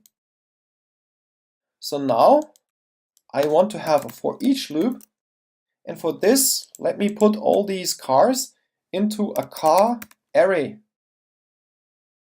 We've also already talked about array. So I call this cars equals to, and now the short definition, and I can even do it on the fly to make it even more shorter. New BMW, new Porsche, new Mercedes.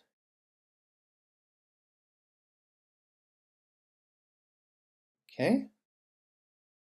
And now on this array, I can now easily iterate.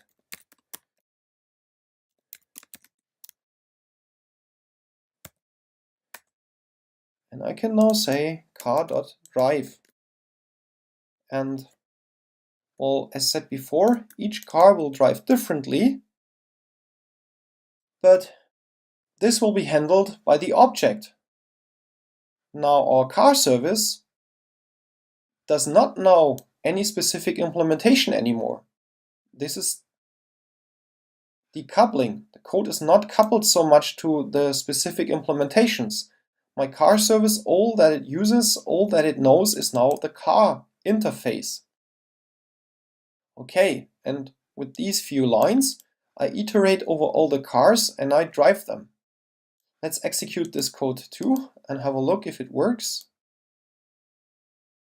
Yeah, see, this is exactly the same as before. My BMW is driving, my Porsche is driving, and my Mercedes is driving. Now let's also have a look at the car reference. As you see, we can only execute drive on it. That is defined by the car interface. I mean, we do have a BMW as the first element in our array, but this at line 10 we don't know. All we know is we have an array of cars. Okay, so we cannot call any BMW specific method in here. I can also not say BMW because this is not compatible. We need a car, and we don't need a BMW because this array is of type car. Okay, so let me fix that. Okay, so I think this pretty much rounds up my explanation of interfaces in Java, a really cool feature. And now let's have a discussion about the pros and cons, about the advantages and disadvantages of interfaces in Java. Well, first of all, let's start with the disadvantages. And actually, I can tell you there are not so many. Well, you see, for every interface that I introduce, I have to type down this code. And of course, this is here not much. It could be, of course, much more. So, and each class that wants to use an interface has to implement this interface. So there is some added complexity. Also in my car service, I'm using now the car interface. And whenever you introduce complexity, this complexity must be justified. So if it makes sense, if it helps us with something, for example here, I'm now able to easily iterate over all the cars, and imagine there could be many more, but my for loop would just be the same. So this would be, for example, a justification. But my car service at the moment does not implement an interface. Well, actually, this is kind of an exception to the rule. Most services should implement an interface. Very often this makes sense because it's specifically for testing, so that you can exchange the concrete implementation. Just here, in my example, it does not make sense because I just want to explain you interfaces and I want to have it really short and neat and not too complicated. And I know I will only have this one class here for demonstration purposes, so why would I implement an interface here? So at the moment I don't see a reason to make my car service implement an interface. Sometimes, of course, there are corner cases we're not sure. My personal point of view there is, if I know that for the next months I'm not going to need the interface, then I might probably leave it away, because code, I mean, it lives. You are allowed, you can change it, you can refactor your code. So if at a later time it turns out you need the interface, then add it at a later time. Just don't do arbitrary decisions. There are people that they love interfaces, and for this reason they do something I would call interfaceritis, like an illness, blindly adding an interface, implementing an interface always, just because. And I think this is not too smart. And then really interfaces can be a disadvantage because they just make everything more complex. But now this is already pretty much it. To the advantages. So the advantages, I think a few ones are already mentioned while explaining the interface. Probably one of the most important ones is that it decouples your code, as I explained before. Like now, the car service only uses the car. Well, no, I was actually lying. Sorry. Of course, as it is implemented at the moment, we still say new BMW, new Porsche, new Mercedes. So of course, at the moment, it would still be coupled, but normally, of course, you would also not do it like this. What you would usually do is you forward an array that is already filled, and only then, now our car service is not coupled to the specific implementations. So it really allows to decouple your code much better than without interfaces. And this decoupling also helps with other things, for example, team cooperation. Imagine you have a big team of 10, 20, 30 developers, and you have a big project that you have to work on for weeks or months. And then you would probably form smaller sub-teams, and then each sub-team would work on a specific area. For example, one team in our example here could work on the car service, while there would be another team implementing different car types.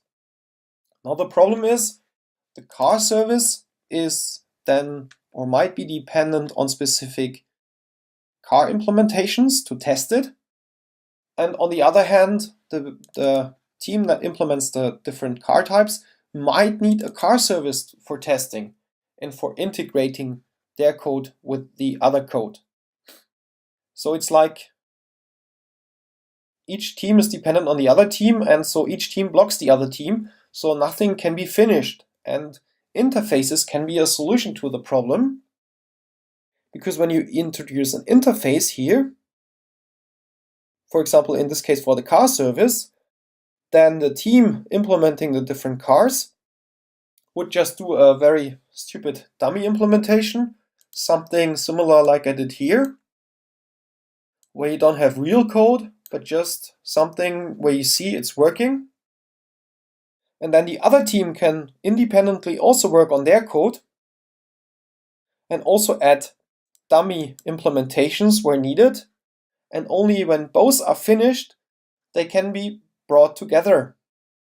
So interfaces really help in team cooperation.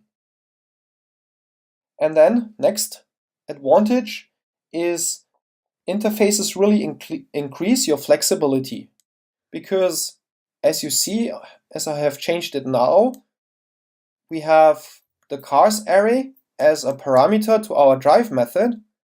So actually at runtime, in this case in our test method, we have this drive method. So now at runtime I could have some condition. If it's sunny, just making this up, then I want to drive in my Porsche, and so I create a Porsche here. So I would say car, and then I would say if sunny, car equals to new Porsche, and else, if it's not sunny, well, I hope I had so many cars, then I would say I take the BMW instead, because it's better for rainy weather. New, of course. And now, well, I don't want to make an array. Let me change the method. And I don't implement sunny now, so I just say true here, just to have it simple. So in this case now, a Porsche would be called. And in my drive method, to make this work, I make this a car to have it simple. And I would call drive. So now at runtime, we would decide what kind of car this is. So this really adds a lot of power to our code. So it might be a Porsche and it might be a BMW that is given to the drive method. Really cool feature. Okay. I guess there are many more advantages of interfaces. Let me know if you have more to add.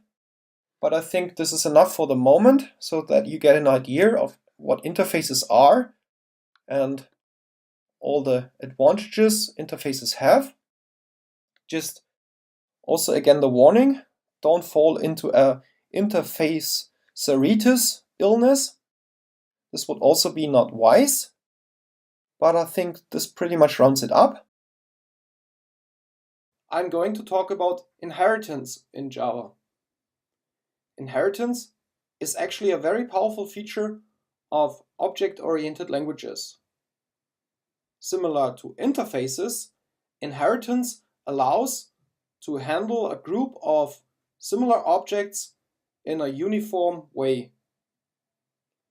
On top of that, however, it also allows to prevent code duplication by inheriting the members of a class from a parent class to its child classes.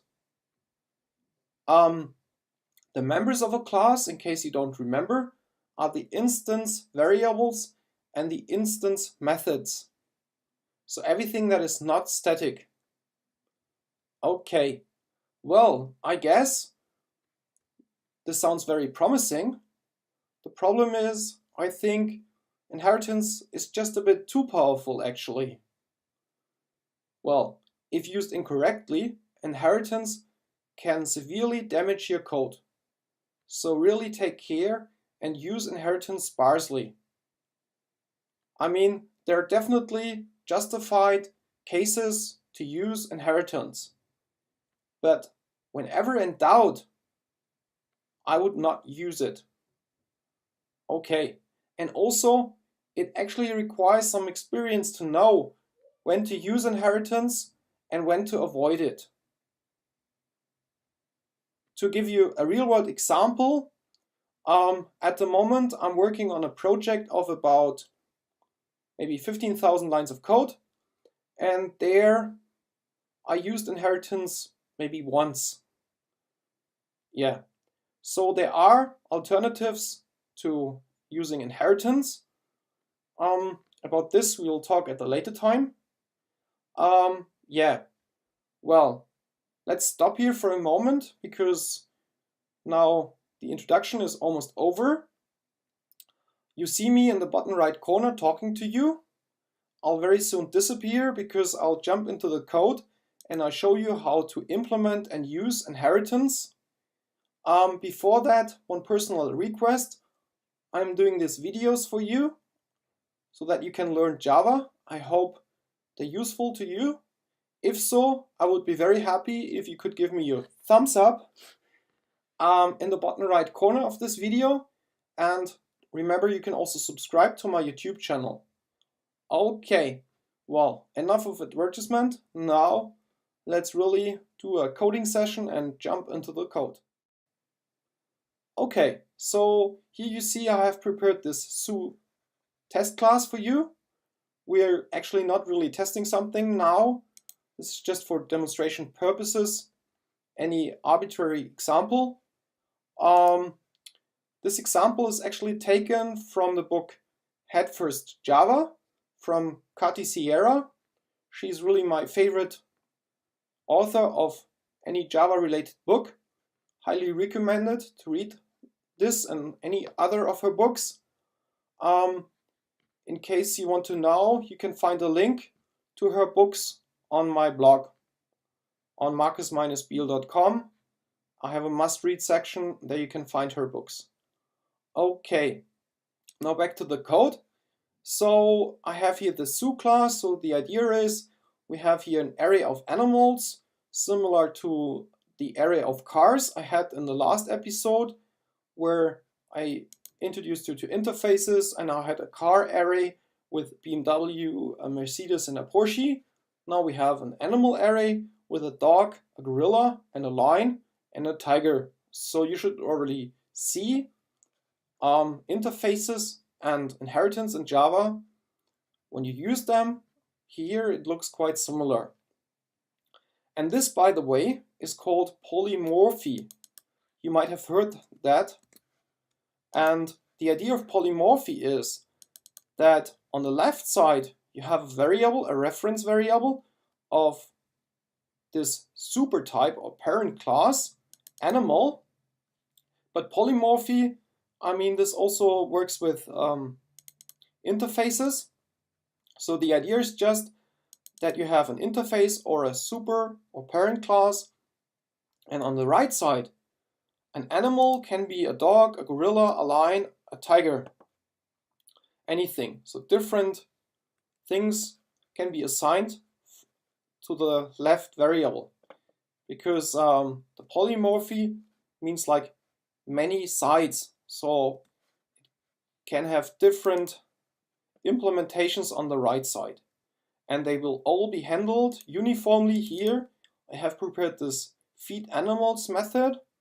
Let's maybe jump here.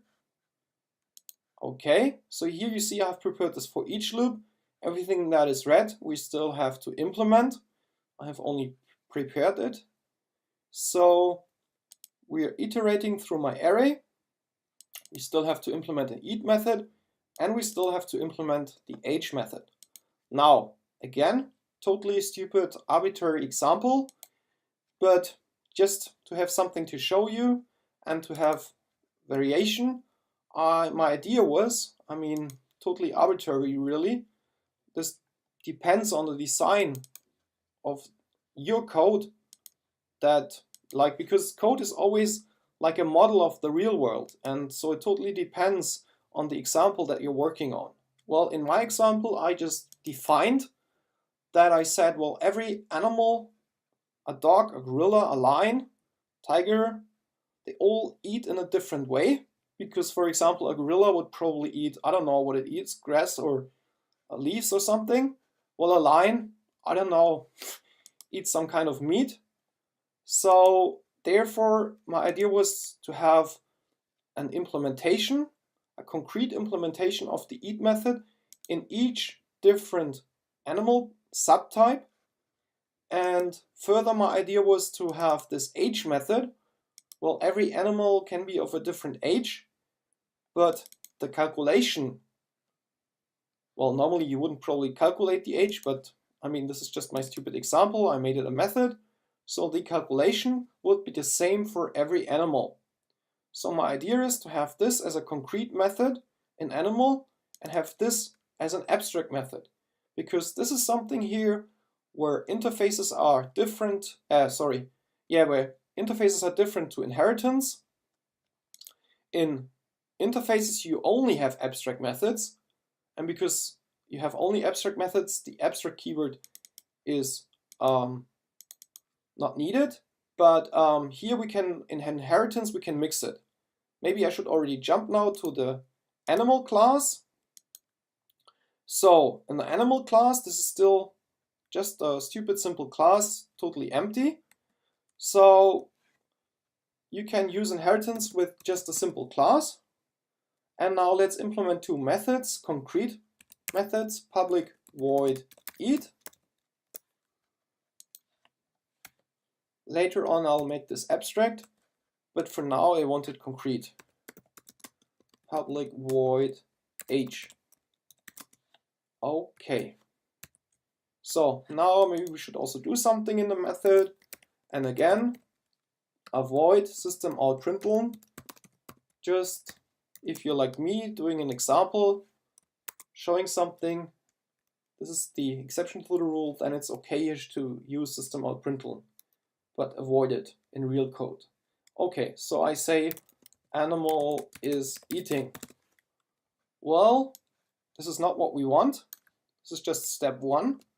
I said every animal is eating in its own way. And here I say age is calculated. Okay. Let's add here the dots too, just for fun. So now, see, this class looks totally like a regular class you have seen so many times before. Now, I go to the dog class and I want the dog to be an animal. Well, if this would be an interface, I would say implements, you remember. But it's not. It's a class, and we extend the class, and therefore the keyword is extends. Really totally easy. Okay, so we say extends animal. And now this is already using inheritance. Now it looks like as if the dog class was empty, but in fact we can already use these two methods in dog. Okay, let's continue doing this for all the other subtypes.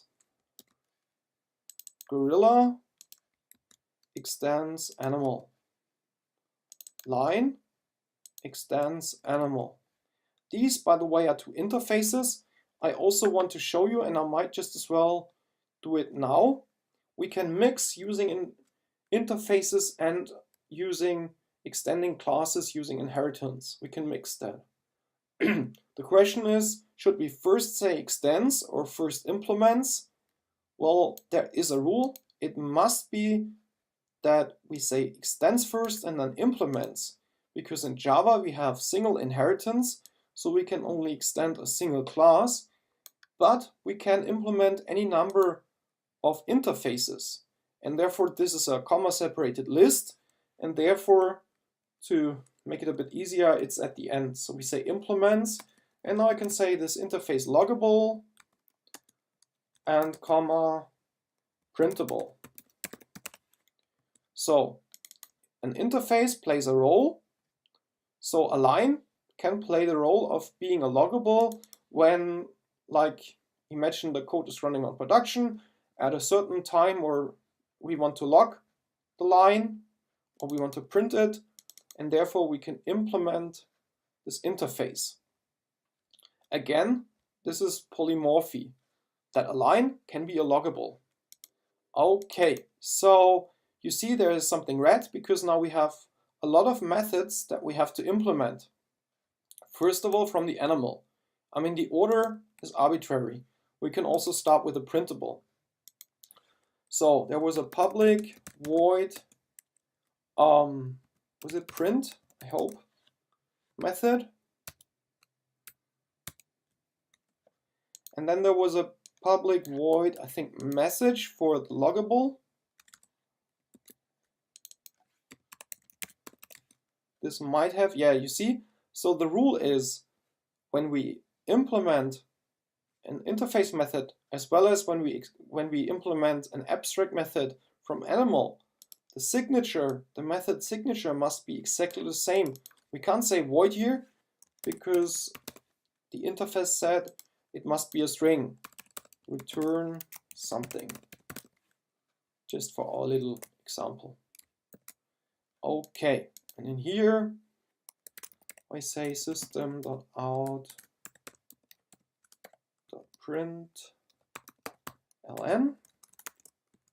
printing.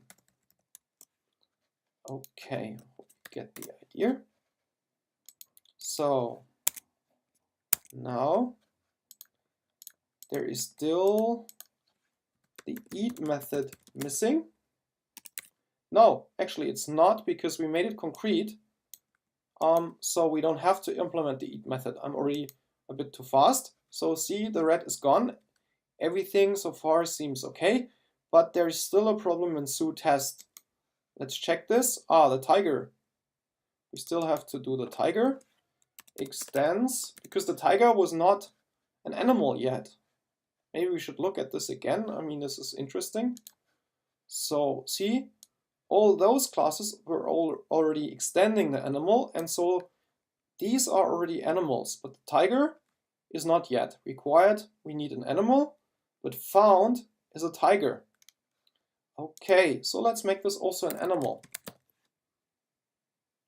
Now it's an animal, and now it's working. The red is gone.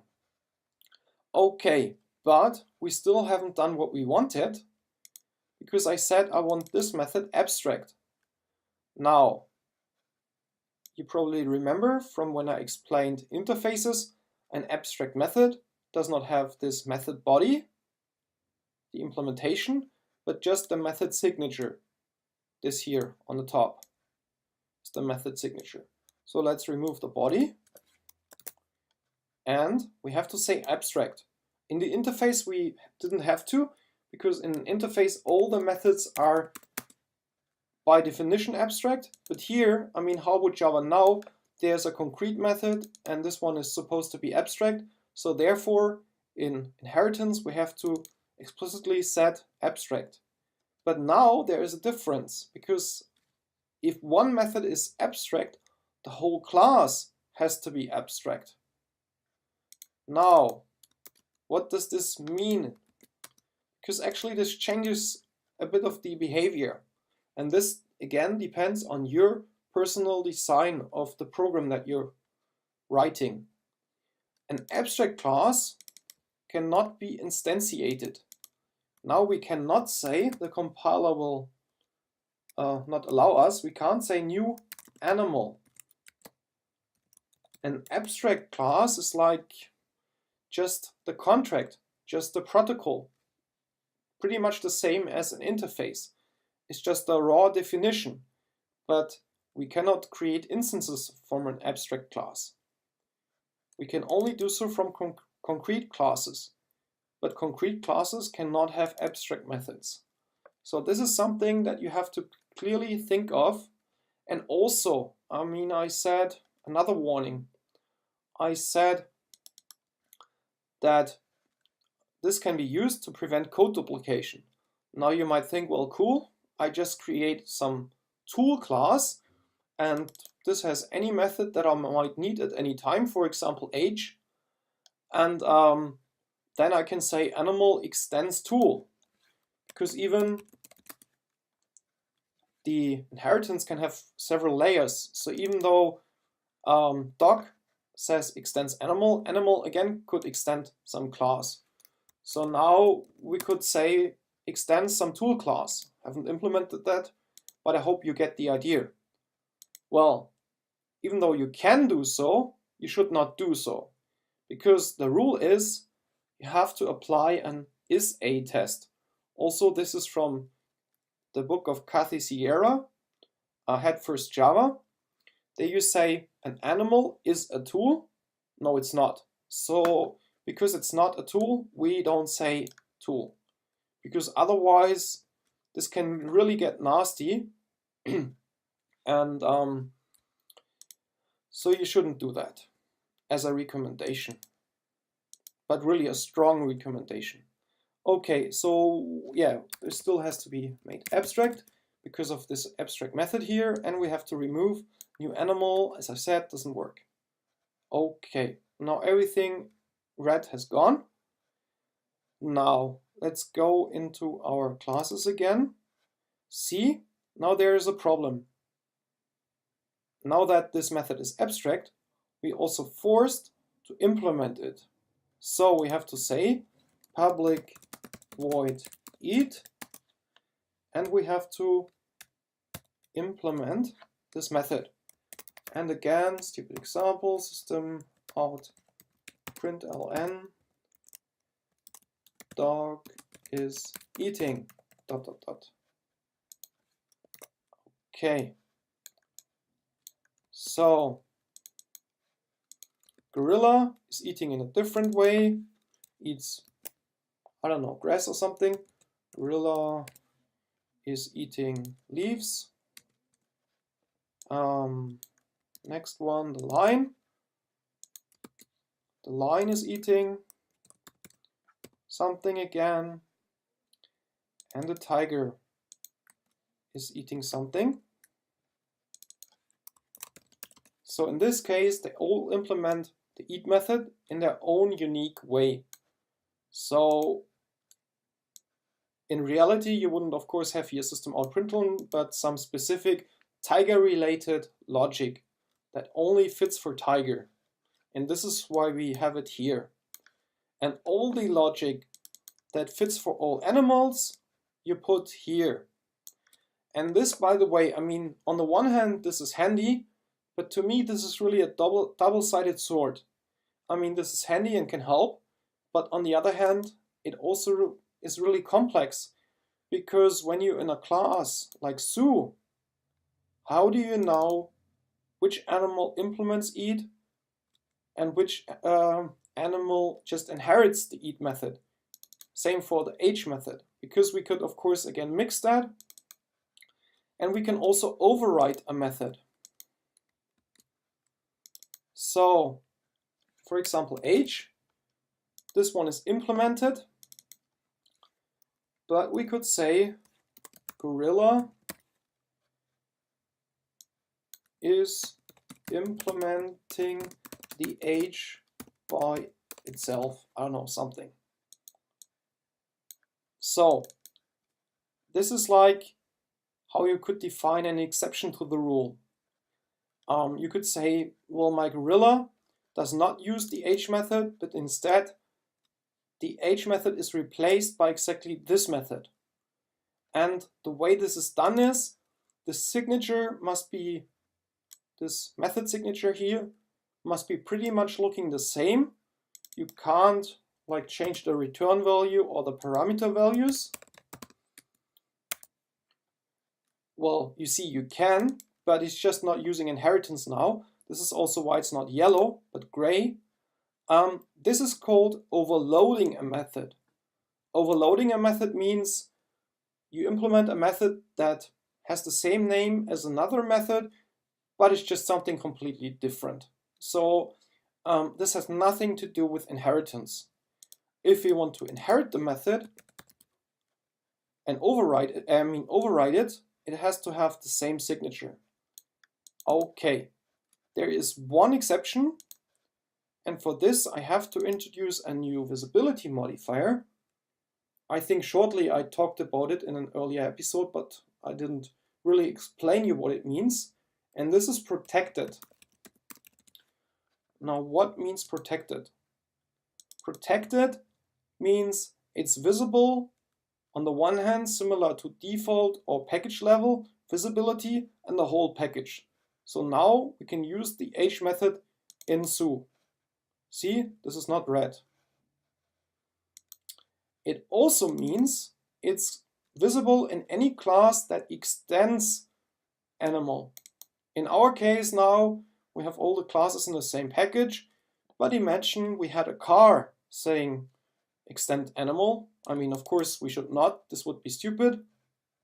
But just technically, not from a design perspective, we could then use the H method because it's protected. So the visibility is to any class that inherits from animal. On top, any class that is in the same package. And this again makes it complex. You see how much I have to explain so that you understand. And this is why I would avoid using it. So I just want you to passively know when someone else uses it, but I would really avoid it. But so protected visibility is less visible than public. And what I am allowed to do is I can increase the visibility in a child class. So where was I? Here. So I'm allowed, you see it works. I can say public void, no, this is still not inherited. Now it is, it's yellow again.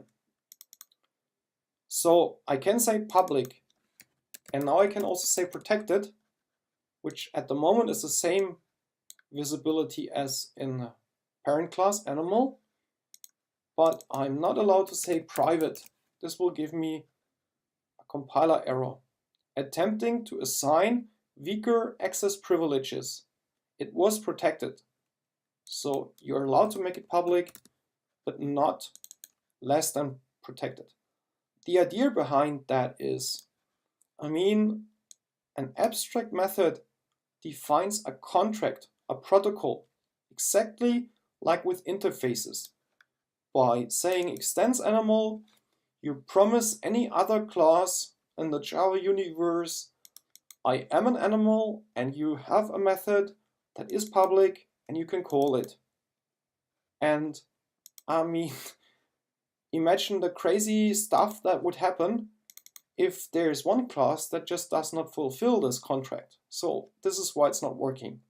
It has to have the same visibility. Okay. Then also, I said we inherit the members of a class. And I said the members of the class are the instance methods. These are the instance methods and the instance variables. So you can also have here a protected int age. And this will also be inherited. We can now say directly accesses in here.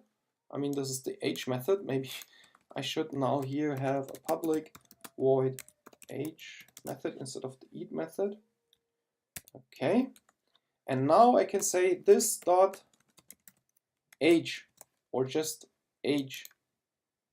Not a statement. Yeah, of course not. It's not finished. It's 45. So this would now set the age to 45. Or just age, because here we don't need the sys, because we know what we mean. Even though this is possible, we inherit the age field, I would not make use of it. Well, first of all, because I don't like protected, as I said. And second, because I think this kind of violates the capsulation, because the animal should be the only one working on its internal variables. Okay, so avoid protected and avoid like making the variables, the members, the instance members visible. If we have a static method, public static something, well, I have to implement it, of course. This can be used, static void, for example, by saying animal dot something. This can also be used now from Sue or wherever. So we could say animal dot something. Yeah, you see, it's also formatted differently. So we directly see this is a static method, but this will not be inherited. So you cannot like override this or so. In the Gorilla class, again, you can say animal dot something. Well, actually, you can even say, and this is a bit weird, Gorilla dot something, but this is not inheritance. It's just Java is a bit smart here. The compiler is a bit smart. It knows Gorilla is an animal, so it realizes this is an animal, and then it takes the static method. But this is still not inheritance. Okay, let me remove that. I hope I haven't confused you too much with that static. Just remember, we're only inheriting the members of the class, the instance methods and the instance variables. Okay, well, I think this is pretty much it. Maybe I should execute it again. And now we see dog is eating, age is calculated. Gorilla is eating, gorilla is implementing the age by itself. I was overwriting the age method in gorilla and only in gorilla. Lion is eating, age is calculated. Tiger is eating, age is calculated. So inheritance really is a complex beast. And in conclusion, use it sparsely. Only use it when you can apply the is-a test. A dog is an animal. A gorilla is an animal. A lion is an animal. A tiger is an animal. A tool is not an animal. So you will not say tool extends animal. Never. If you're just looking for something to like not copy and paste, to not duplicate code, you can do something else. Put your code into its own object, a tool object, and then always you can use composition. You could say, for example, a tiger has, I don't know, has a leg. If that makes sense now or not, I don't know. So leg. And then if you have a method, for example, walk, you can say leg.walk. And if you have another animal that also needs it's called eat still, so this would be walk. So now if you have another animal that should also use the leg, should also use this method, you can also make it to have this member. And this, by the way, can and also should be an interface. So that really makes it much more flexible, actually, even than inheritance, because using an interface, you can exchange the behavior at runtime. This is something I showed you in the last episode talking about interfaces, where I said you could have some condition if, I don't know, Sunday, use this implementation and otherwise the other implementation. I mean, this is just not real code, just very fast. Else, I just hope you get the idea. I could say if Sunday leg equals to my fast leg, or legs, you know, and the other days I'm not so fast, I say use the slow leg, and then after the instantiation I would say leg.walk. Okay, so of course, I mean, this if else again introduces some complexity. So whenever you design something, there's always pro and con, and you have to think, what do I really need? But so you can use this just to give you one example to not use inheritance and still not duplicate your code. Okay, let me remove that. Don't want it to be red. Want it to be working. Okay, now let's maybe recap before I finish this video. So we talked about inheritance. We talked about polymorphy. I showed you can use composition, and there's also actually a design principle. It's called favor composition over inheritance. I showed you can mix using inheritance with, where was that? In one of these classes. Yeah, with interfaces. I showed you can implement several interfaces. You can only extend one class. So I cannot say, already when I do the comma, something is wrong. So I cannot say this, animal2. This doesn't work. Just believe me for now.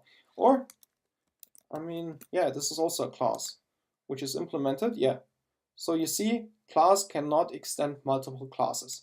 This works in C++ and is even more nasty than single inheritance.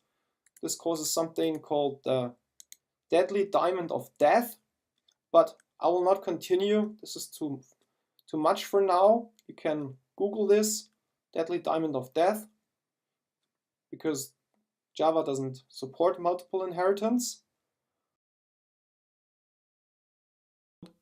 I'm going to talk about the method finalize of the class object. The class object is the root of the class hierarchy. Every class in the whole Java universe inherits the methods of this class. So this is what makes those methods here very important. Which is probably also the reason why those methods are very often used in Java developer job interview questions. So one way or the other, I hope I have now raised your attention. Also, you should know that this episode, as well as the following ones talking about all those methods, are based on the really great book, Effective Java 2nd edition from Joshua Block. I think I mentioned it already earlier. Now I have to say it again. Buy this book, read it. Even better would be if you read it twice. It's full of condensed information advanced Java developer must know. My episode is supposed to give you an introduction to the topic, but for more detailed information, it's necessary that you read this book. Okay, so let's already start talking about the finalize method. The finalize method is actually a hook method. What is a hook method? A hook method is a method that there is an empty implementation provided in the class object, and the idea is that when you want this method to be used, you would provide an implementation in your own class by overwriting this method, and then this method will be called by the JVM.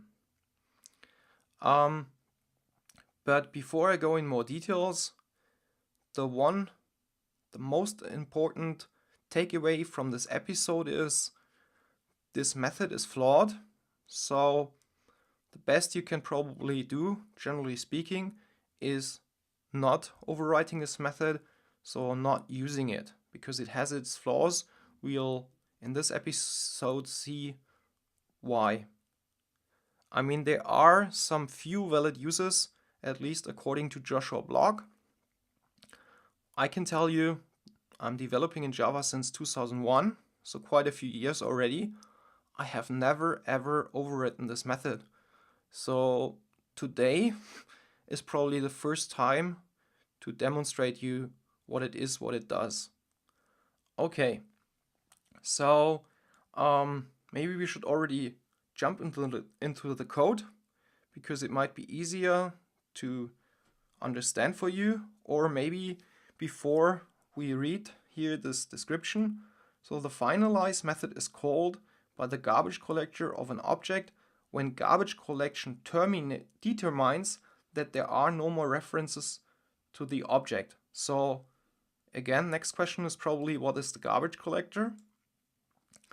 Well, the garbage collector is really a very cool thing of the Java language. Other languages such as C++ don't have it. As the name implies, it collects the garbage. What's the garbage?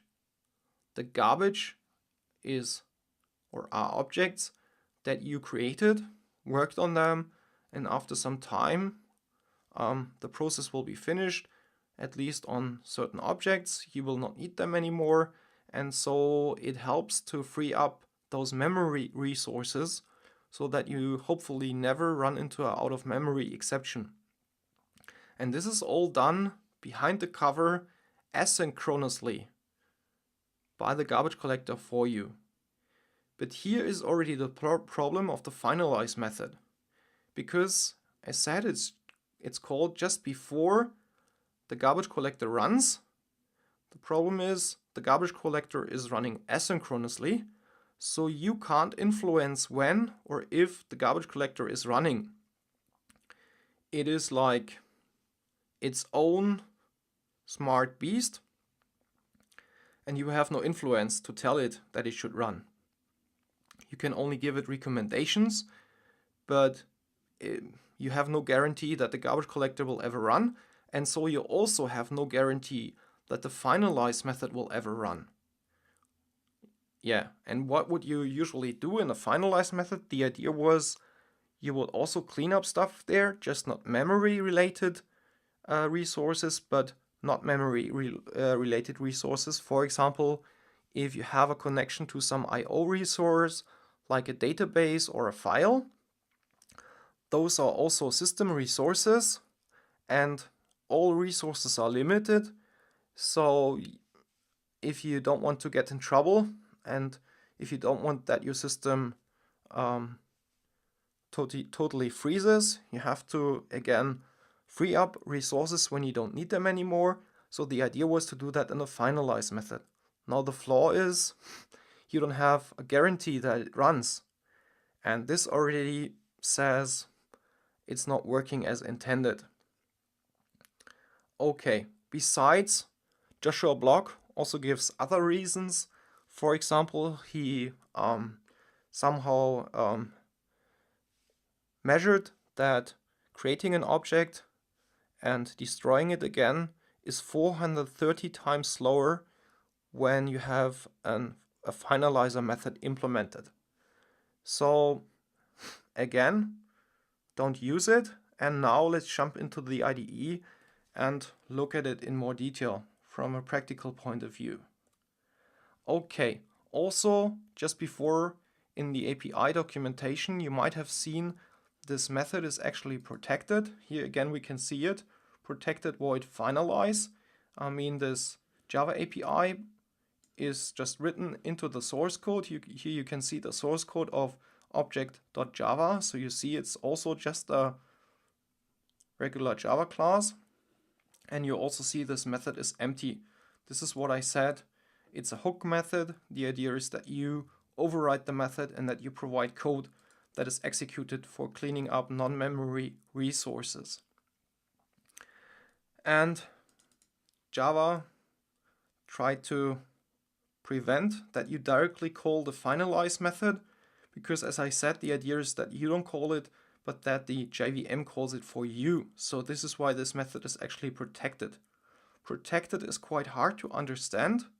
One way you can use a method that is protected is if you are in the same package. So let's check. This class is in the package Java Lang. So I thought, being nasty, I can just as well create a class in this package, and this is what I did. Here, test Java in package Java Lang. You see, everything seems fine. I don't have any exception from the compiler.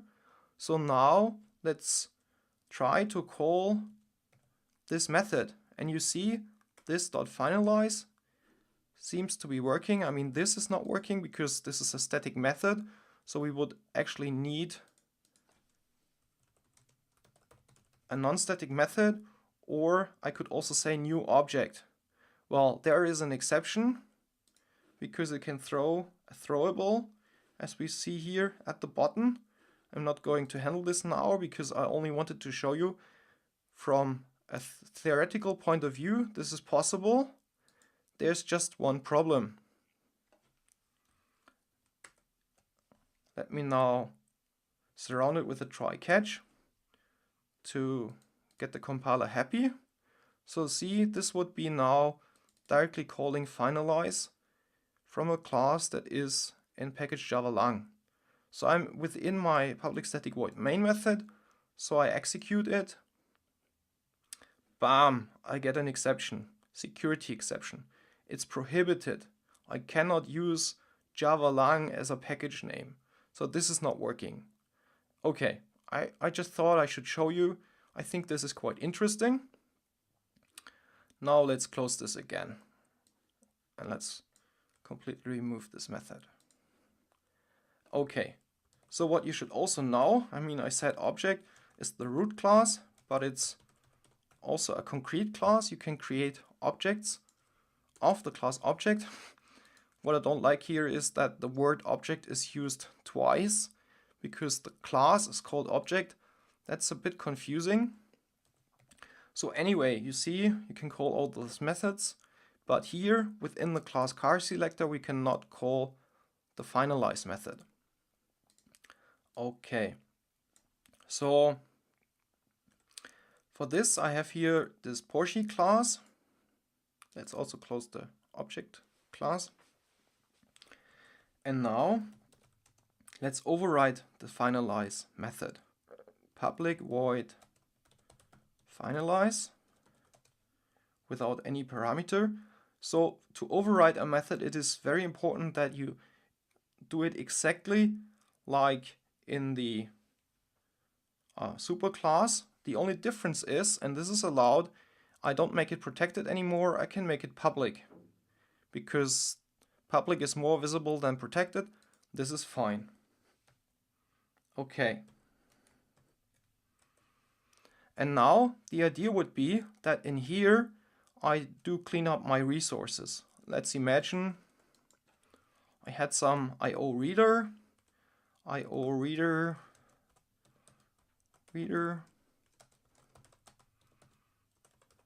not going to implement this, just so that you get the idea. So the idea was that within here you would, like, for example, close those resources. For this, usually IO readers provide a close method. Now there are several problems. For one, I said you don't have a guarantee that this method is ever called. This is totally in control by the JVM and you can not influence that. It's running out of your control, it's running asynchronously. And therefore, it doesn't really serve our purpose. Second flaw is if within here we have an exception that is not called, the process here will be stopped and our objects will remain in some weird, let's say, zombie state. Yeah. Okay, so the question is, what's the alternative then to using the finalize method? The alternative would be if you have a class that that uses resources that you want to be closed before it's cleaned up, you could provide, like I told you here, the IO reader would do. You could and you should provide some close method.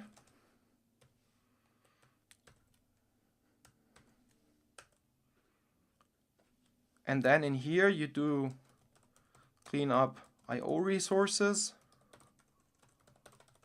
Not going to implement this now. And then let's make this compilable. In CarSelector, let's imagine this was a client of using Porsche. When we have Porsche, new Porsche, you use a try finally. We talked about exception handling already. And I think there in this episode I told you also you can say try catch and finally, but you can also use the finally without a catch. Now, if we need a catch or not, this is a different discussion. What is important is that at the end you have a finally, because the finally, the cool thing about the finally, even when there is an exception happening, it will always be executed. Because this was our problem, we need to make sure that the non-memory resources get cleaned up. Okay, so try, finally, and then in here we could say Porsche.close to clean up the resources. This is how you properly do it in Java. Okay, also shortly let me show you what I think is interesting. Let's go back what I had before. And the finalize method. what I also want you to know is, I said we are overriding the method from the class object, which is empty. And there's actually an annotation that is quite helpful here. And this is the annotation, the override annotation. See, when I put the add, there is override. So about annotations we haven't talked a lot yet. So let me explain that in short. This is actually some meta information for your compiler that you say, well, my intent here is I want to override some method. If this has a different name, some other name, here you see you get an exception. Method does not override any method from its superclass. Now you might not understand what this helps us. So let's again call it finalize. Now the thing is, you only override a method if the signature is the same as in the superclass. Now if I add a parameter here, this is not overriding anymore, but overloading the method.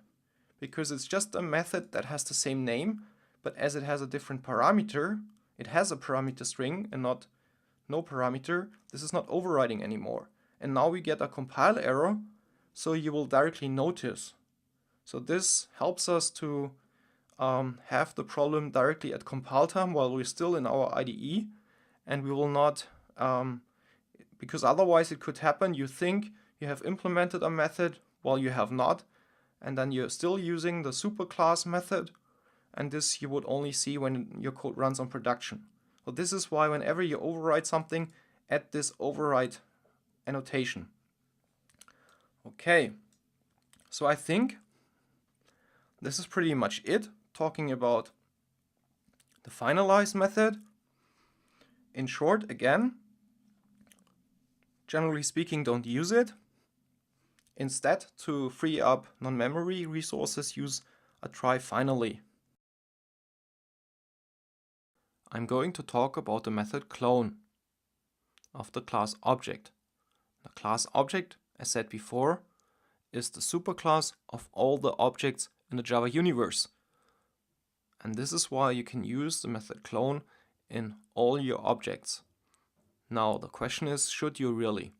And the short answer is, you should not, at least generally speaking.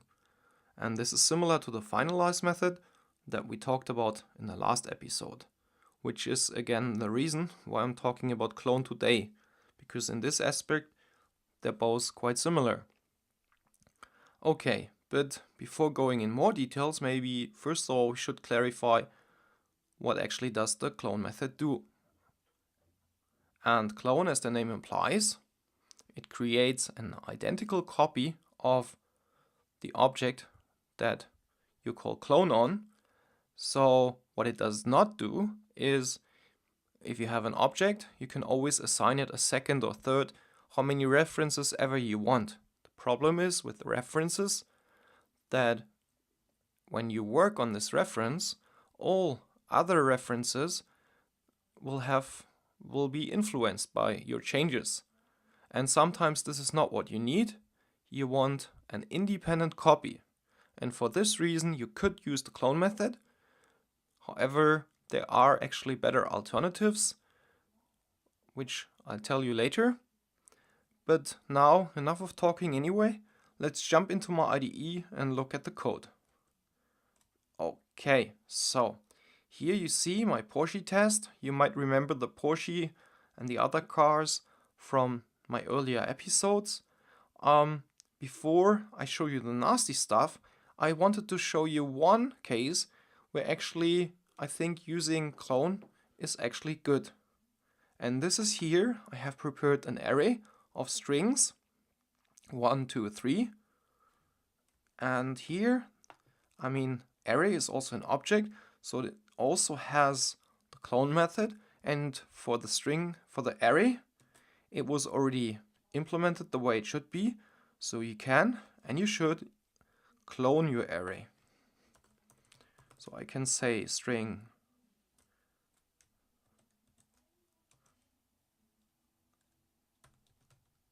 copied array equals to array.clone, and then I can assert not same, which means this checks now if we just have a reference.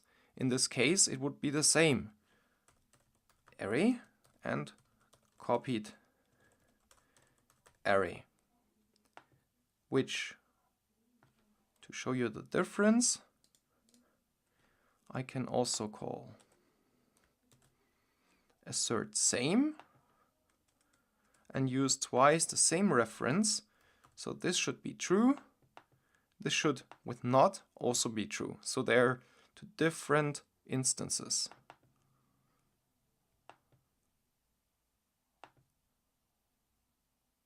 You see, it finished with a green bar. This is what we want to see. So it seems array and array compared to itself, it's both the same reference. They're both referring to the same object. But the copy is not the same reference. It's not the same object. It is a new object. And now, I want to make this short, but I want to show you at least system out print ln.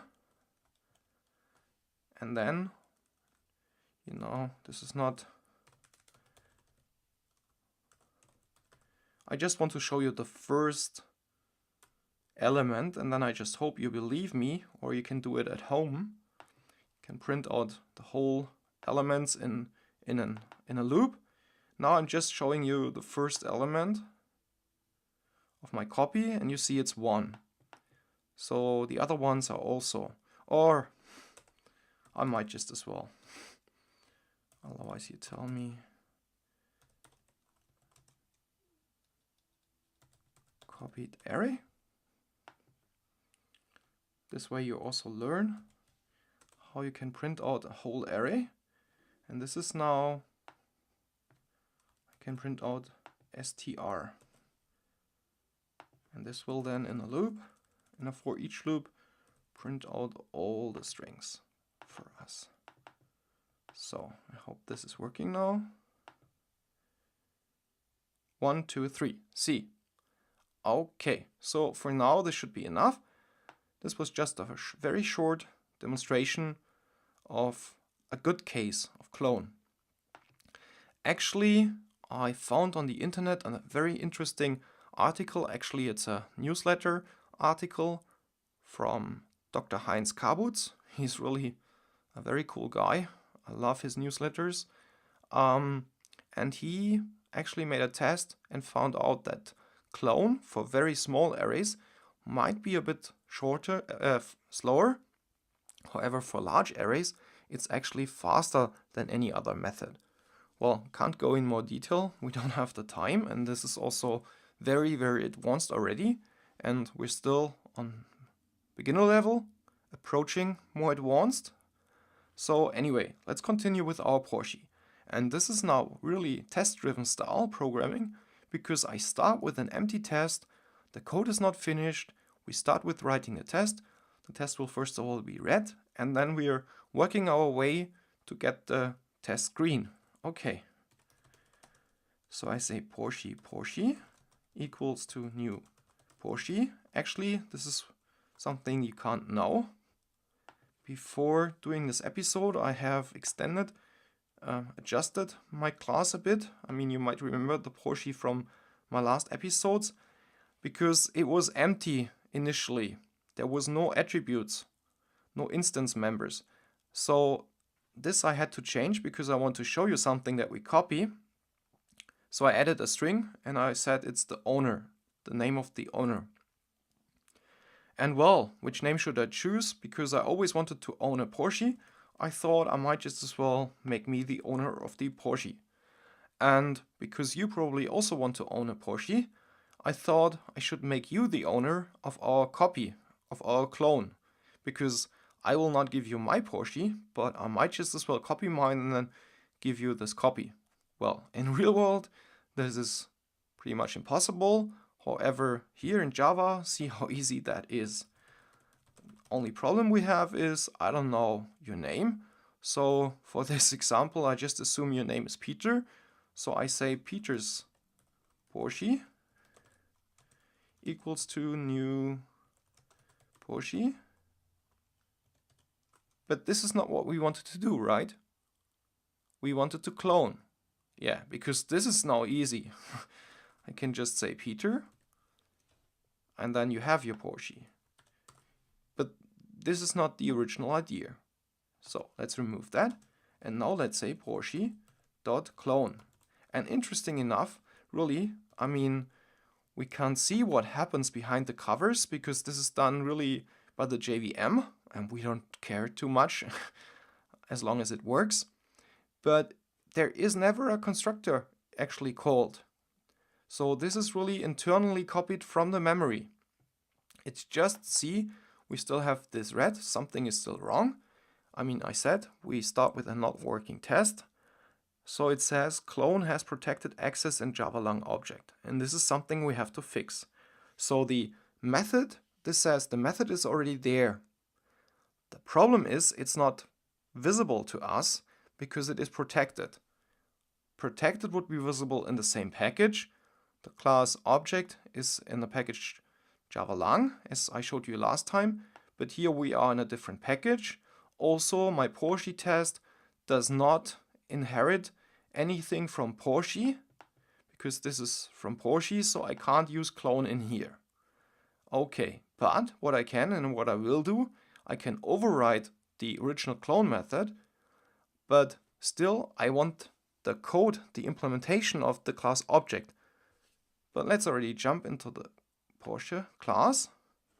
So I will override it, public Porsche, because I wanted to return a Porsche to me. Clone. And then you might still remember from my last episode, we can and we should put override here to have a check from the compiler side that we actually did everything correctly. Now let me format that. Okay, and you see there's nothing red, so it seems like so far everything is fine. Well, actually, one interesting thing is the original implementation says object, because in object what could you return? You don't know the object, but the method always is exactly copying whatever object there is, and in our case we have a Porsche, so it is also fine to directly make this return a Porsche. But now we have an empty implementation and we have to return a Porsche. Well, we could say return new Porsche, but again, this would not be a clone. So our test would fail in this case. So this is not what we can do. So we have to say super. Super means I want to call a method from the super class, in this case object. And you see already here, I see clone. It's actually the first method because my IDE is already smart. It knows the name of this method is clone. So it assumes I want to call super clone. Okay, so, and then I want to return it. So all we did so far is we override the method, and then again we said, well, actually, I don't really want to override it. All I want is I want to use the method of class object. So all we did so far is we made the visibility public so that we're able to use it. This is all we did so far. But now you see there is still a problem. Unhandled exception, Java.lang, clone not supported exception. And this is already, in my opinion, a flaw. Because, like, why does this now throw a clone not supported exception if we do support clone? So, anyway, this is how it is. And now we have to fix that. The way we fix that is we say try, because there is an exception that could happen. And we will catch the exception. Catch. And there my IDE again helps me, clone not supported exception. I usually give it the name E. Okay, now what should we do here? Some people say return null, because we have to return something. This is just the signature forces us to return something, but this is not so nice. I mean, actually we assume this is hopefully never happening, But if it, for whatever reason, is happening, we really want to see that it is a problem. So in this case, and I kind of copied that from Josh Block, because again, my episode here about clone is based on his book, Effective Java, 2nd edition. And it was exactly the same with the Finalize episode, so I can only give you a short introduction to the topic. Josh Block, in his book, he has like, I think, 8 pages only on the clone method. You should really buy the book and read it. So for this, you can go to markus-biel.com, click on Must Reads, and there you'll find the book and you can buy it directly. Yeah, also all the books in the Must Read section, I mean, I have picked the name for a reason. Those are really books, I want you to read them all. They're really classics. The best of the best Java books you could find, in my opinion at least. So if you trust me, buy that book and read it. Okay, anyway, so what he did, and what I will do the same, is he said throw new assertion error. Because if this happens, this is not even an exception, this is really an error. We really have a big problem here if we get this clone not supported exception. Okay, so this here now seems fine, but there's still something wrong. And this is, it says I'm calling super.clone. And as I told you, this is the method from object, and object returns an object, at least from the signature of the method. But we are smarter, we know actually it's safe to say Porsche, because this object, I mean the super type is object, but the subtype is a Porsche. So we do an explicit cast and we cast it to Porsche. This is safe here. Yeah, if it was not safe, it would throw a class not support class cast exception, sorry, but in this case, believe me, we'll see, it should work. Okay, well, are we done? It looks like we were. Well, actually, as I said, this method is flawed, so we are not done. We still have to do some more thing. But this I want to see. I mean, my idea was to implement the method, I did that. So now let's go back to our test. You see, everything is, well, I can't say green, but the red stuff has gone, so I can execute the test. But I haven't asserted anything yet. So the first assert that I want to do is, I want to assert not same. This is just a shorter, handy form of saying not equal. So it would be the same if we say Porsche not equal to Peter's Porsche, because the idea is that when my clone worked, that I have a new object. And because it's good to have a method that already from the method name tells us what it does, I use this one and I compare now Porsche to Peter's Porsche. So my first test is just asserting that this reference here is not referencing this Porsche here now, but something else. This is in our first test all I want to achieve. Okay, so I execute the test. And bam! You see the assertion error? I said, well, everything will be saved, la la la la, when it's not. And this is why tests are so great. Yes. And now we can see what happened and think about why did this happen. Okay, so by jumping here, see, line 28, I see this happened. The problem is here in this case, without further knowledge, it would really be hard to know why this happened. So here, sorry, I have to help a bit. The thing is, I mean, I told you this method is flawed. It's not enough to use the power of inheritance here. On top, you have to implement an interface here. So we are already implementing car, but for interfaces, I told you in the episode about interfaces, we can implement several interfaces. So here I have now to implement the clonable interface from Java Lang also. Now, funny enough, implementing the interface, normally I would expect that I would have to implement some method. Well, in this case, it's different. We don't have to implement anything. And this is a specific case. This interface we call a marker interface. So this interface is actually empty. There's nothing in there. It just tells the JVM, I'm implementing Clonable, so you can call Clonable here. Clone here, it works.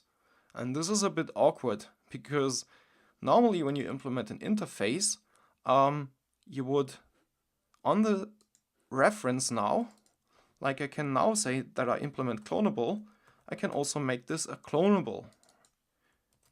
So that my Peter's Porsche now plays the role of being a Clonable.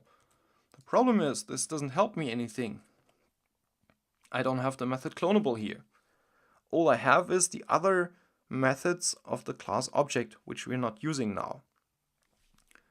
So, because I can also say car, I mean I'm implementing also the car interface, and then I can call the methods of car, which is drive plus all the methods of class object. Okay, well, about markers interface, that's also another topic. This is a design pattern. Haven't talked much about design patterns yet. Marker interface really has good uses. So a marker interface, generally speaking, is not bad. It just here in this case, it's a bit weird that you have to implement a marker interface and then on top you have to override the method. Okay, so I make this a Porsche again. But now, and now the assert same is already again working because otherwise you could not compare different things. Let's try it again. And see, now we have the green bar, process finished with exit code. So my first assumption is correct. Peter's Porsche is not the same instance as Porsche. Okay, so now I want to see who's the owner at the moment of Peter's Porsche. Peter's Porsche dot as string. And this is why before I prepared this method, because it returns Porsche of plus the owner's name. Because at the moment we don't have another way of seeing the content of owner's name. So I wrote this method to see who's owning it at the moment. Okay. And my expectation when we're finished is that the name would be Peter. So I would say it should return Porsche of Peter. So let's write a test for this. Assert equals, first the expectation, here you also see it, expected. So I'm expecting it to say Porsche of Peter. Okay, and then comma, and I put here Porsche dot as string, which is calling the method. So I expect the method to return Porsche of Peter. Later on, I mean, there's also again a method called equals. In a later episode, I'll talk about this, then we will have a better way of comparing that. For now, I'm using the string method because we haven't talked about the equals method yet. So there's still something missing. Okay, I can remove that. So let me also execute this test now, and it should be red. Yeah. Oh, there's an error. I have missed a semicolon. Again, sorry.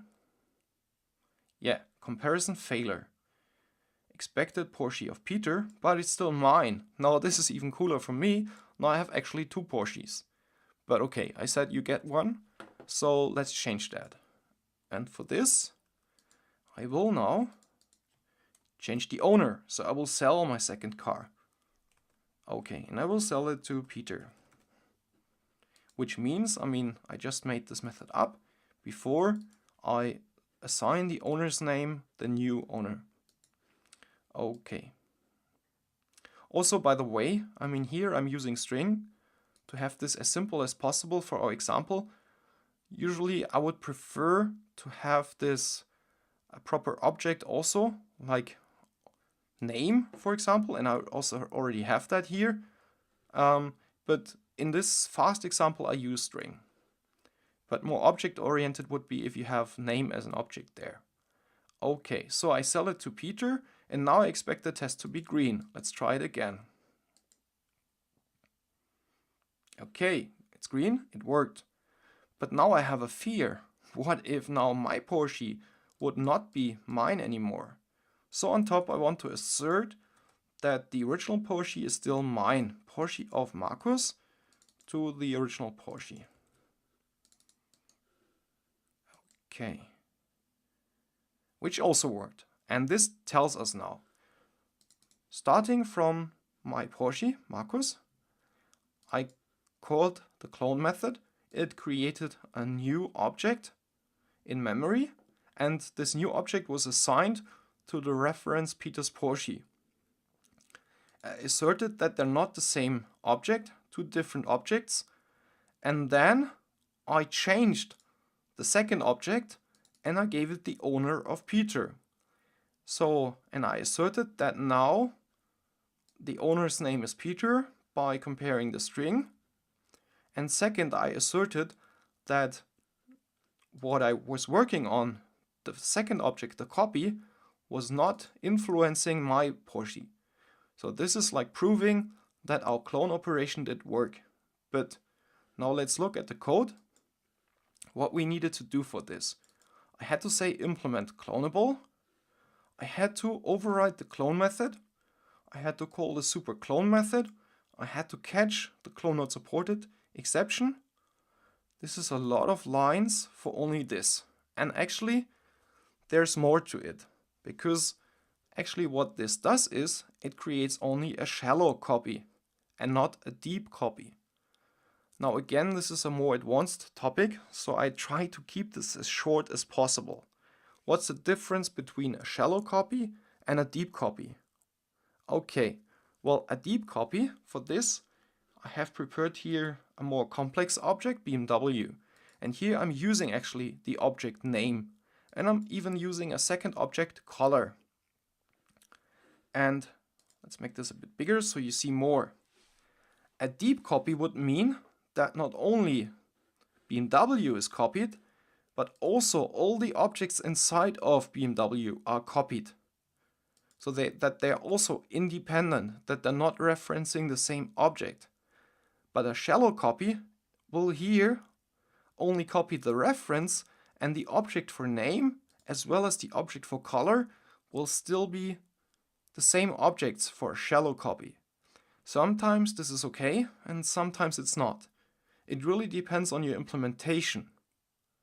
However, in short, if you, using clone, want to make a deep copy, you will also have to call clone on the internal objects. And this here I have prepared. So here I'm calling clone actually 3 times. Now, one more problem of the clone method is, what I'm actually doing here is, first of all, I cloned BMW, and then on this attribute and this one, which is already fully functional, I assign a new value, which only works if this is not final. So it turns out that in order to make a deep copy, it only works if your internals are not final, and sometimes you want them to be final. So this is really a limitation of the clone method. And also, I mean, how complicated it is not so nice. Okay. And for this, there are alternatives, I told you. I've written here a lot of code. I have written this code so I could show you, but I think, yeah, I would want to make this episode not as long, because I noticed many of you are only watching like the first minutes, so 95% will already be asleep anyway. So let's keep this short. So, in short, let me show you alternatives to using the clone method. There are two alternatives. The first alternative is using a so-called copy constructor, and this is this thing here. The copy constructor has one parameter, and this is the same object.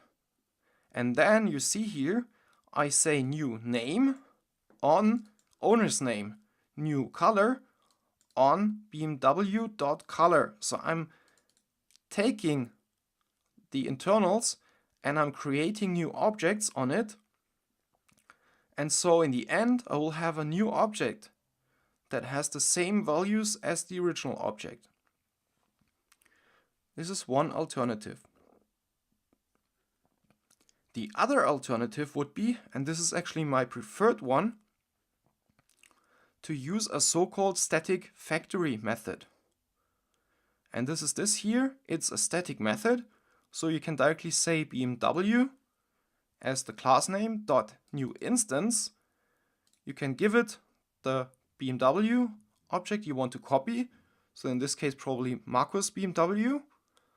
And then here you see I again call the constructor new BMW, but here this is a more complex object, so I have to recursively, we call this recursively, because again I say new instance and here also new instance.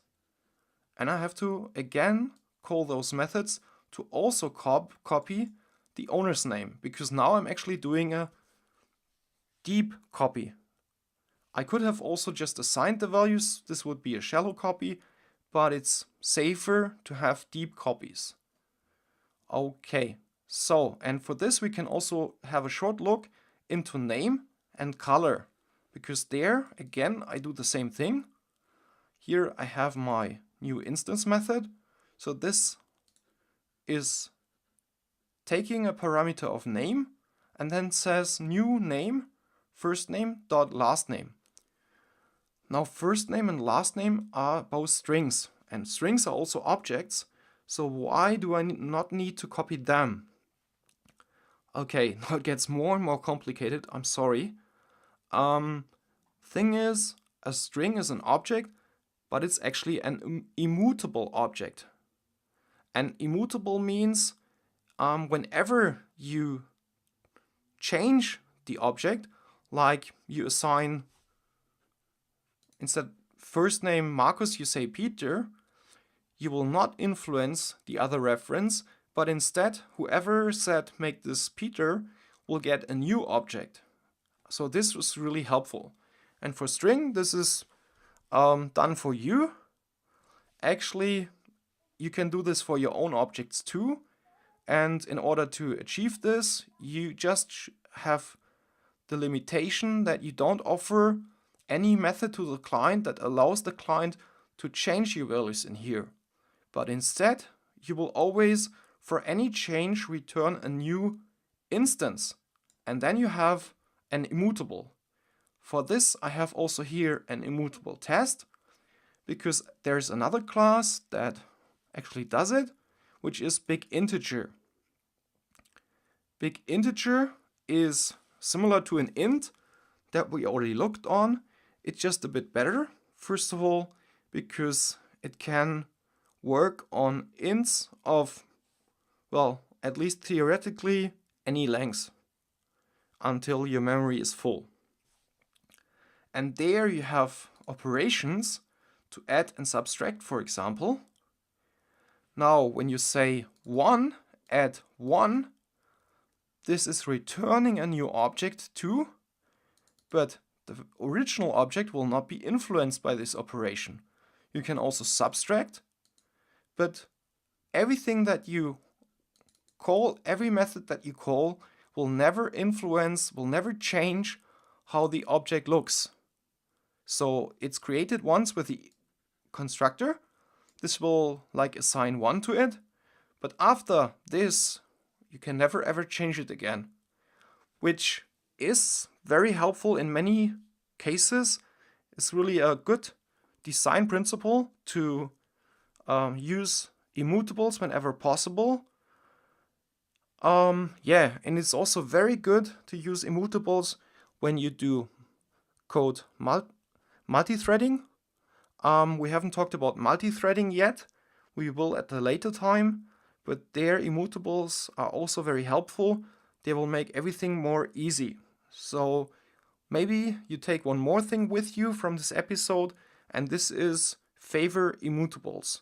Try to design your objects, your classes in a way that they are not mutable, that they cannot be changed after they were created.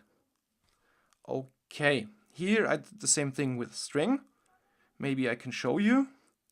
So I assign twice hello, which in memory is actually the same object. But when later on here I say hi, this will influence the string 1 and not influence the string 2. Let's execute this shortly. So you see, let's make this bigger so we can see both. A bit bigger even. Okay. So now I see the first string here printed hi, the second string printed hello, and so they're not equal. The first one has hi and the second one has hello. And if I remove this, this is why I had commented it out. Let's execute it again. Of course, now they both have hello. So that's the difference. And this is one example of an immutable. Strings are by definition immutable. Maybe we could also call this here. So I print out in the end 0, 1, and 2. And also I asserted here a few things. So the int value of 1 is 1, the int value of 2 is 2, and the int value of 0 is 0. While I'm operating on these objects, they will always return a new object, They will not influence the original object. This is an immutable. This is something that you should try always to achieve. Okay, let's go back to clone. Let's recap. So, in order to properly use clone, you have to, first of all, override the clone method so that it is public. Second, you don't have to, but it's recommended. Use not object here, but use the type of the class that you're in. Then you will have to do an explicit cast to the class here. Catch the clone not supported exception, throw new assertion error, which will show you in case you forgot to implement clonable, which you will also have to do. However, what this is going to achieve, it will create a shallow clone for you, which means if there are objects that are not immutables and you then operate on those objects, this can break another object because still you're not totally independent, you're only partially independent, you're only on the first level independent. But if here you have name, this would only copy the reference and the object here would still be the same. If you also want to achieve this, you have to implement a more complex clone method. You have to also call clone on the internal objects and then assign the new cloned values to your internal attributes, which will only work if they are not final. So this already limits the way you can implement your code. See, this is not working now. So, and this is one of the many reasons why you should not use clone, other than to clone an array.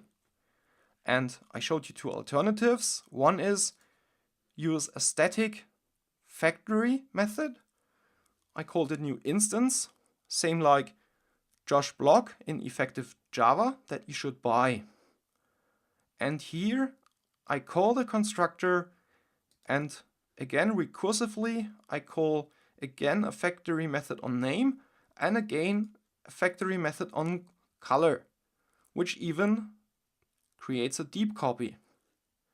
Or I can do the same thing with a constructor, but you see this is actually shorter. So this is why I would prefer to use the factory method. But it both works. Okay, so here I call twice a new constructor, I create a new name object, and I create a new color object. Okay, and then in name we can also look. Here you see I do the same thing, and this now is strings, and I set strings. Now we don't have to call clone because a string is immutable. So you have to do this recursively until you reach either an immutable object or a primitive. If this were again like first name object, we would have to continue with cloning or copying, like calling the constructor, until you reach either a string or a primitive value or another immutable object. See, here I also implemented clone. And then we can also look at color one last time. For all of them, I have done the 3 different implementations. Here with a static new instance method, here with a clone method, and last but not least here with a copy constructor. It receives a color object and then it retrieves the string from the original object, which is a string which we don't have to clone any further. I'm actually going to talk a bit about various smaller topics. We are still on track, talking about the class object and all its methods. The last 2 methods I need to tell you about are hashcode and equals.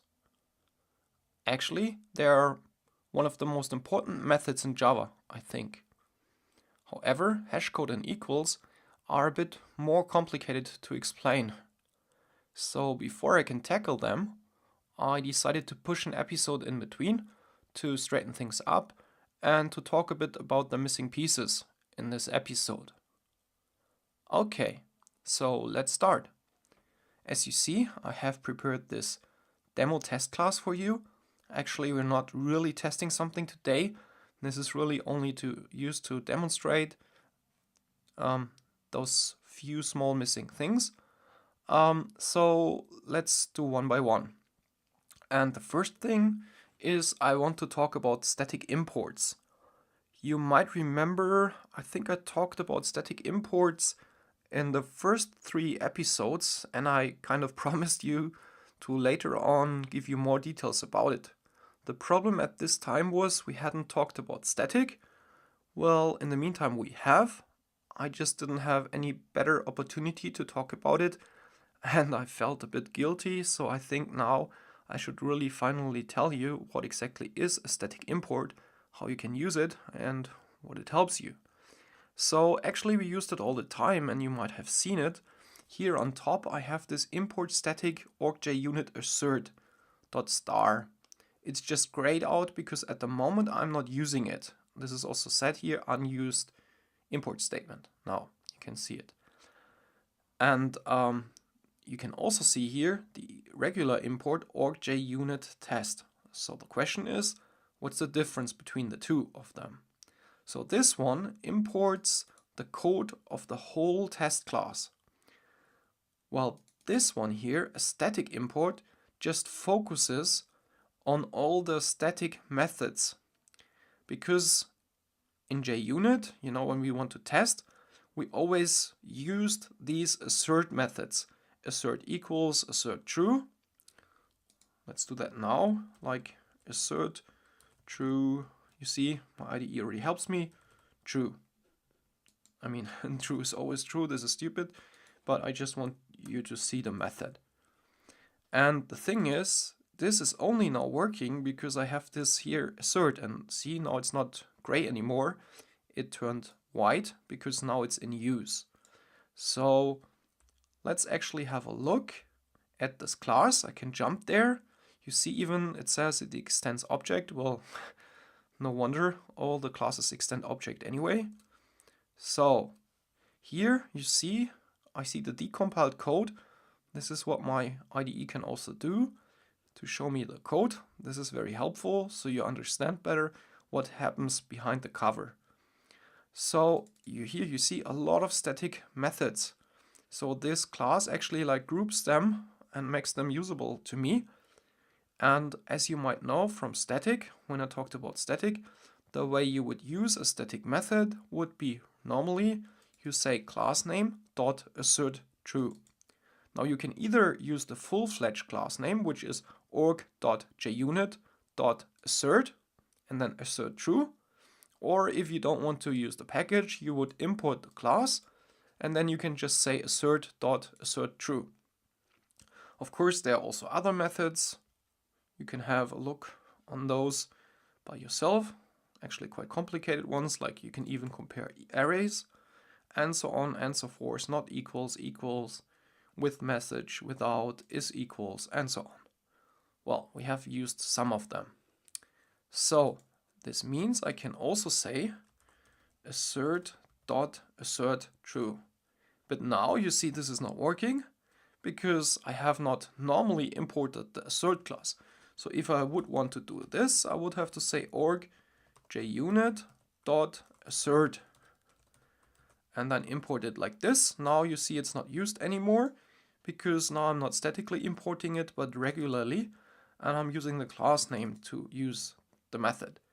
But I mean, when they introduced it, I think this was with Java 5, the reason to introduce it was to just make these statements shorter, because you don't always want to write assert dot all the time.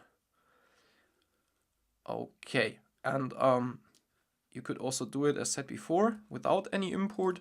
This would even be more longer. Then you could go without the import. No, they're not, see, but there it is working. That's the difference, because now I don't do any import. Let's put it back, and then we can go with or without. And if you want it like this in the shortest form, you need the static import and not the regular import. So that is a static import. And the dot star means just import all the static members, well, static is not members, all the static functions and also the static variables of the class. So if you have variables you want to import that are static, this also works with the star operator here. But you can also say you import only specific functions or attributes. So this is up to you. Okay, so that's all I can tell you about static imports. I think sometimes they're helpful. More often it actually happens than you would think that you would import several methods or attributes that are the same in different classes. If you have that, it's exactly the same like I told you about the imports. You can only import one method name once by using a static import. If you now have a second class that has the same method, you will then have to use the full-fledged or at least the class name so that the JVM, the compiler, knows in this case I want the assert true method from this class, and in the other case I want the assert true from another class. Okay, so you can't, I mean, there must be a way that the compiler understands what you're trying to do. If I only import this statically once, I mean, then it's just obvious the assert true is part of the assert class here. Okay, so that much about static imports. The next small thing I want to talk about, let's open this up, is default values for different data types. I think this is quite important and also interesting, because I see many people that would have here member variables defined, and then they would say something like here, well, for cards different, wait, like for the boolean they would say false, or for the object they would say null. And you don't have to do that, because null for object as well as false for boolean is the default. So this is, in my eyes, this is just clutter. You write code that you don't have to. I mean, for every rule there is always an exception. For example, if this is very important that this is set to false, and this is really a specific case and you want to give a message with it, it might make sense to sometimes write here explicitly false. But then also maybe you should name your variable a bit different so that it says why this is important. And because my boolean now, I mean, this might be the problem. It doesn't say why this is always false. Okay. So, and now let's have a look at all the different defaults. But when I say default, this really only applies for these member variables up here. If you, for example, have a local variable like boolean b, you can't do that. If I'm now trying to use it, this is not going to work. If b, this will give me a problem. Variable b might not have been initialized. But it does work with the boolean up here. This is going to work. See? And now it will count as false. So the if would not be executed, the branch. Okay, but now enough of talking, blah, blah, blah, blah, blah. You might already be asleep, so wake up. Okay, so let's make this a bit bigger so we can see it properly. Okay. Now, so you see, byte default value, short default value, those are all 0. Actually, there are many number types that we haven't talked about, and this is also what I'm just going to introduce right now, because we totally focused on int, because this is actually the one that is most times used. But as you see here, there are also others. I think I once showed you byte, and I also showed you once car. But there are also others. In my opinion, this is just these smaller data types. We will see the ranges very soon. Are only here because I think like this or similar, they existed in other programming languages before Java, like maybe C, C++. In my opinion, this is the reason is probably because like something like 30 years ago, the memory was so expensive and there was really the memory space was so limited. Like you would have a memory of, I don't know, a few kilobytes. Now with gigabytes of RAM, this is totally a different issue. So the space int uses actually a bit more bytes, but the space is really not relevant these days. In 99 and probably 99.9% of the cases, I always use int. So byte in short, in my personal opinion, something like deprecated. I mean, this is not true actually, because I'm sure someone can tell me there is a specific case where you would need them. It's just that on average, generally speaking, you should be fine with an int. And we'll look at actually the sizes of these types in a second. So yeah, the long is actually bigger, can save longer numbers than int. This sometimes might be needed, but also not so often really, I think. Now float and double, as the name implies, at least for float, they're both floating numbers, and double, I think the name comes because it's like double the space or something than that of a float. Actually, also these I hardly use because, first of all, I personally did not work too much with these kind of floating point calculations. And second, in case I did, for example, calculating on money, there you would need that. But there they are quite problematic actually, because they don't calculate properly on the cent. It can happen that when you have something like €2.20 multiplied by, I don't know, or divided by a number of people, that in the end you lose or you gain a cent. And like in the financial industry, this is just not okay.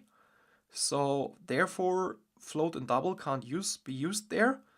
The reason I can't perfectly tell you, but I think it has to do with internally these numbers are of course stored in a binary format. You know, a computer only knows 0 and 1. And then when from this format it's transferred to our decimal format for those floating point numbers, then there are rounding issues.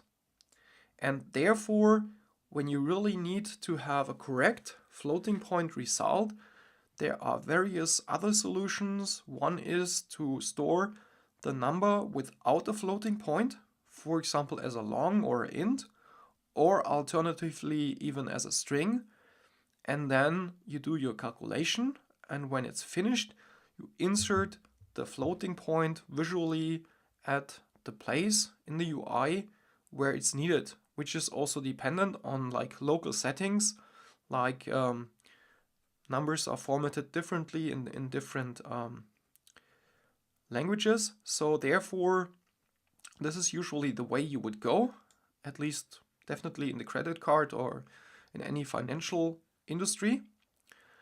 Okay, so anyway, float and double are both floating point numbers. What is interesting, by the way, is like when you have a constant value, like 43.31, this here, I mean, this is a value, a constant value, and if I just write this down like it is at the moment, this is now by the definition automatically a double. If I want to have this as a float, I have to say the capital or lowercase f at the end, which makes it a float. So if I have like float, my float equals to this, I really have to say f at the end, because if I leave it, I would get a problem because it says it found a double, but float is required. And the same applies actually for int short byte.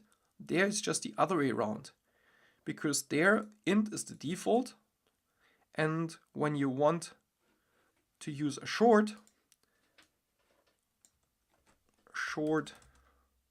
s equals to 43, this just works implicitly because Java sees the space is fitting, and then it will just implicitly convert the int, because this is really an int, to a short. However, let's try the same with the long 43. This also works because now you try to store the smaller thing, the int, into a long, which should always fit. Okay, so what else? So we have object, the default value is null, as I said before. Boolean, the default value is false. Car, now this is interesting. It depends on if you display this as a car as it is, and then this is, I think it's called the null character, and I think this is just nothing or maybe space here. You see there is something, it just can't be displayed by my UI. I mean here, if I try, there's nothing blue, but here when I go over it, it's displayed as blue because there is actually something, it's just not visible. And I can convert this character, the default character, to an int, and then it's a 0. Okay. Now, so these were the default values of the different number data types as primitives. Okay, and now, as the next topic, I also want to tell you, never told you so far, all these number types, they in parallel also exist as objects. Let's have a look and then see and discuss why that is. Okay, so you would have byte my, oh, this is used already on top, so let's just call it b equals to byte dot value of. Now this is a static method which can and should be used to convert a byte primitive to a byte object. You can also say new byte, but this is just not recommended because this might use more space. So I don't want to go in details because then I could talk forever for performance optimization, but this is just creating always a new object, while the other one might reuse an existing object of the same value. So this usually is good enough. Okay, there's also other methods, static methods like parse. The difference is this works now on a string as far as I know. Let's try. 2, yes. And let's go into the function. See, I can also see it here. And this converts it not to the object, but again to the primitive. This is the value of. It converts it to a byte. Here even you can give the radix, like the radix of 10 or 8 or 16 or whatever. This usually, well, I never really need it. But there are a lot of functions.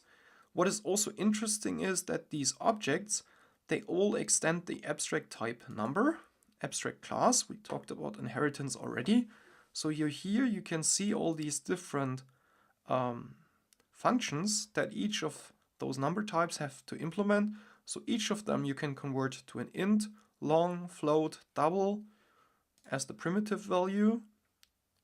The green stuff is, by the way, the Java API documentation that you can also read online. Short, so this, all these types automatically will have. Okay, so back. Now, besides offering these cool methods that might be helpful, there is also another reason why these exist as objects. The reason is, I think, mainly because there is something called collections that we will talk about very soon. I think I even mentioned it shortly. It's something similar to an array. It's like an array on steroids. It's just a container that you can throw in objects, and that's already it. You can only throw in objects. And so you could not throw in any primitive, and therefore this is also called a wrapper type, because this object then will wrap around this primitive type and can be wrapped and unwrapped. Which, by the way, in the past, when working with primitives and collections, was needed. So before putting it into the collection, you would have converted your primitive data type, like this here, my byte, into the object, would then have, let's just say collection, let's just say add. I mean, in reality, it looks a bit different, but just so that you get an abstract idea, you would have added this thingy here, and later on, when you wanted to retrieve it again, you could then say byte dot get the byte value. And then again, there were people saying, oh, this is just too much work.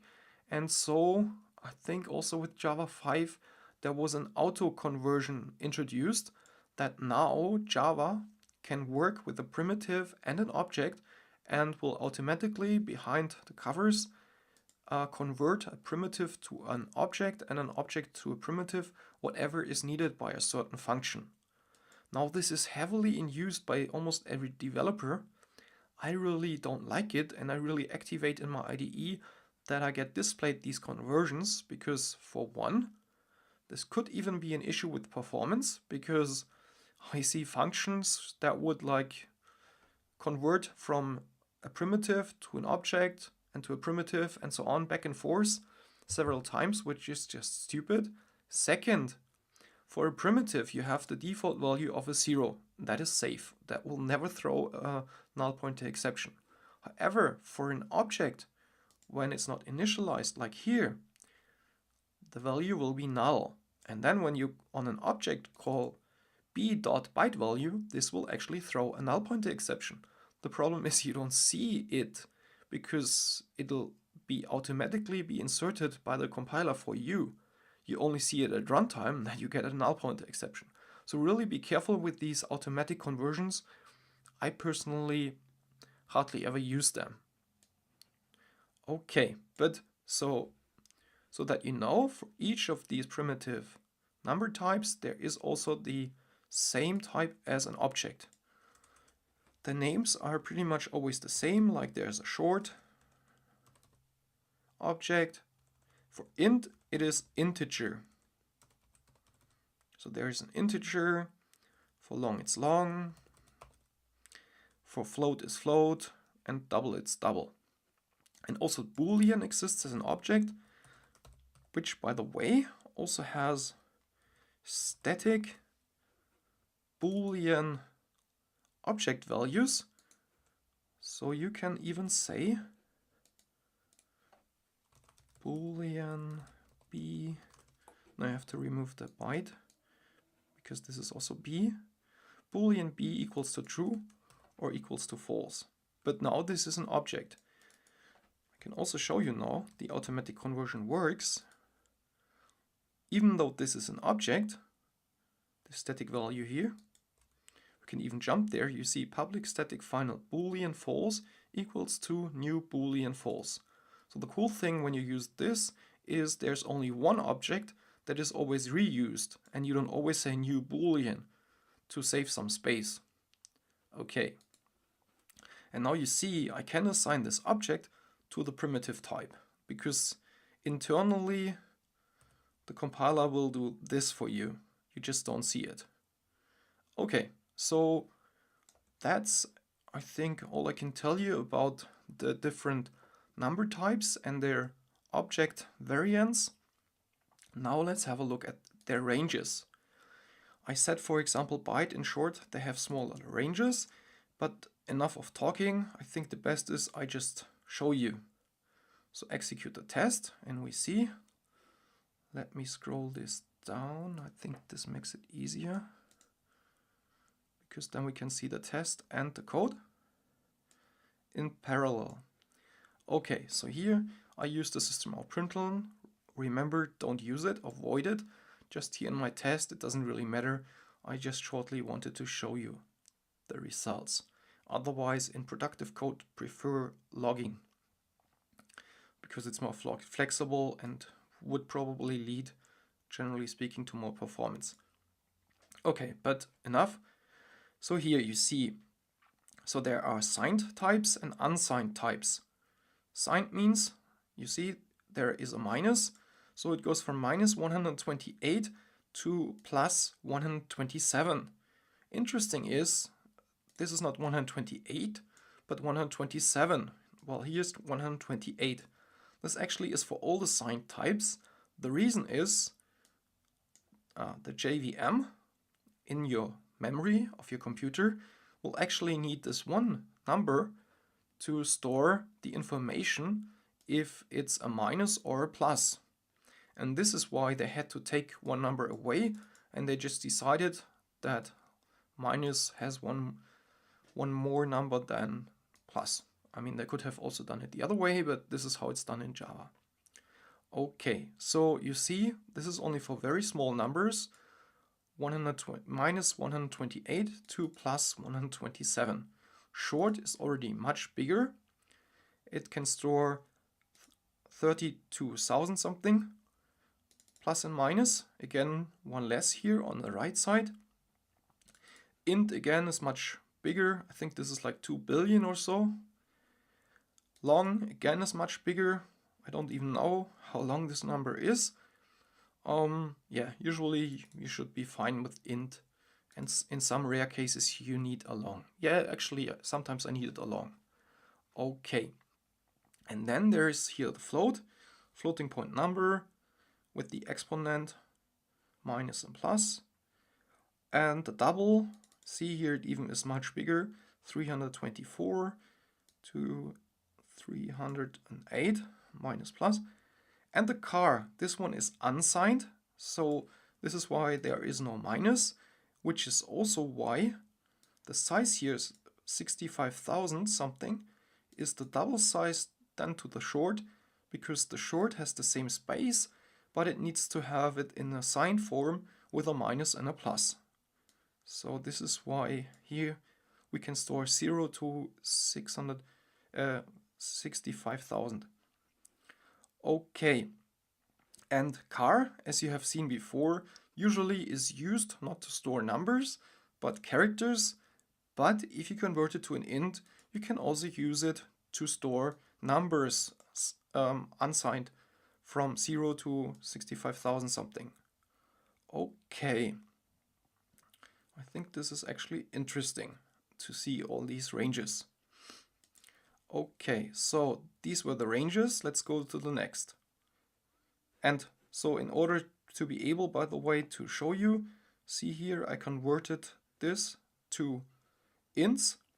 And also, this is also interesting. You see here I used actually the objects, and these are static values which give me the min and max value. This is really handy. When you need those ranges, you can just use them out of the box and say min value or max value, because I wouldn't know them directly. I can just look them up and Java will tell me then.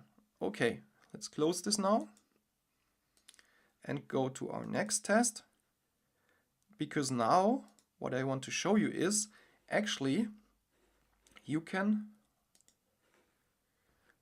also save your numbers not only on the base 10 but also on the base 2, base 8 and base 16. So now it depends. I don't know if you had this already in school or university. Assuming you had, this should be really easy for you to understand that, for example, with the base 2, you would display, a number would be displayed differently than with the base 10. If you never heard of this, then don't mind. This really is not so important.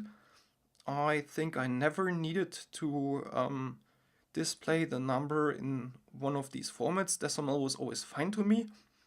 I mean, this is also the way the value will be stored. Here on the left side is always the same, no matter which base you use. So this might just be used because you are in a certain domain, in a certain business area where you need, for example, the hex. And so you would, for example, have a documentation that speaks of a hex value. And so you could have the same value as you have them in the documentation here in your code, which would make it easier possibly to look at the code. However, this has nothing to do with how they're stored. I mean, they're still stored on your computer, in your memory, and your computer can always only store them as zeros and ones. So internally, no matter what format you use, internally they're saved always in the same format. And by default, they're also, when I print them out, which I'll show you in a sec, they will also always be printed out on the base of 10. Just like a regular number, like you know them. So this is only a displaying issue in the code. If you want to display them in the binary format, you need specific formatting options. This will be an episode on its own, so I will not go in detail on this now. Also, I think this is not needed in many cases. What is also interesting, by the way, I mean, this base 2 was introduced with Java 7 only, so this only recently got added, speaking as of 2015. Before, you had only the option to store base 10, base 8 and base 16. Now they added base 2. Besides, to make this stuff more readable, I mean, especially with base 2, you will get these long strings here of zeros and ones, so that you could easily read this. And also for something like credit card numbers, you can add these underscores, actually as many as ever you want. You're just not allowed to do it at the beginning of the string and at the end of the string. But I mean, I don't see how this would make any sense, because this wouldn't help to read it. So this is why you put them here in between. You can also add more, like here. Now the question is that more readable? In this case, of course not. But I think it can be quite helpful, especially for something like credit card numbers, for long numbers, that you can read them more easily. Like on the phone talking to a colleague, and you want to read out the number, and then you can talk about the blocks, makes it easier. But these underscores, again, this is just a displaying issue in the code. The way they are stored is exactly the same like before. So now let's execute the test. So that this gets printed out and we can have a look at it. Okay, so here you see the first one, OB. This just indicates I'm storing the number in binary. The number is given in a binary format, so this is just a 0. You can use the capital and the lowercase, it's both the same. So this one is a 1, and this long thingy here, so OB is binary format, and then all this, you can use your calculator and calculate it, and in the end you will see this is this number in decimal format. Okay. By the way, of course, just shortly, binary format means you can't, for example, use a 3. This will give you an error, integer number too large, because now we are in binary format, indicated by the B and 0 here. With the base 8, let's scroll down, it is started with a 0 only, so 0 and 7 means this is a 7 now, but 0, 1, 0 is actually the 8 on the base of 8. As I said, if you know it from like school or university, you will understand what I'm talking about. If not, doesn't matter, not important. Yeah, you will hardly ever need it. Let's have a look at it. So, as I said, this is the 7, this is the 8, and this is some large number. So these underscores are not displayed in here. This is just to help so that it's more readable in the code. And the base 16 hex code is started with 0 and X, and then the 0 is a 0, while the F, you know, in Latin, no, I think our numbers are not Latin, they're Arabic numbers, and these Arabic numbers, they are based on the base 10, so 9 is the last number, and when you want to say 10, you need 1, 0, while on the hex, you don't have any more Arabic numbers, so therefore they used A, B, C, D, E, F for 10 to 16. So the F is actually the 16. Let's execute this. Well, I was lying to you. It's the 15 in this case because we start with a 0. No, yeah, it's the 15 because the 16 again would be 1, 0. Okay, yeah, can get really easy confusing. Sorry. So anyway, I think it's not so important. It's just interesting to show off. Like in a job interview, I think you really should know Java inside out. And so I think you should know that this is possible. The question if you personally will use it, because you personally in your project will need it, I don't know, depends, maybe you need it.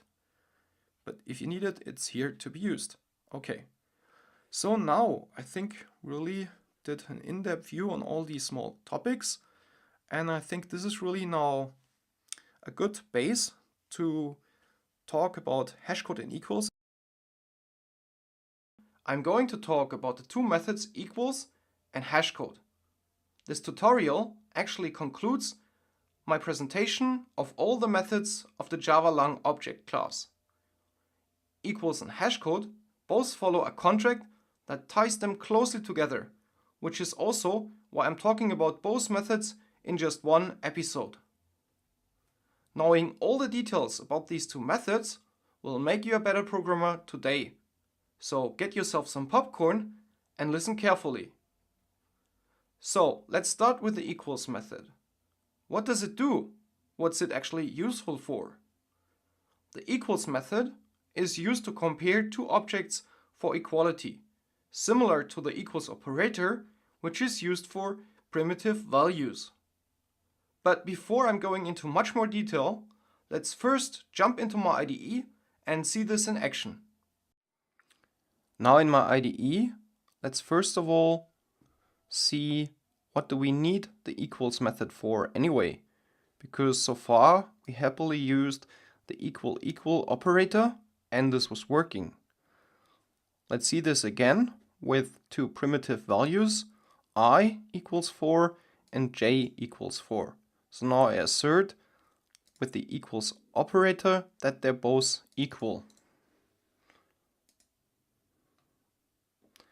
And we get the green bar. All tests passed. Everything is fine. So I equals to j. Now let's do the same thing with strings. Here we have a constant value of hello and another constant value hello, and each is assigned to its own string reference variable. Now we also want to compare these two strings with the equal operator. Let's try this. And tada, this is also working. And I told you string is an object, so as this is working, it seems we don't need the equals method at all. Well, with a string it's a bit tricky actually, because with a string there is some optimization going on in the background for constant values. Because for this constant value there's actually only one, and both variables, they both point to the same object in memory. The variable is stored in a memory area called stack. The object is stored in a memory area called heap, and there's only one. But things get quite differently as soon as I add a new string variable and I say string hello3 is only h, and then I say at runtime hello3 equals to hello3 plus concatenate hello to it, which will be hello at runtime. And just to be sure, let's also print this, that we can see there is really hello in the variable hello3. And then let's assert hello1 equal operator hello3.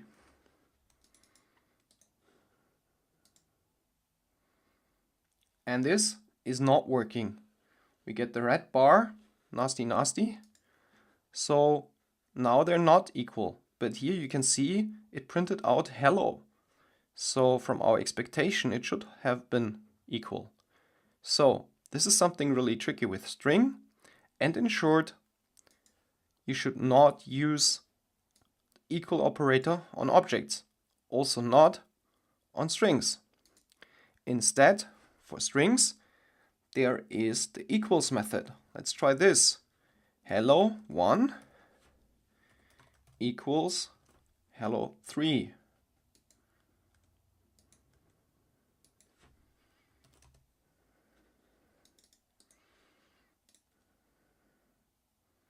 And this works.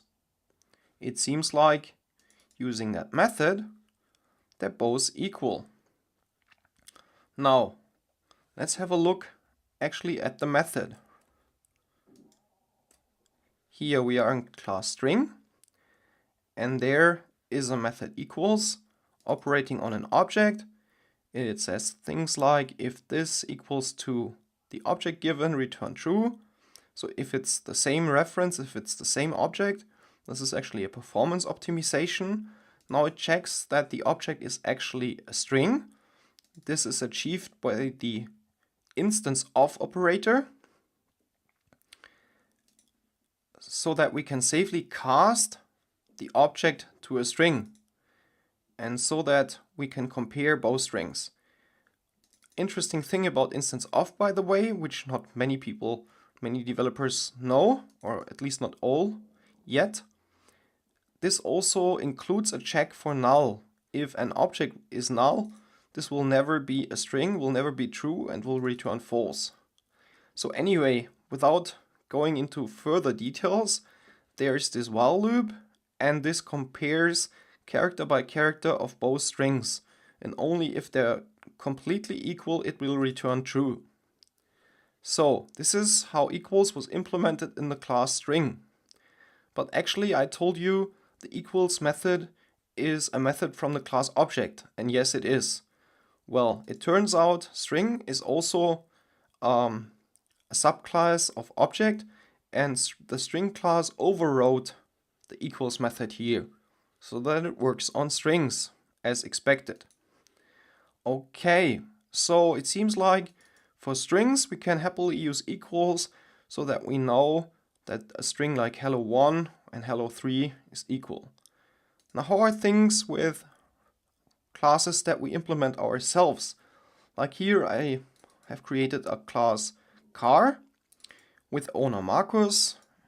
It is a Porsche and it has the color silver.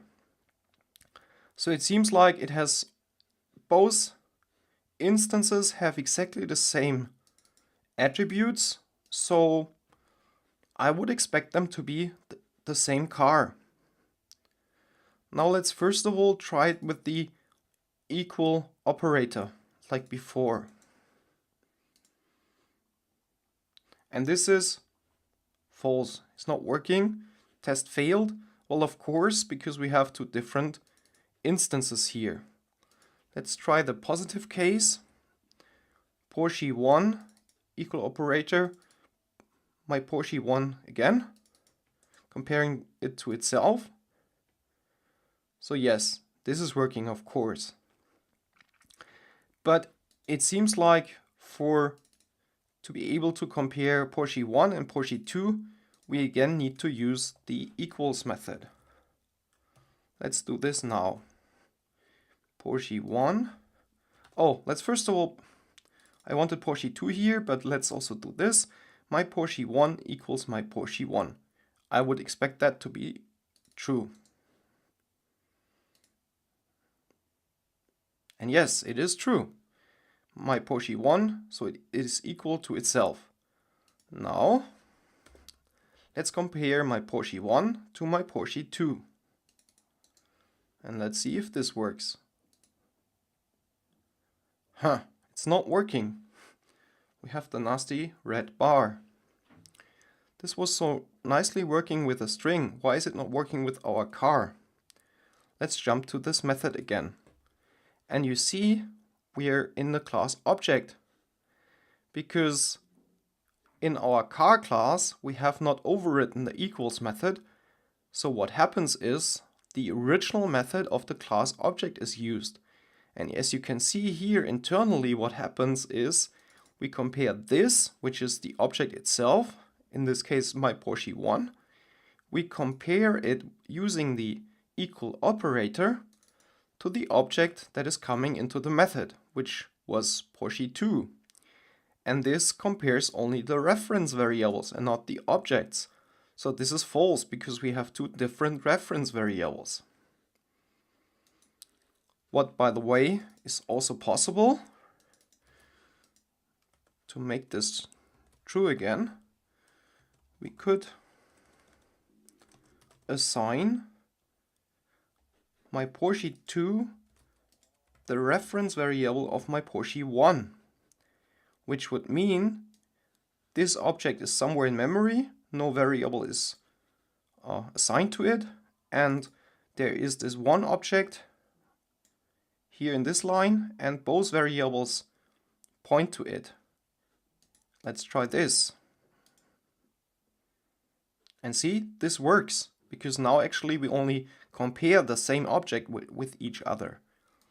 Like here, this compares the reference variables, which now have the same value.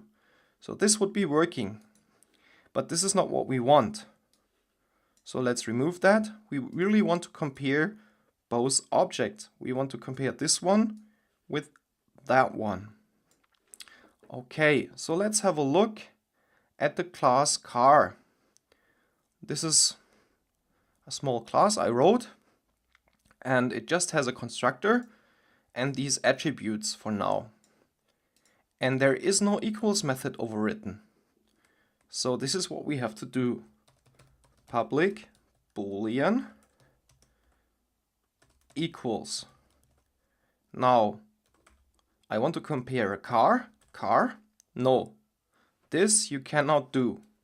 In the class object, there is object. So we have to say object here. And then later on we have to cast it to a car, like we saw in the class string.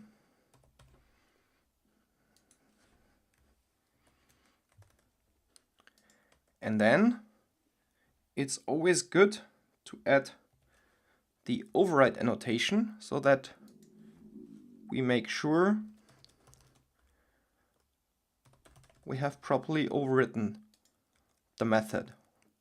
Now, this is not a true implementation. I always return false just to see that when I'm in my car test, now I jump there, see it jumps to my overwritten method. Now, of course, when this always returns false, this will also not work, so we will have to implement it. But actually implementing such an equals method is not so easy, and we need some more theory for this before we can continue. So let's first of all jump back to my slides. Before we are able to implement the equals method, we need to come up with a proper design first. Actually, many developers just skip the design phase and simply click on auto-generate. But this may lead to severe bugs or at least to suboptimal performance. Let me show you how you can properly do it. First of all, you have to define what it is in your specific program that makes two car instances equal or unequal. In your program, are two cars equal when they have the same manufacturer, maybe? When they have the same manufacturer in color? Or the same engine? The same number of wheels? The same top speed? The same vehicle identification number, or VIN in short? Based on the knowledge of the business you are working in, you have to decide which fields are identifying and which fields are redundant and not helpful for the equal comparison. Besides, for improved performance, you need to define in which order you want to compare the attributes. Are there any fields that have a high chance to be unequal? Are there fields that may be compared faster than others? To implement a meaningful equals method, you must first analyze all these aspects in great detail. Let's go through this process with my example. I would assume that the car's top speed relates to the type of engine in some form. So that seems to be a redundant field that will not be helpful for the equals implementation. So let's just remove it. Let's just say the number of wheels is always 4 in our specific example. So number of wheels would also not help us to differentiate a car. What about the VIN? Well, this again depends on the type of program you want to create. For a public authority, like the police, this one is probably the only proper way of identification. But what about a program used by the manufacturer itself? While the car is still being built and not sold yet, I would assume the VIN is of less importance. But I personally wouldn't know that in detail. This is what you will have to clarify with the business people of your company or your department. Based on their knowledge, you have to select which attributes to compare in which order. In my artificial example here, I'm the developer as well as the business analyst. So for my example, I just arbitrarily define that two cars with different VIN numbers can be seen as equal. Therefore, I will not include this field in my equals comparison later on. Now before you think, that's it, I'm sorry, there's actually some more theory to cover. In the introduction I already told you that there is a contract of equals and hashcode we have to fulfill. First of all, there are 5 conditions our equals implementation has to comply with. Believe me, it looks much more scary than it actually is. Let's go through each of them slowly. Reflexivity. An object must be equal to itself so that when I call my old car equals my old car, it returns true. I think this makes sense and should be easy to understand. Symmetry. Two objects must agree whether or not they are equal. If my old car equals some other car, then some other car equals my old car must also return true. This sounds obvious and very simple, when in fact it is not such a simple condition when it comes to inheritance. If you have a car class and a BMW class, which is extending the car class, it could happen that your BMW is equal to a car, but the same car is not equal to the BMW, as every BMW is a car, but not every car is a BMW. So you see, the symmetry rule can actually lead to some nasty problems. There are quite a few interesting articles online discussing potential symmetry issues of the equals method. Cover each contract condition with a dedicated unit test to make sure your class stays fully compliant with the contract.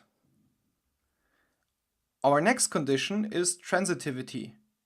If one object is equal to a second and the second is equal to a third, then the first must be equal to the third again.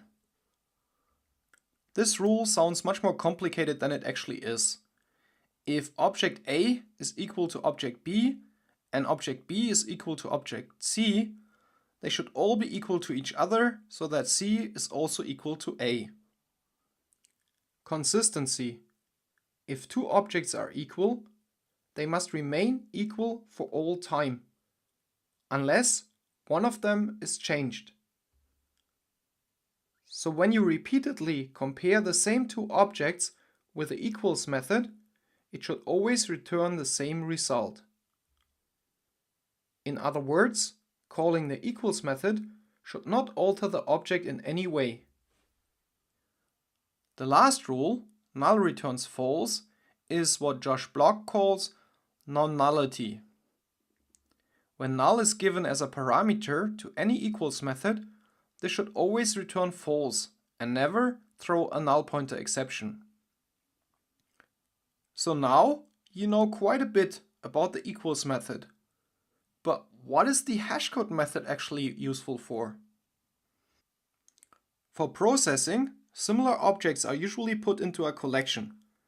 Such a collection in Java is like a more powerful array, or an array on steroids, as I often call it. Besides other things, it allows you to look up objects not only based on their index position, but also based on their specific values. This is where the equals method comes into play.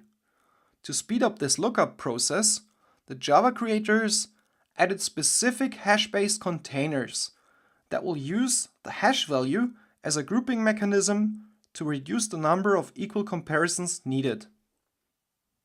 In the optimal case, each object that is considered unequal by the equal method will also return a different hashcode. This hashcode is used to group the objects in so-called buckets. Now in this optimal case, you will be able to find each object simply by a lookup based on its hash value. However, there may also be something called hash collisions, where two unequal objects will share the same hash code, in which case they end up in the same bucket. Now, if I'm looking for Dad's car, I have to look up the correct bucket based on the hash code -391 that Dad's car will return. However, as there is a hash collision, I will on top have to do an equals comparison on a list of two cars in this case. A legal but inadmissible bad performing hashcode implementation could statically return 42 for all objects. In this case, however, the whole hashcode logic would not help at all. In the end, you would have to do an equals comparison on the entire list of cars, just as if the hashing logic had never existed. Okay, now that I have talked about the general idea of the hashcode method, I have to further tell you about the contract that the hashcode method has to fulfill. The first condition that has to be fulfilled by the hashcode method is: for any two objects, return same hashcodes when equals returns true. To achieve this, use the same identifying attributes for both methods in the same order. Don't worry too much now if you don't fully understand what I mean. As soon as I'm finished introducing you to the hashcode contract, I will jump back in my IDE and show you a practical example. When hashcode is invoked more than once on the same object, it must consistently return the same int value as long as the object is not changed. This rule is similar to the equals consistency rule I introduced you before. Both equals and hashcode methods must return consistent results. To fulfill this contract, you should override hashcode whenever you override equals and vice versa. Also, when you add or remove attributes from your class, you will most probably also have to adjust your equals and hashcode methods. Last but not least, aim to return different hashcodes when equals returns false. This is not a hard and fast rule, but it will improve the performance of your program by minimizing the number of hash collisions.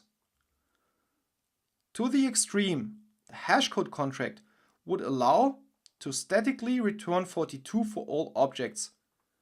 As Josh Block states in his book Effective Java, however, this could result in quadratic rather than linear execution time, and therefore could be the difference between working and not working.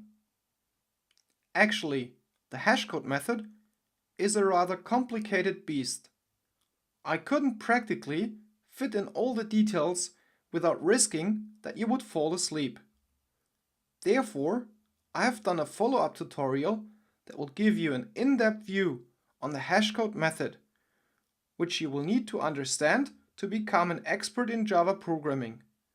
Below this video, there is a link you can click to watch my follow-up tutorial for the hashcode method. For now, that's all the theory. You need to be able to implement your own hashcode and equals methods.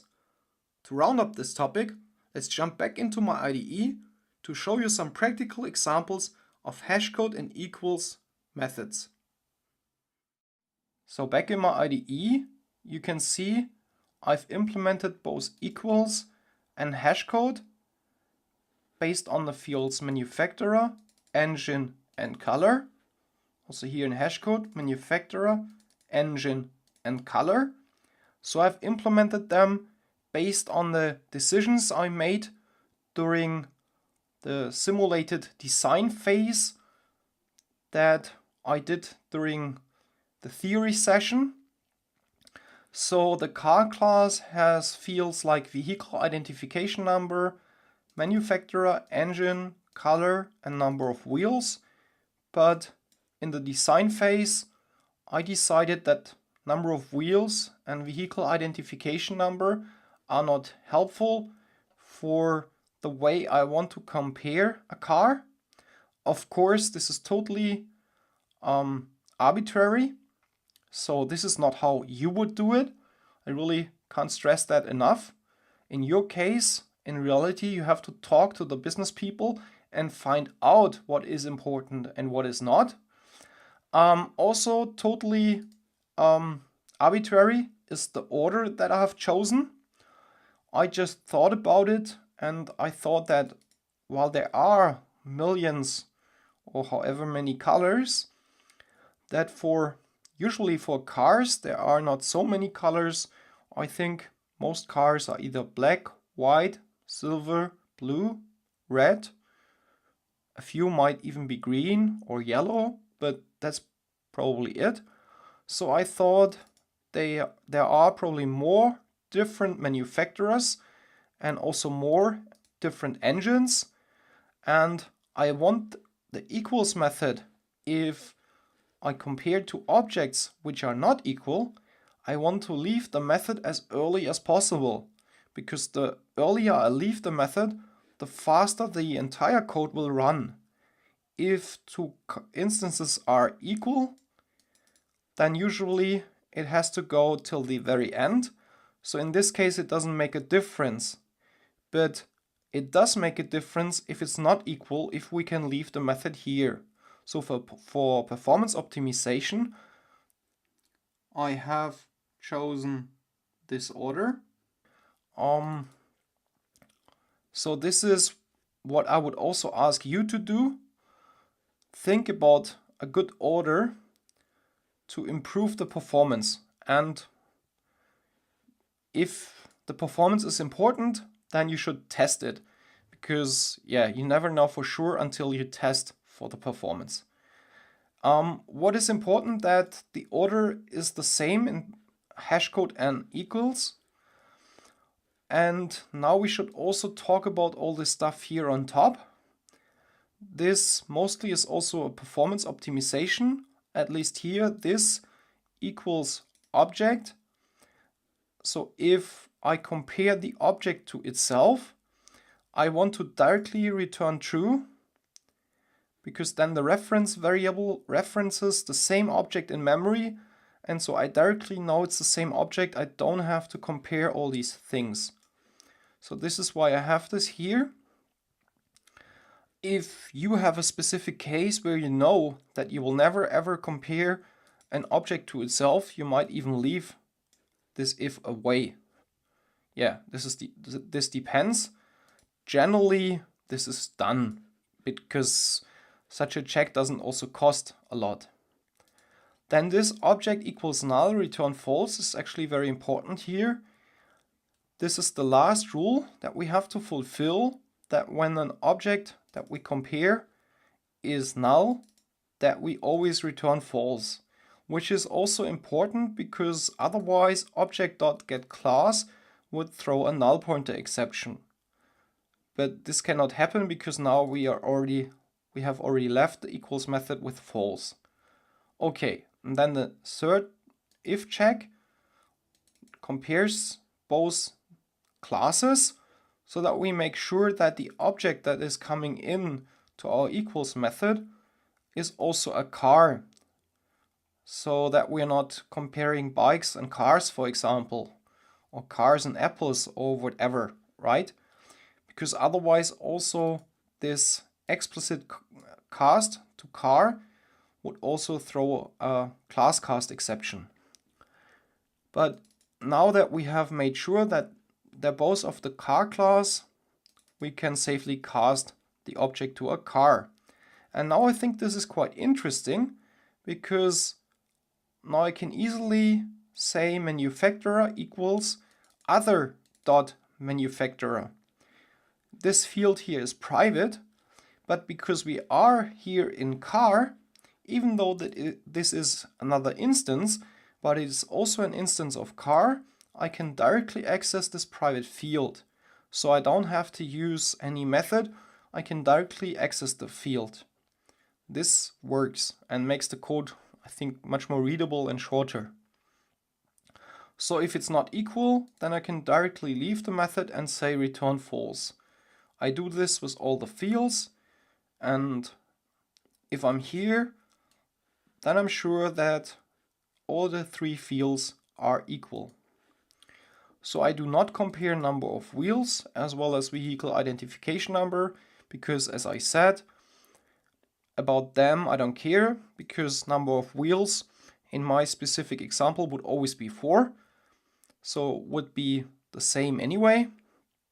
And vehicle identification number, there might be 2 different cars, but just like if I'm only interested in the price of a car, for example, or the look, then I wouldn't care that actually they are physically two different cars, I would just say, well, this is a BMW with, I don't know, that kind of engine in blue. So for me, this is the same car. Period. Yeah.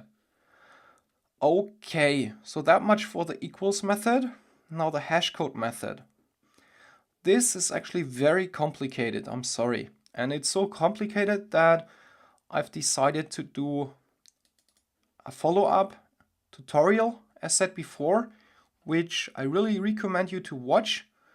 There is a link below this video. You can click to watch the follow-up. So here only in short about the hashcode method.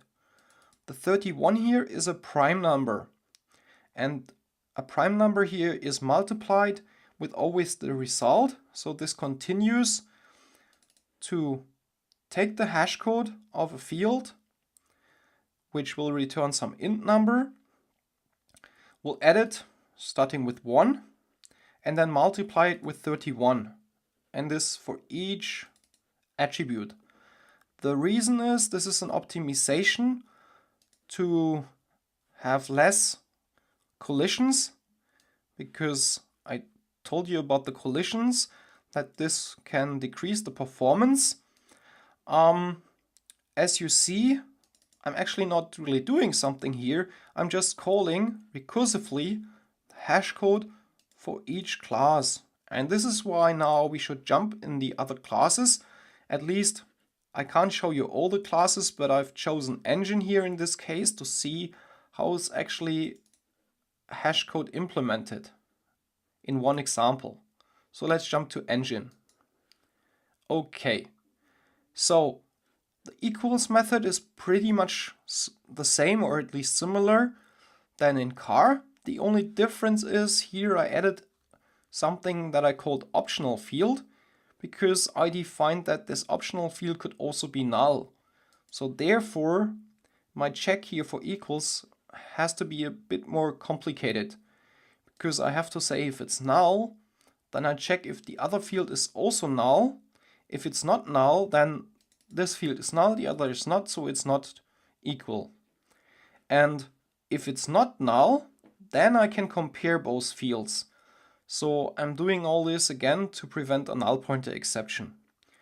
In the other case, when I don't check for null, my assumption is that, well, this is a primitive field, so it can't be null anyway, but for car, my assumption was that a car always needs a manufacturer, an engine, and a color. So my assumption is those fields will never be null. If someone would introduce a bug and would forget to set these fields, then of course this could produce a null pointer exception, but checking for something that is exceptional, this is what I call rocket code, because it is like extra safe code. This is just cluttering your code. You have to have certain assumptions, like saying my design forbids that these fields can never be null, and so I trust on that. Otherwise, well, the program will crash. Okay, we have to fix it, but then the problem is already fixed and the code stays clean. And this is important because your code should be really readable and maintainable. Okay, so only for fields where you know they can be null, add these extra null checks. Okay, so that much for the equals method. Everything else here should be the same as in car. Now for the hashcode method, here you see there is some more stuff going on, because here I cannot forward to a hashcode method, but instead I have here a primitive long. And because the primitive fields there, you actually have to calculate some hashcode. And this is a long. And so we want to convert a long to an int.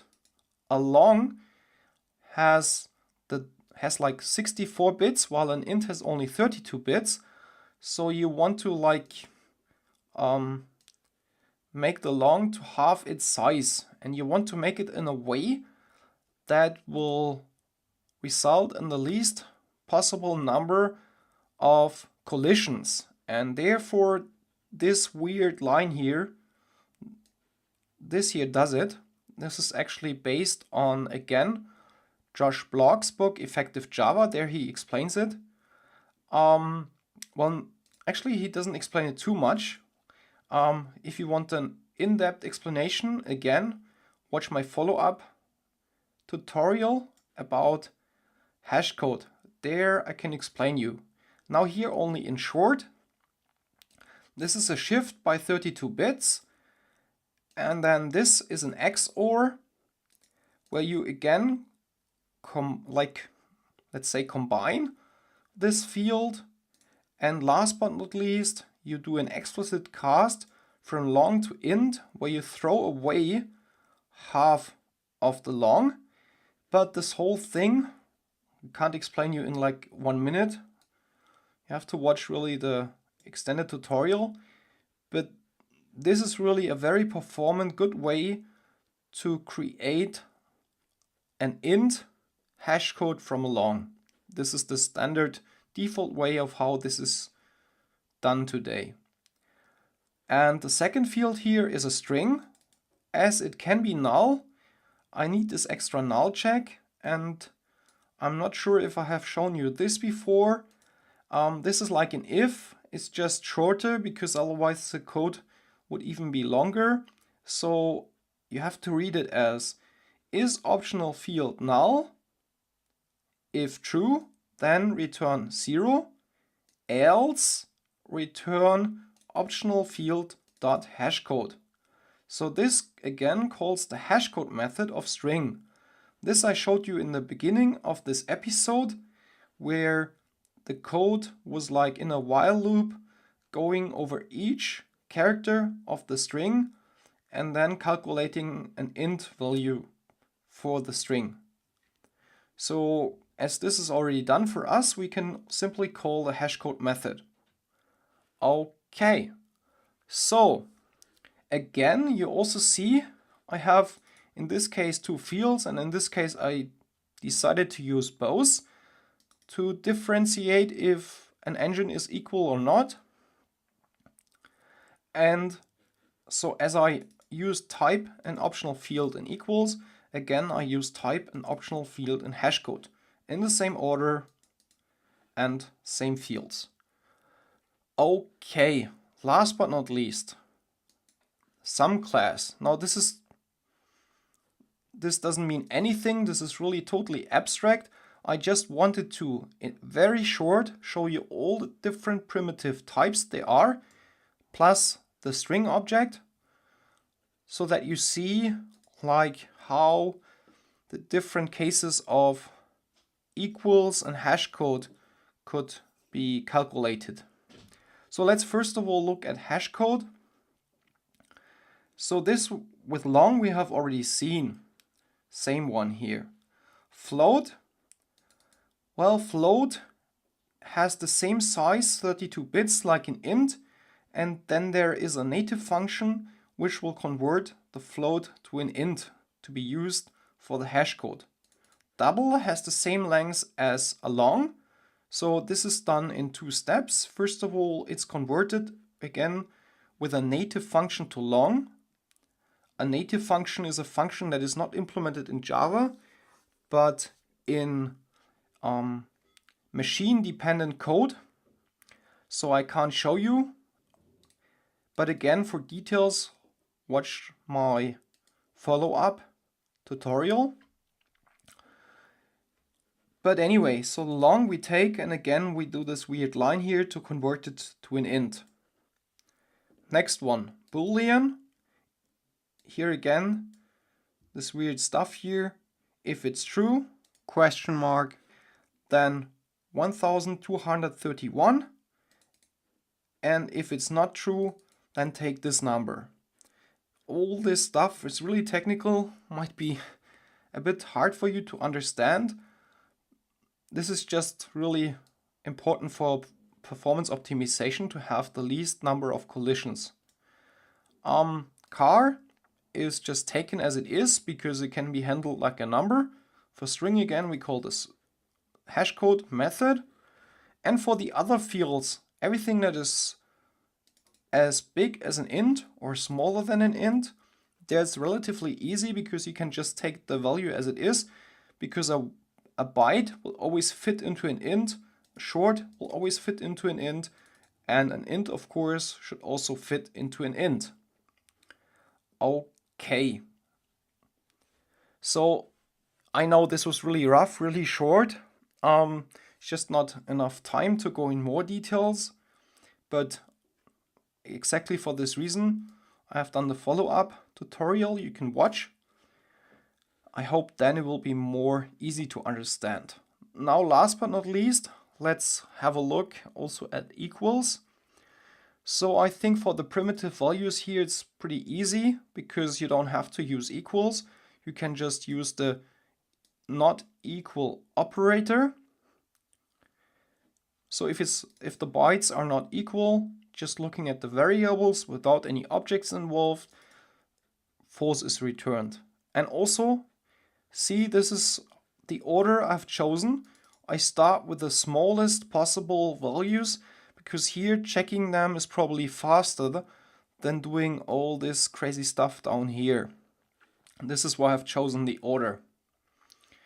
Okay, with a short, int, long, this is all easy. With float, it's a bit more difficult. We have to convert it first to an int. Double has to be converted to a long. Boolean is again easy. Well, actually, if this was a real implementation, I would have done it differently. I would have put it to the top. So this order is also based to explain you the different types. So in reality, I would ask you to really think about the order based on what the business tells you, what is easy to differentiate.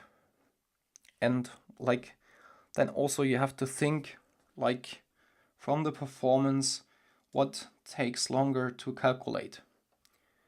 Of course, it depends if you really need the performance, and if you do, then always test performance, because you might think something is fast, but when you test it, it turns out it's not as fast as you would have thought. Okay, because what I'm telling you here is just a rule of thumb, but I might be totally wrong in a specific case. So this is also what I'm doing. If I need a certain performance, I test for it.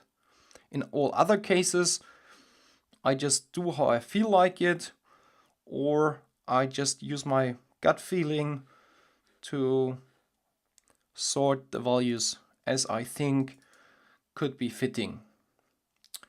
Okay, so I hope you liked this episode about hashcode and equals.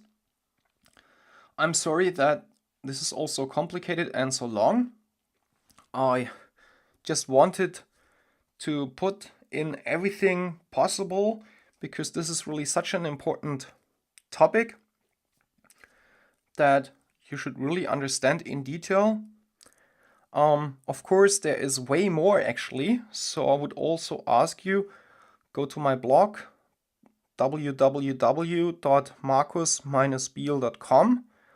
I will put up some links to some extended articles on the topic, and also you might consider buying Effective Java from Josh Block. He also talks about it quite extensively. So yeah, I will give you a high-level introduction to the Java Collections framework. Unfortunately, there are several overloaded uses of the word collection. Let me clarify the various meanings up front. The different use cases are a collection without any IT relevance as a compilation or group of things. Second, the Java Collections framework, a library of different interfaces and classes.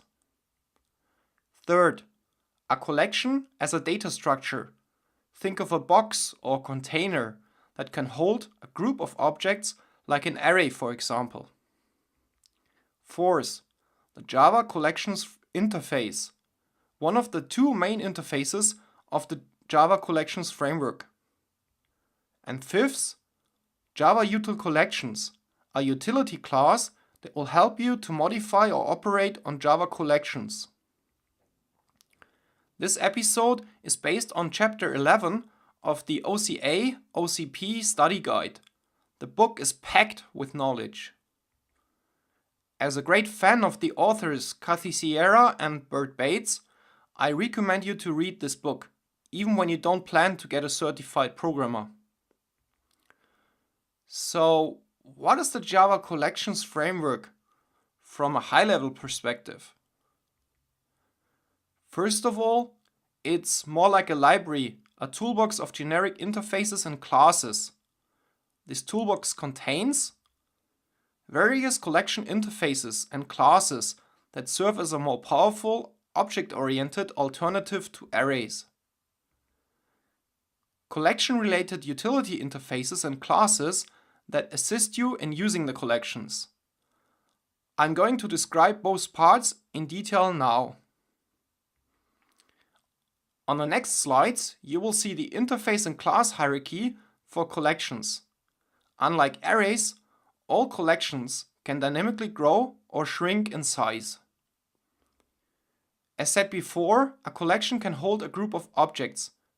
A map can store pairs of objects that have some kind of relation which ties them together, named key and value. A value does not have a specific position in this map, but can be retrieved with the key it is related to. Relax if you don't get it now. We will look at it in more detail later on. So here you see the hierarchy of classes and interfaces extending or implementing the collections interface. Just try to remember some of the names listed here. This is just an overview so far. As you can see, the collection interface sits on top of a number of sub-interfaces and implementing classes. A collection can hold a group of objects. The collection interface is extended by the interfaces set, list, and queue. A set is defined as a group of unique objects. What is considered as unique is defined by the equals method of the object type the set holds. So in other words, a set cannot hold two equal objects. A list is defined as a sequence of objects. So unlike a set, a list can contain duplicate entries. Besides, a list keeps its elements in the order they were inserted into the list. A queue has two sides. Entries are added to the end and removed from the top of the queue. This is often described as first in, first out, which is pretty much like a waiting line in real life works. The first person queuing up will also be the first person leaving the queue. Now let's have a closer look at the interfaces and classes that extend or implement the set interface. HashSet, linked HashSet, and TreeSet are all implementing the set interface. HashSet is the default implementation that is used in the majority of cases. Linked HashSet is like a mix of a hash set and a list, as it does not allow duplicate entries like a set, but it returns its elements in the order in which they were inserted, like a list would do. TreeSet will constantly keep all its elements in sorted order. But keep in mind, there is no free lunch. So every added feature comes at a certain cost, of course. After looking at the classes implementing the set interface, let's also have a look at the two extending interfaces we haven't talked about yet. As the name implies, sorted set is a set that is constantly sorted. The navigable set interface was added with Java 6. It allows to navigate through the sorted list. For example, it provides methods to retrieve the next element greater or smaller than a given element of the set. Next, let's have a closer look at the classes that implement the list interface. ArrayList is the default implementation of the list interface. Like any list implementation, it does allow duplicate elements, and it does allow to iterate the list in the order of insertion. As it is based on arrays, it is very fast to iterate and read from an array list. But adding or removing an element at a random position is very slow, as this will require to rebuild the underlying array structure. Vector is a class that exists since JDK 1, which is even before the collection framework, which was added with Java 2. In short, its performance is suboptimal, so please never use it. Use ArrayList or linked list instead. So let's directly remove it and forget about it. The next list implementation is linked list. As the name implies, its implementation is based on a linked list, which makes it easy to add or remove elements at any position in the list. Last but not least, let's have a look at the classes implementing the queue interface. We already talked about linked list, as it also implements the list interface. However, the fact that it's based on a double linked list makes it quite easy to also implement the queue interface. Linked list is the default queue implementation. Priority queue is a queue implementation that keeps its elements automatically ordered. It has similar functionality like a tree set, but it does allow duplicate entries. Now let's look at the map interface. This interface has no relation to the collection interface. A collection operates on one entity, while a map operates on two entities. A unique key, for example a vehicle identification number, and an object that is related to this key, for example a car object. With the help of the key, you can retrieve the object it relates to. The interface map is the root of a lot of interfaces and classes, which we'll look at now. The class hashtable was the first collection in Java JDK 1 that was based on the data structure hashtable. So the Java creators called it hashtable. Unfortunately, this makes it a bit hard to differentiate between the two. Like Vector, the class is deprecated because of its suboptimal performance. So let's also remove it and forget about it. Instead, use one of the other classes that implement the map interface. HashMap is the default implementation that you should use in the majority of cases. A map usually does not make any guarantees on how it internally stores its elements. An exception to this rule is linked hashmap, which allows to iterate the map in the order of insertion.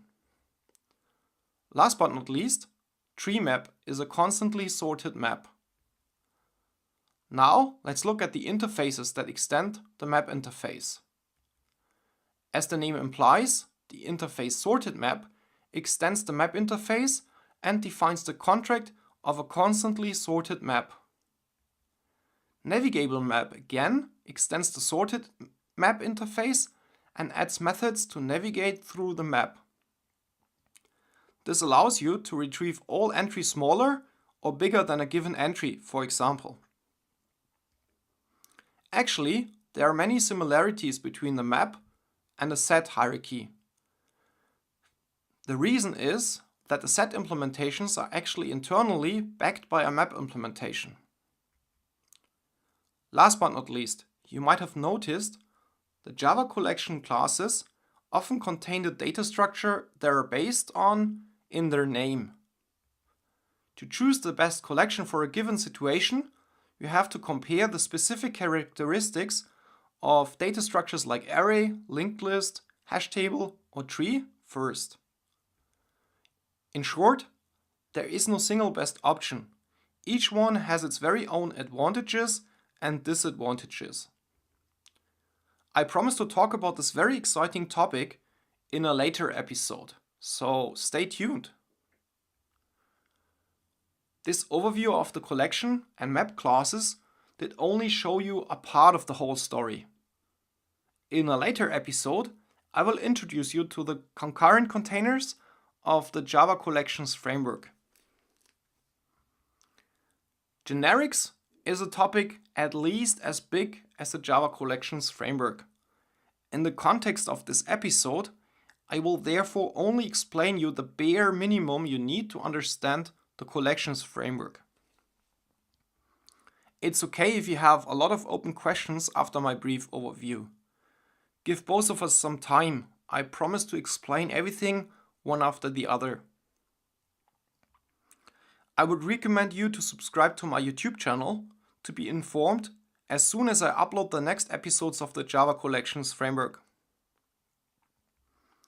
Now fasten your seatbelts. It's going to be a bumpy ride, I promise. You see this weird stuff in angel brackets? Just relax. Actually, it's much easier than you might think. In the first line, you see I have defined a list variable mylist, and with the string parameter in angel brackets, I tell the compiler that my mylist reference variable is supposed to be used only with strings. Then I create an object of type ArrayList, and again I tell the compiler that this object is only supposed to be used with strings, and the compiler will ensure that no one ever tries to put anything else than a string into my list. In other words, this is what makes the container type safe. Also note that I use the interface list for the variable and not ArrayList. This makes your code more flexible. Only at one place you create the object, but at various places in your code you will use it. When you use list instead of ArrayList for the reference variable, you could later replace the ArrayList by a linked list, for example. And all you had to adjust was this one line of code. In case you don't really need the specific methods of a list, you could also use the collection interface instead. Always use the least specific interface for the reference variable. Oh, by the way, I'm sure you noticed the integer 100 that I use as a constructor argument. This I have added for performance optimization. As said before, the collection classes can dynamically grow and shrink in size. However, ArrayList and all hash table based collections are internally operating on arrays.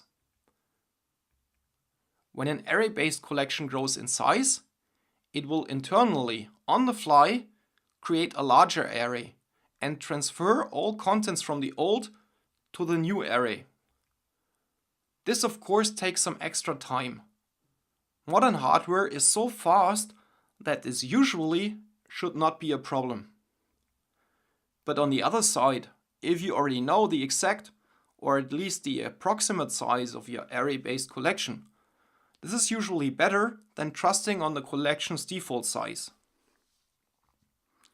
In the next episodes, I will look at the data structures that the Java collections are based on, which will help you to better understand performance considerations like this one.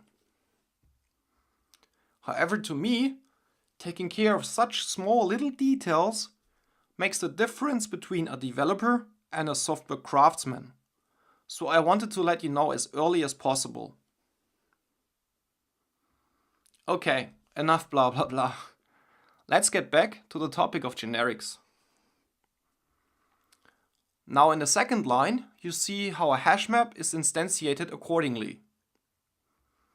As said before, a map is basically a relation of one identifying key to one value element. Both these elements can be of different types. Like here in my example, I use VIN, the vehicle identification number, as the key, and a car object as the value. This has to be added as a comma-separated list in angel brackets, and the compiler again will check that this holds true.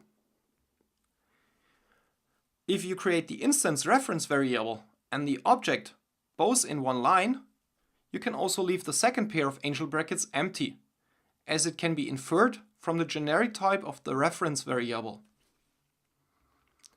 This was introduced with Java 7 and is called the diamond operator, because the empty angel brackets in a way look like a diamond. Actually, I'm sorry, but that's not the whole story. There are two parts. And what I just showed you, this was actually part 2, the usage or invocation of a generic class, where you log in the concrete parameter to be used. But this is only possible if the method, the interface or the class was defined to be used in a generic way beforehand. Here you see a generically defined interface. In the first line, the interface is defined as an interface operating on two separate generic types that have to be specified at a later time. However, when these types are locked in, this will automatically also specify the types interface methods will use. So if you see some weird one-letter types in one of the next slides, just remember it means this is a method that can be used in a generic way. Okay, now we are ready to look at some additional utility interfaces of the Java Collections framework. They are implemented by classes of the Collections framework or the JDK in general, but they can also be implemented by your own classes, making use of the power of the Collections framework. Well, strictly speaking, the interface java.lang iterable is not part of the framework, but more precisely, it sits on top of it. It is the super interface of Java util collection, so every class that implements Java util collection will also implement the java.lang iterable interface. Okay, anyway, let's now look at each interface in detail. An iterator is an object that acts like a remote control to iterate through a collection. Let's look at its methods. Boolean hasNext returns true if the collection has more elements. eNext returns the next element in the iteration. And void remove removes the last element returned by this iterator from the underlying collection. This interface provides only one method, which will return an iterator. Every collection that implements this interface can be used in the for each loop, which greatly simplifies the usage of your homemade collection. In order to plug in your collection into the for each loop, you will have to execute two simple steps. First, create an iterator that is able to iterate over your collection with methods like hasNext and next, as we saw on the last slide. Second, you need to implement the iterable interface by adding an iterator method that will return an instance of this iterator. Implementing the interface java.lang comparable defines a sort order for your entities. The interface contains only one method you need to implement, which is int compared to. If you want to define a natural sort order for an entity class, make it implement this interface. Return a negative integer if the object is less than the given method argument, 0 if the object is equal to the given method argument, and a positive integer if the object is greater than the given method argument. What means smaller or greater is for you to define. For numbers, that would probably mean that 1 is smaller than 5, for example. But for colors, this all depends on how you want to sort your entities. When you put objects of an entity that implements the comparable interface into a tree set or tree map, it will use your compare_to method to automatically sort all elements you put into the collection. As you can see, the Java Collections framework has been greatly designed for extension. It offers a lot of possibilities to plug in your own classes. This interface is very similar to the comparable interface. It allows you to define additional sorting orders, like a reverse ordering. So the sorting logic is not directly implemented in your entity, but in an external sorting strategy class that can optionally be added to a collection or a sorting method to define an alternative sorting order for your collection of entities. The rules of the interface contract are pretty much the same as for comparable. Return a negative integer if the first argument is less than the second argument. 0 if both arguments are equal, and a positive integer if the first argument is greater than the second. Last but not least, let's look at the two utility classes collections and arrays. Like a Swiss Army knife, they provide static helper methods that greatly enhance the general usefulness of the collection classes. Java Util Collections offers methods like sort, shuffle, reverse, search, min, or max. And Java Util Arrays operates on arrays and not on collections actually. Similar to the collections class, it allows to sort arrays or to search through arrays, for example. I'm going to take an in-depth look at ArrayList. In the second half, I'll do a practical coding session. Okay, let's get started. ArrayList is the default implementation of the list interface. As with any implementation of list, you can have duplicate elements in your array list, and you can go from element to element in the same order as the elements were inserted. As it is based on arrays, ArrayList provides fast access, but inserting or removing an element at a random position requires more time, as this will require to reorganize the list. Fast access, however, is crucial for most applications, which is why ArrayList is the most commonly used collection. To store data that changes frequently, however, consider using an alternative container, for example linked list.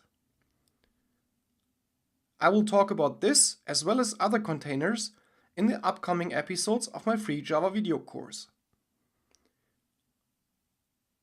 Okay, before I continue, let me introduce you to two different terms which are important to understand in context with ArrayList: size and capacity.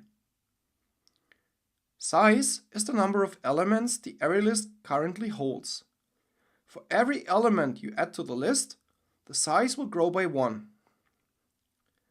Capacity, however, is the number of elements the currently underlying array can hold. The capacity of the array list grows in intervals. The array list starts with an initial capacity. Every time you exceed the capacity of the array list copies the data over to a new array that is about 50% larger than the previous one. Let's say you want to add 100 elements to an array list of an initial capacity of 10. As the list grows, the system will create 6 more arrays to take the place of the first. First, one array that can hold 15 elements. Then one for a maximum of 22 elements. Then arrays with a capacity of 33, 49, 73, and finally 109 elements to hold the growing list. These restructuring arrangements can negatively impact performance. You can instantly create an array of the correct size to minimize these merging activities by defining the correct capacity at creation time. In case you don't know the final size of the array list at creation time, estimate it as close as possible. Choosing a too large capacity, however, can also negatively impact performance, so choose this value carefully. I advise you to always explicitly set the capacity at creation time, as it documents your intentions. For most projects, you won't have to worry about optimizing performance due to powerful hardware, but this is no excuse for sloppy design and poor implementation. Here you can see a simplified extract of the class ArrayList. Keep in mind the real class looks a bit more complicated. This is just meant to give you a more concrete idea of what the class ArrayList looks like. As you can see, ArrayList is just a class anyone could have written, given enough time and knowledge. There is no black magic. You can find the actual source code online. However, don't rely too much on internals that you spot in the source code, as they may change any time if they're not defined in the Java language specification. Default capacity is the initial size of the array, when you don't specify it as I recommended before. Element data is the array used to store the elements of the array list. In size is the number of elements the array list currently holds. Get, add, and remove are some of the many functions ArrayList provides. We will look at those methods now. So let me give you a short overview of the methods of the ArrayList class. To make things easy for you, I have broken up the overview into methods belonging to the Java Util Collection interface and methods belonging to the Java Util List interface. When I talk about other containers in later episodes implementing the list or the collection interface, I will refer back to this episode, instead of repeating myself over and over again. Make sure you are subscribed to my YouTube channel, so you will be informed when I release episodes about these classes also. Okay, so let's start with the methods belonging to the Java Util Collection interface. The contract of the collection interface does not guarantee any particular order, and therefore does not provide any index or order-related methods. So here you can see the first set of methods that implement the collection interface. So what I say about these methods does not only apply to ArrayList, but also to all classes that implement the collection interface. The method boolean add appends the element to the end of the collection, to the next empty cell of the underlying array. Boolean add all appends all given elements to the end of the collection. The stuff in angel brackets is related to generics. In short, it ensures that no one can call such a method with the wrong arguments. For now, relax. I will tell you more in my upcoming episode about generics. Boolean remove removes the first occurrence of the element you specify from the collection. Boolean remove all removes the given elements from the collection. The iterator method returns an object you usually use in a loop to move from one element to the next element of the collection. Step by step. You say, I iterate over the collection, hence the name iterator. InSize returns the number of elements of the collection. Boolean contains returns true if the collection contains at least one instance of the element you specify. Void clear removes all elements from the collection. Boolean is empty. This returns true if the collection contains no elements. And toArray returns an array containing all of the elements of the collection. Alright, let's move on to the methods of the Java Util List interface. The methods are similar in part to the methods we just looked at, but they differ in that they require an order on the elements of the list. So here again you should know that everything I say about these methods does not only apply to ArrayList, but to all classes that implement the list interface. This add method with an index parameter acts actually more like an insert method. It allows you to insert an element at any index position of the list, instead of just adding the element to the end of the list. In the process, the elements of the underlying array will be shifted to the right and migrated to a larger array, if necessary. The remove index method allows to remove an element from any index position of the list. Similar to the add method we just looked at, this might require to shift the remaining elements of the underlying array to the left. The getByIndex method returns an element from any given position of the list. The indexOf method takes an object and returns the index of the first occurrence of the element in the list, or -1 if the element is not found. LastIndexOf returns the index of the last occurrence of the element in the list, and as before, -1 if the element is not found. ListSublist returns a view of the list starting with the position you specify as fromIndex and ending one position before the one you specify as toIndex. Last but not least, the sort method sorts the list following the order of the given comparator. Alright, so let's end the lecture session. Time to move on to some practical coding. So now I'm in my IDE and you can see I have prepared a little test method so we can do some practical coding with ArrayList. I have already created an instance of ArrayList and I've assigned it to a reference variable of type collection.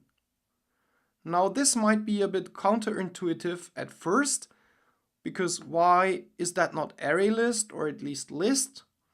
Well, there is a reason to it, and let me cite Robert C. Martin. He says, a good architecture is one that maximizes the number of decisions not made or the number of decisions deferred.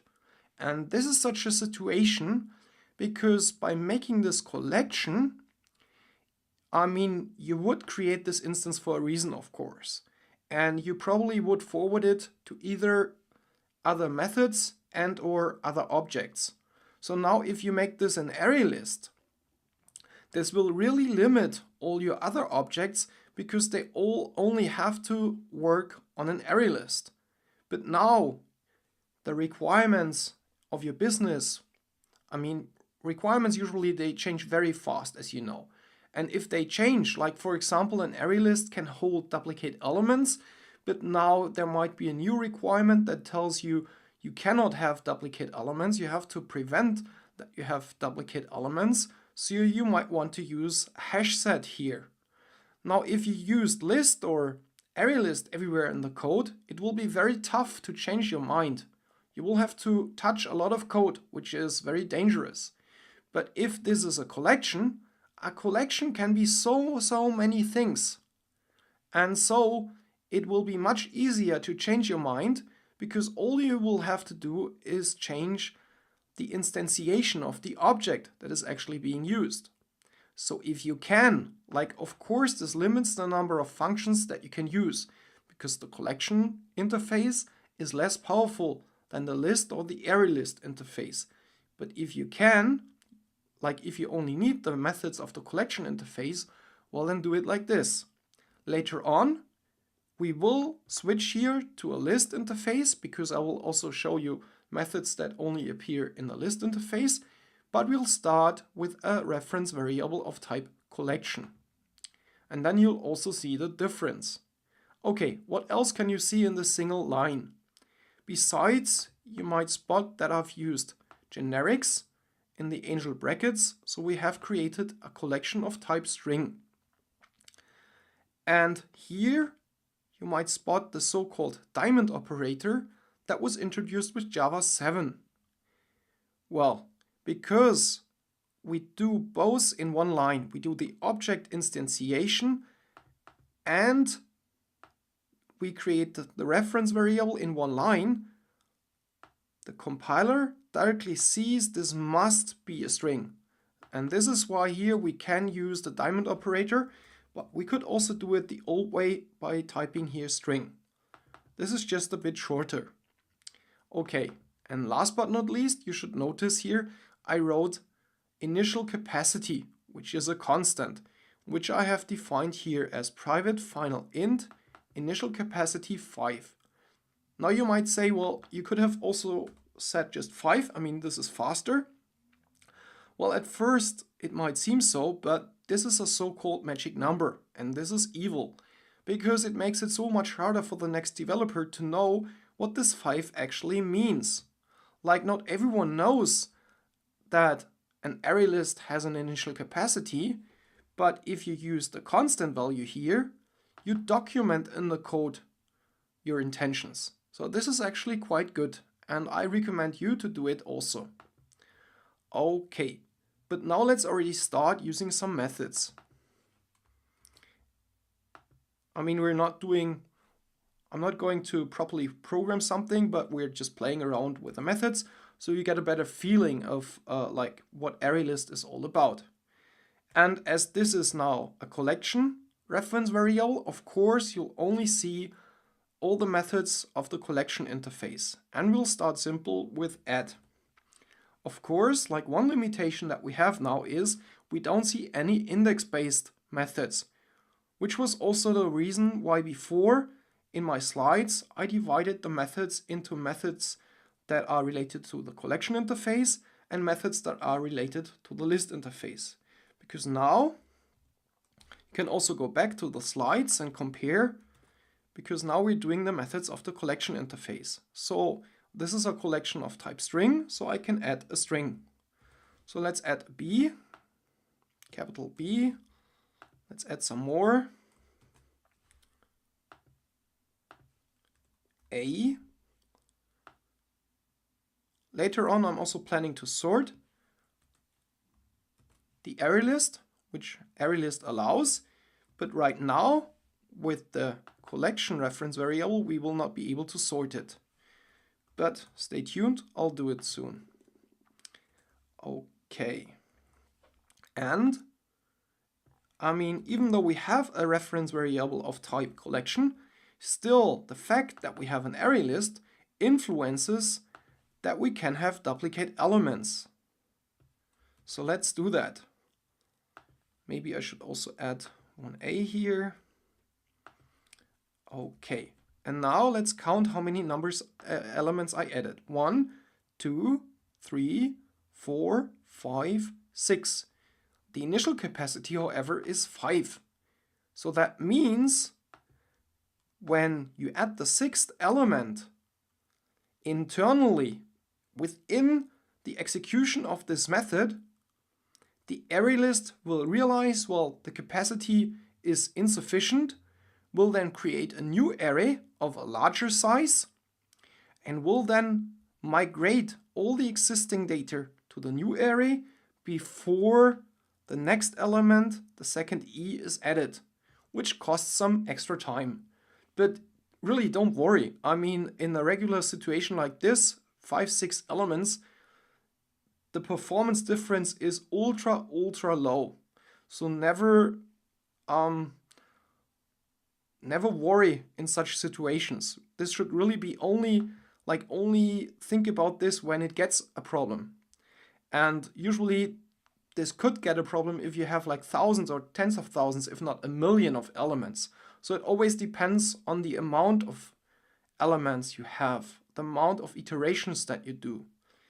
Okay. So, and then we can also print the array list as it is now.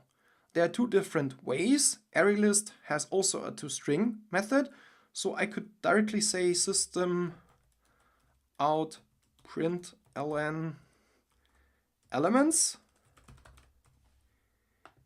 but I'm doing it a bit more complicated because I want to show you how we actually iterate over the array list.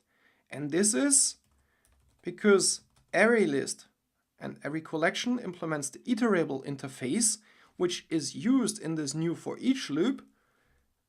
And so we can iterate over the array list by saying string, string, and then colon, and then elements.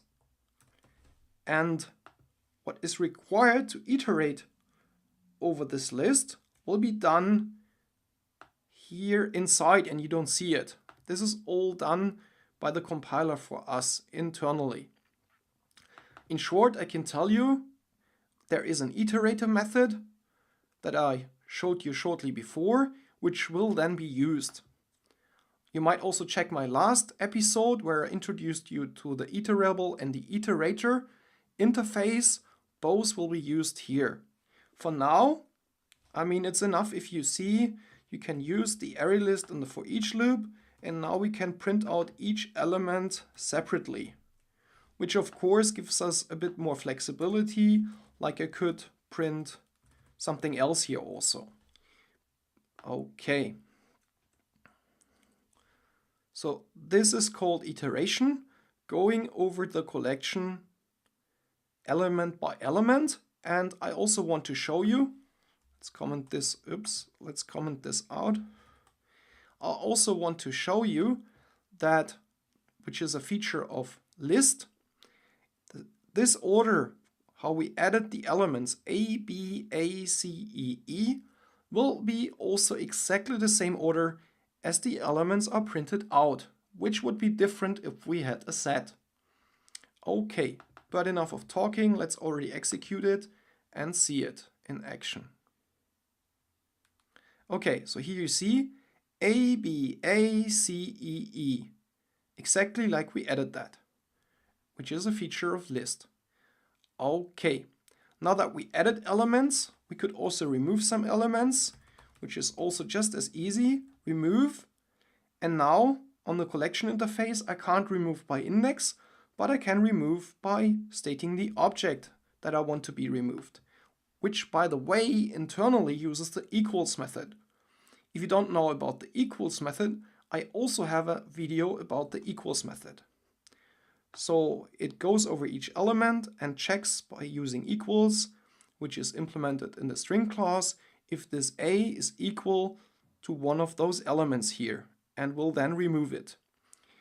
You might also notice I have two A's, so now it's interesting to know, like, will the first A be removed, will the second A be removed, or will both be removed? And there is another tip I have for you. Like, if you have such questions, you can look for a book, for a video tutorial, you can look in the API, and so on and so forth. But you will never be as sure, and probably also never be as fast, if you just write a simple test like this and you just try it out for yourself. I mean, how pragmatic, how cool is that? Because the code doesn't lie. If you see it, you will be sure that it behaves like you can see it.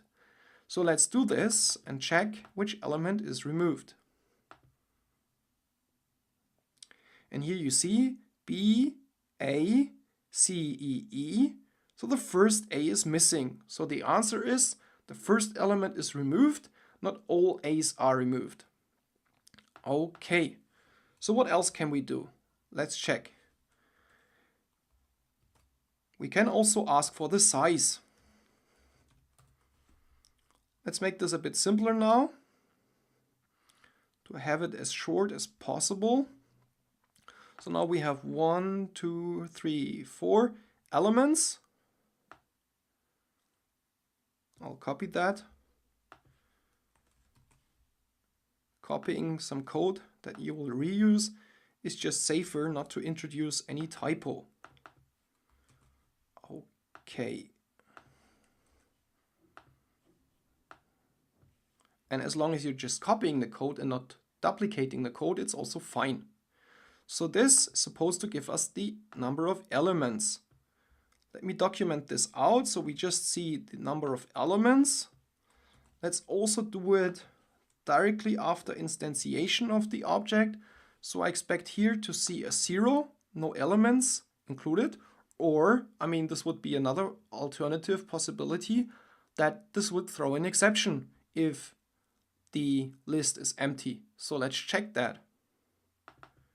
Execute the test. Well, it's actually not really a test, I'm just experimenting, but yeah. So you see, it returns 0 in the first line and then 4. So this is the size method.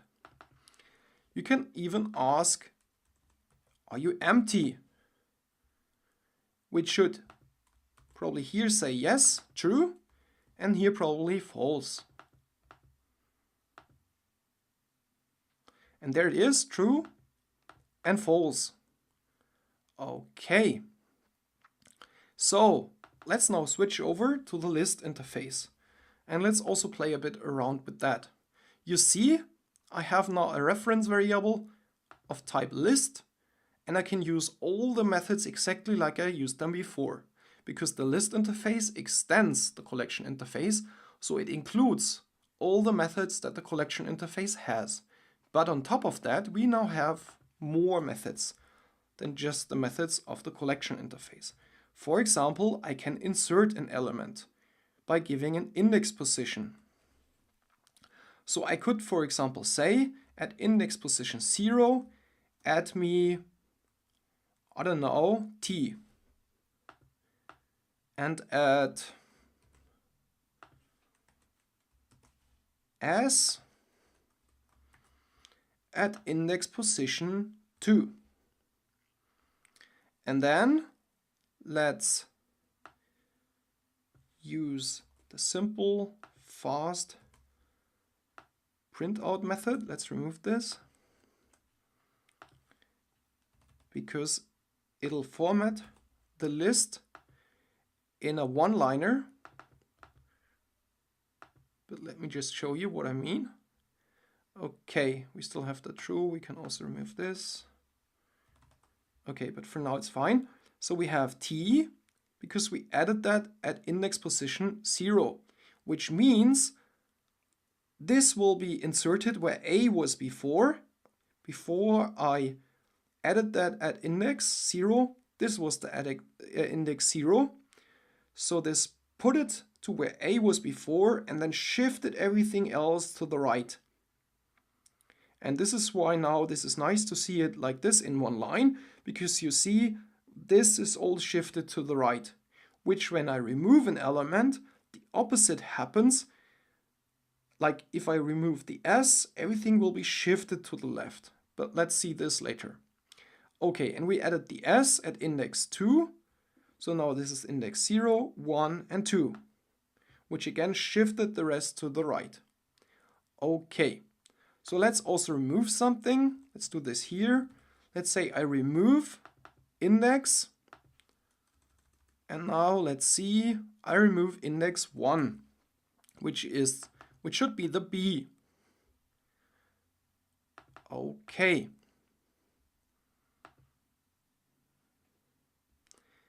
And there it seems I am wrong because the a is still there.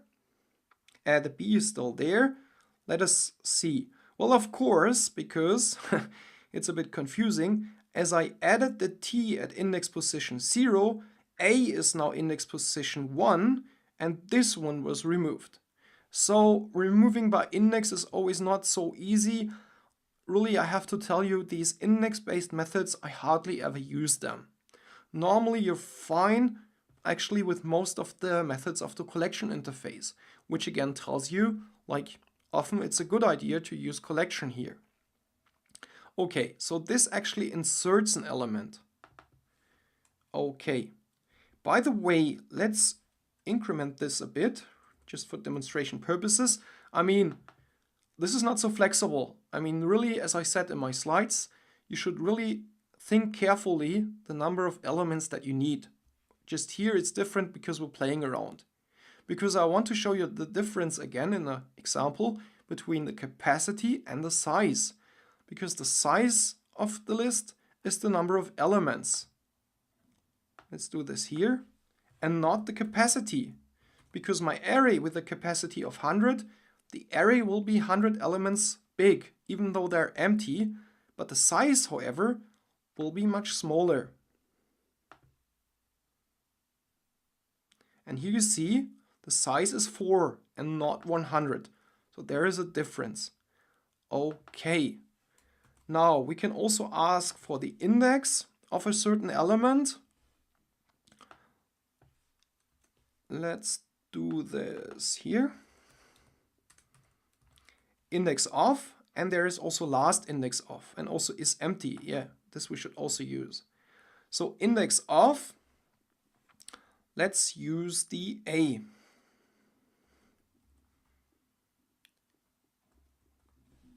Yeah, which is, maybe we should remove that to not make it too confusing, to keep the A where it is.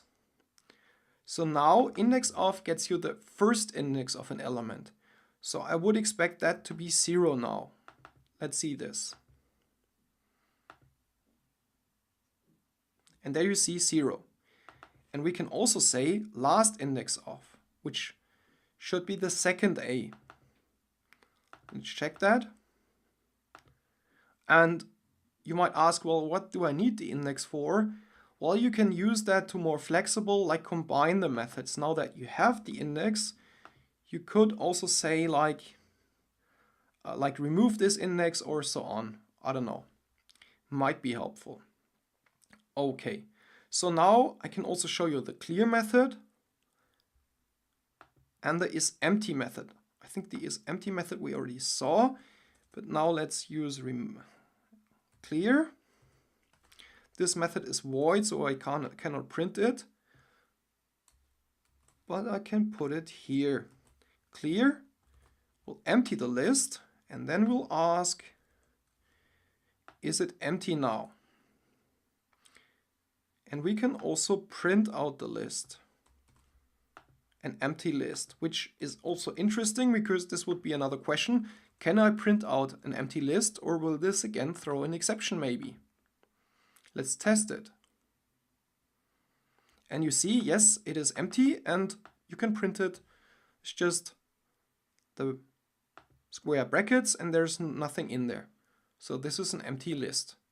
Okay, so I think that's already it. A really short introduction, some practical coding. I really recommend you to do the same, fire up your IDE or your text editor and play around with the methods of ArrayList. I know there are many more methods, of course. It's just that in this video I don't have all the time.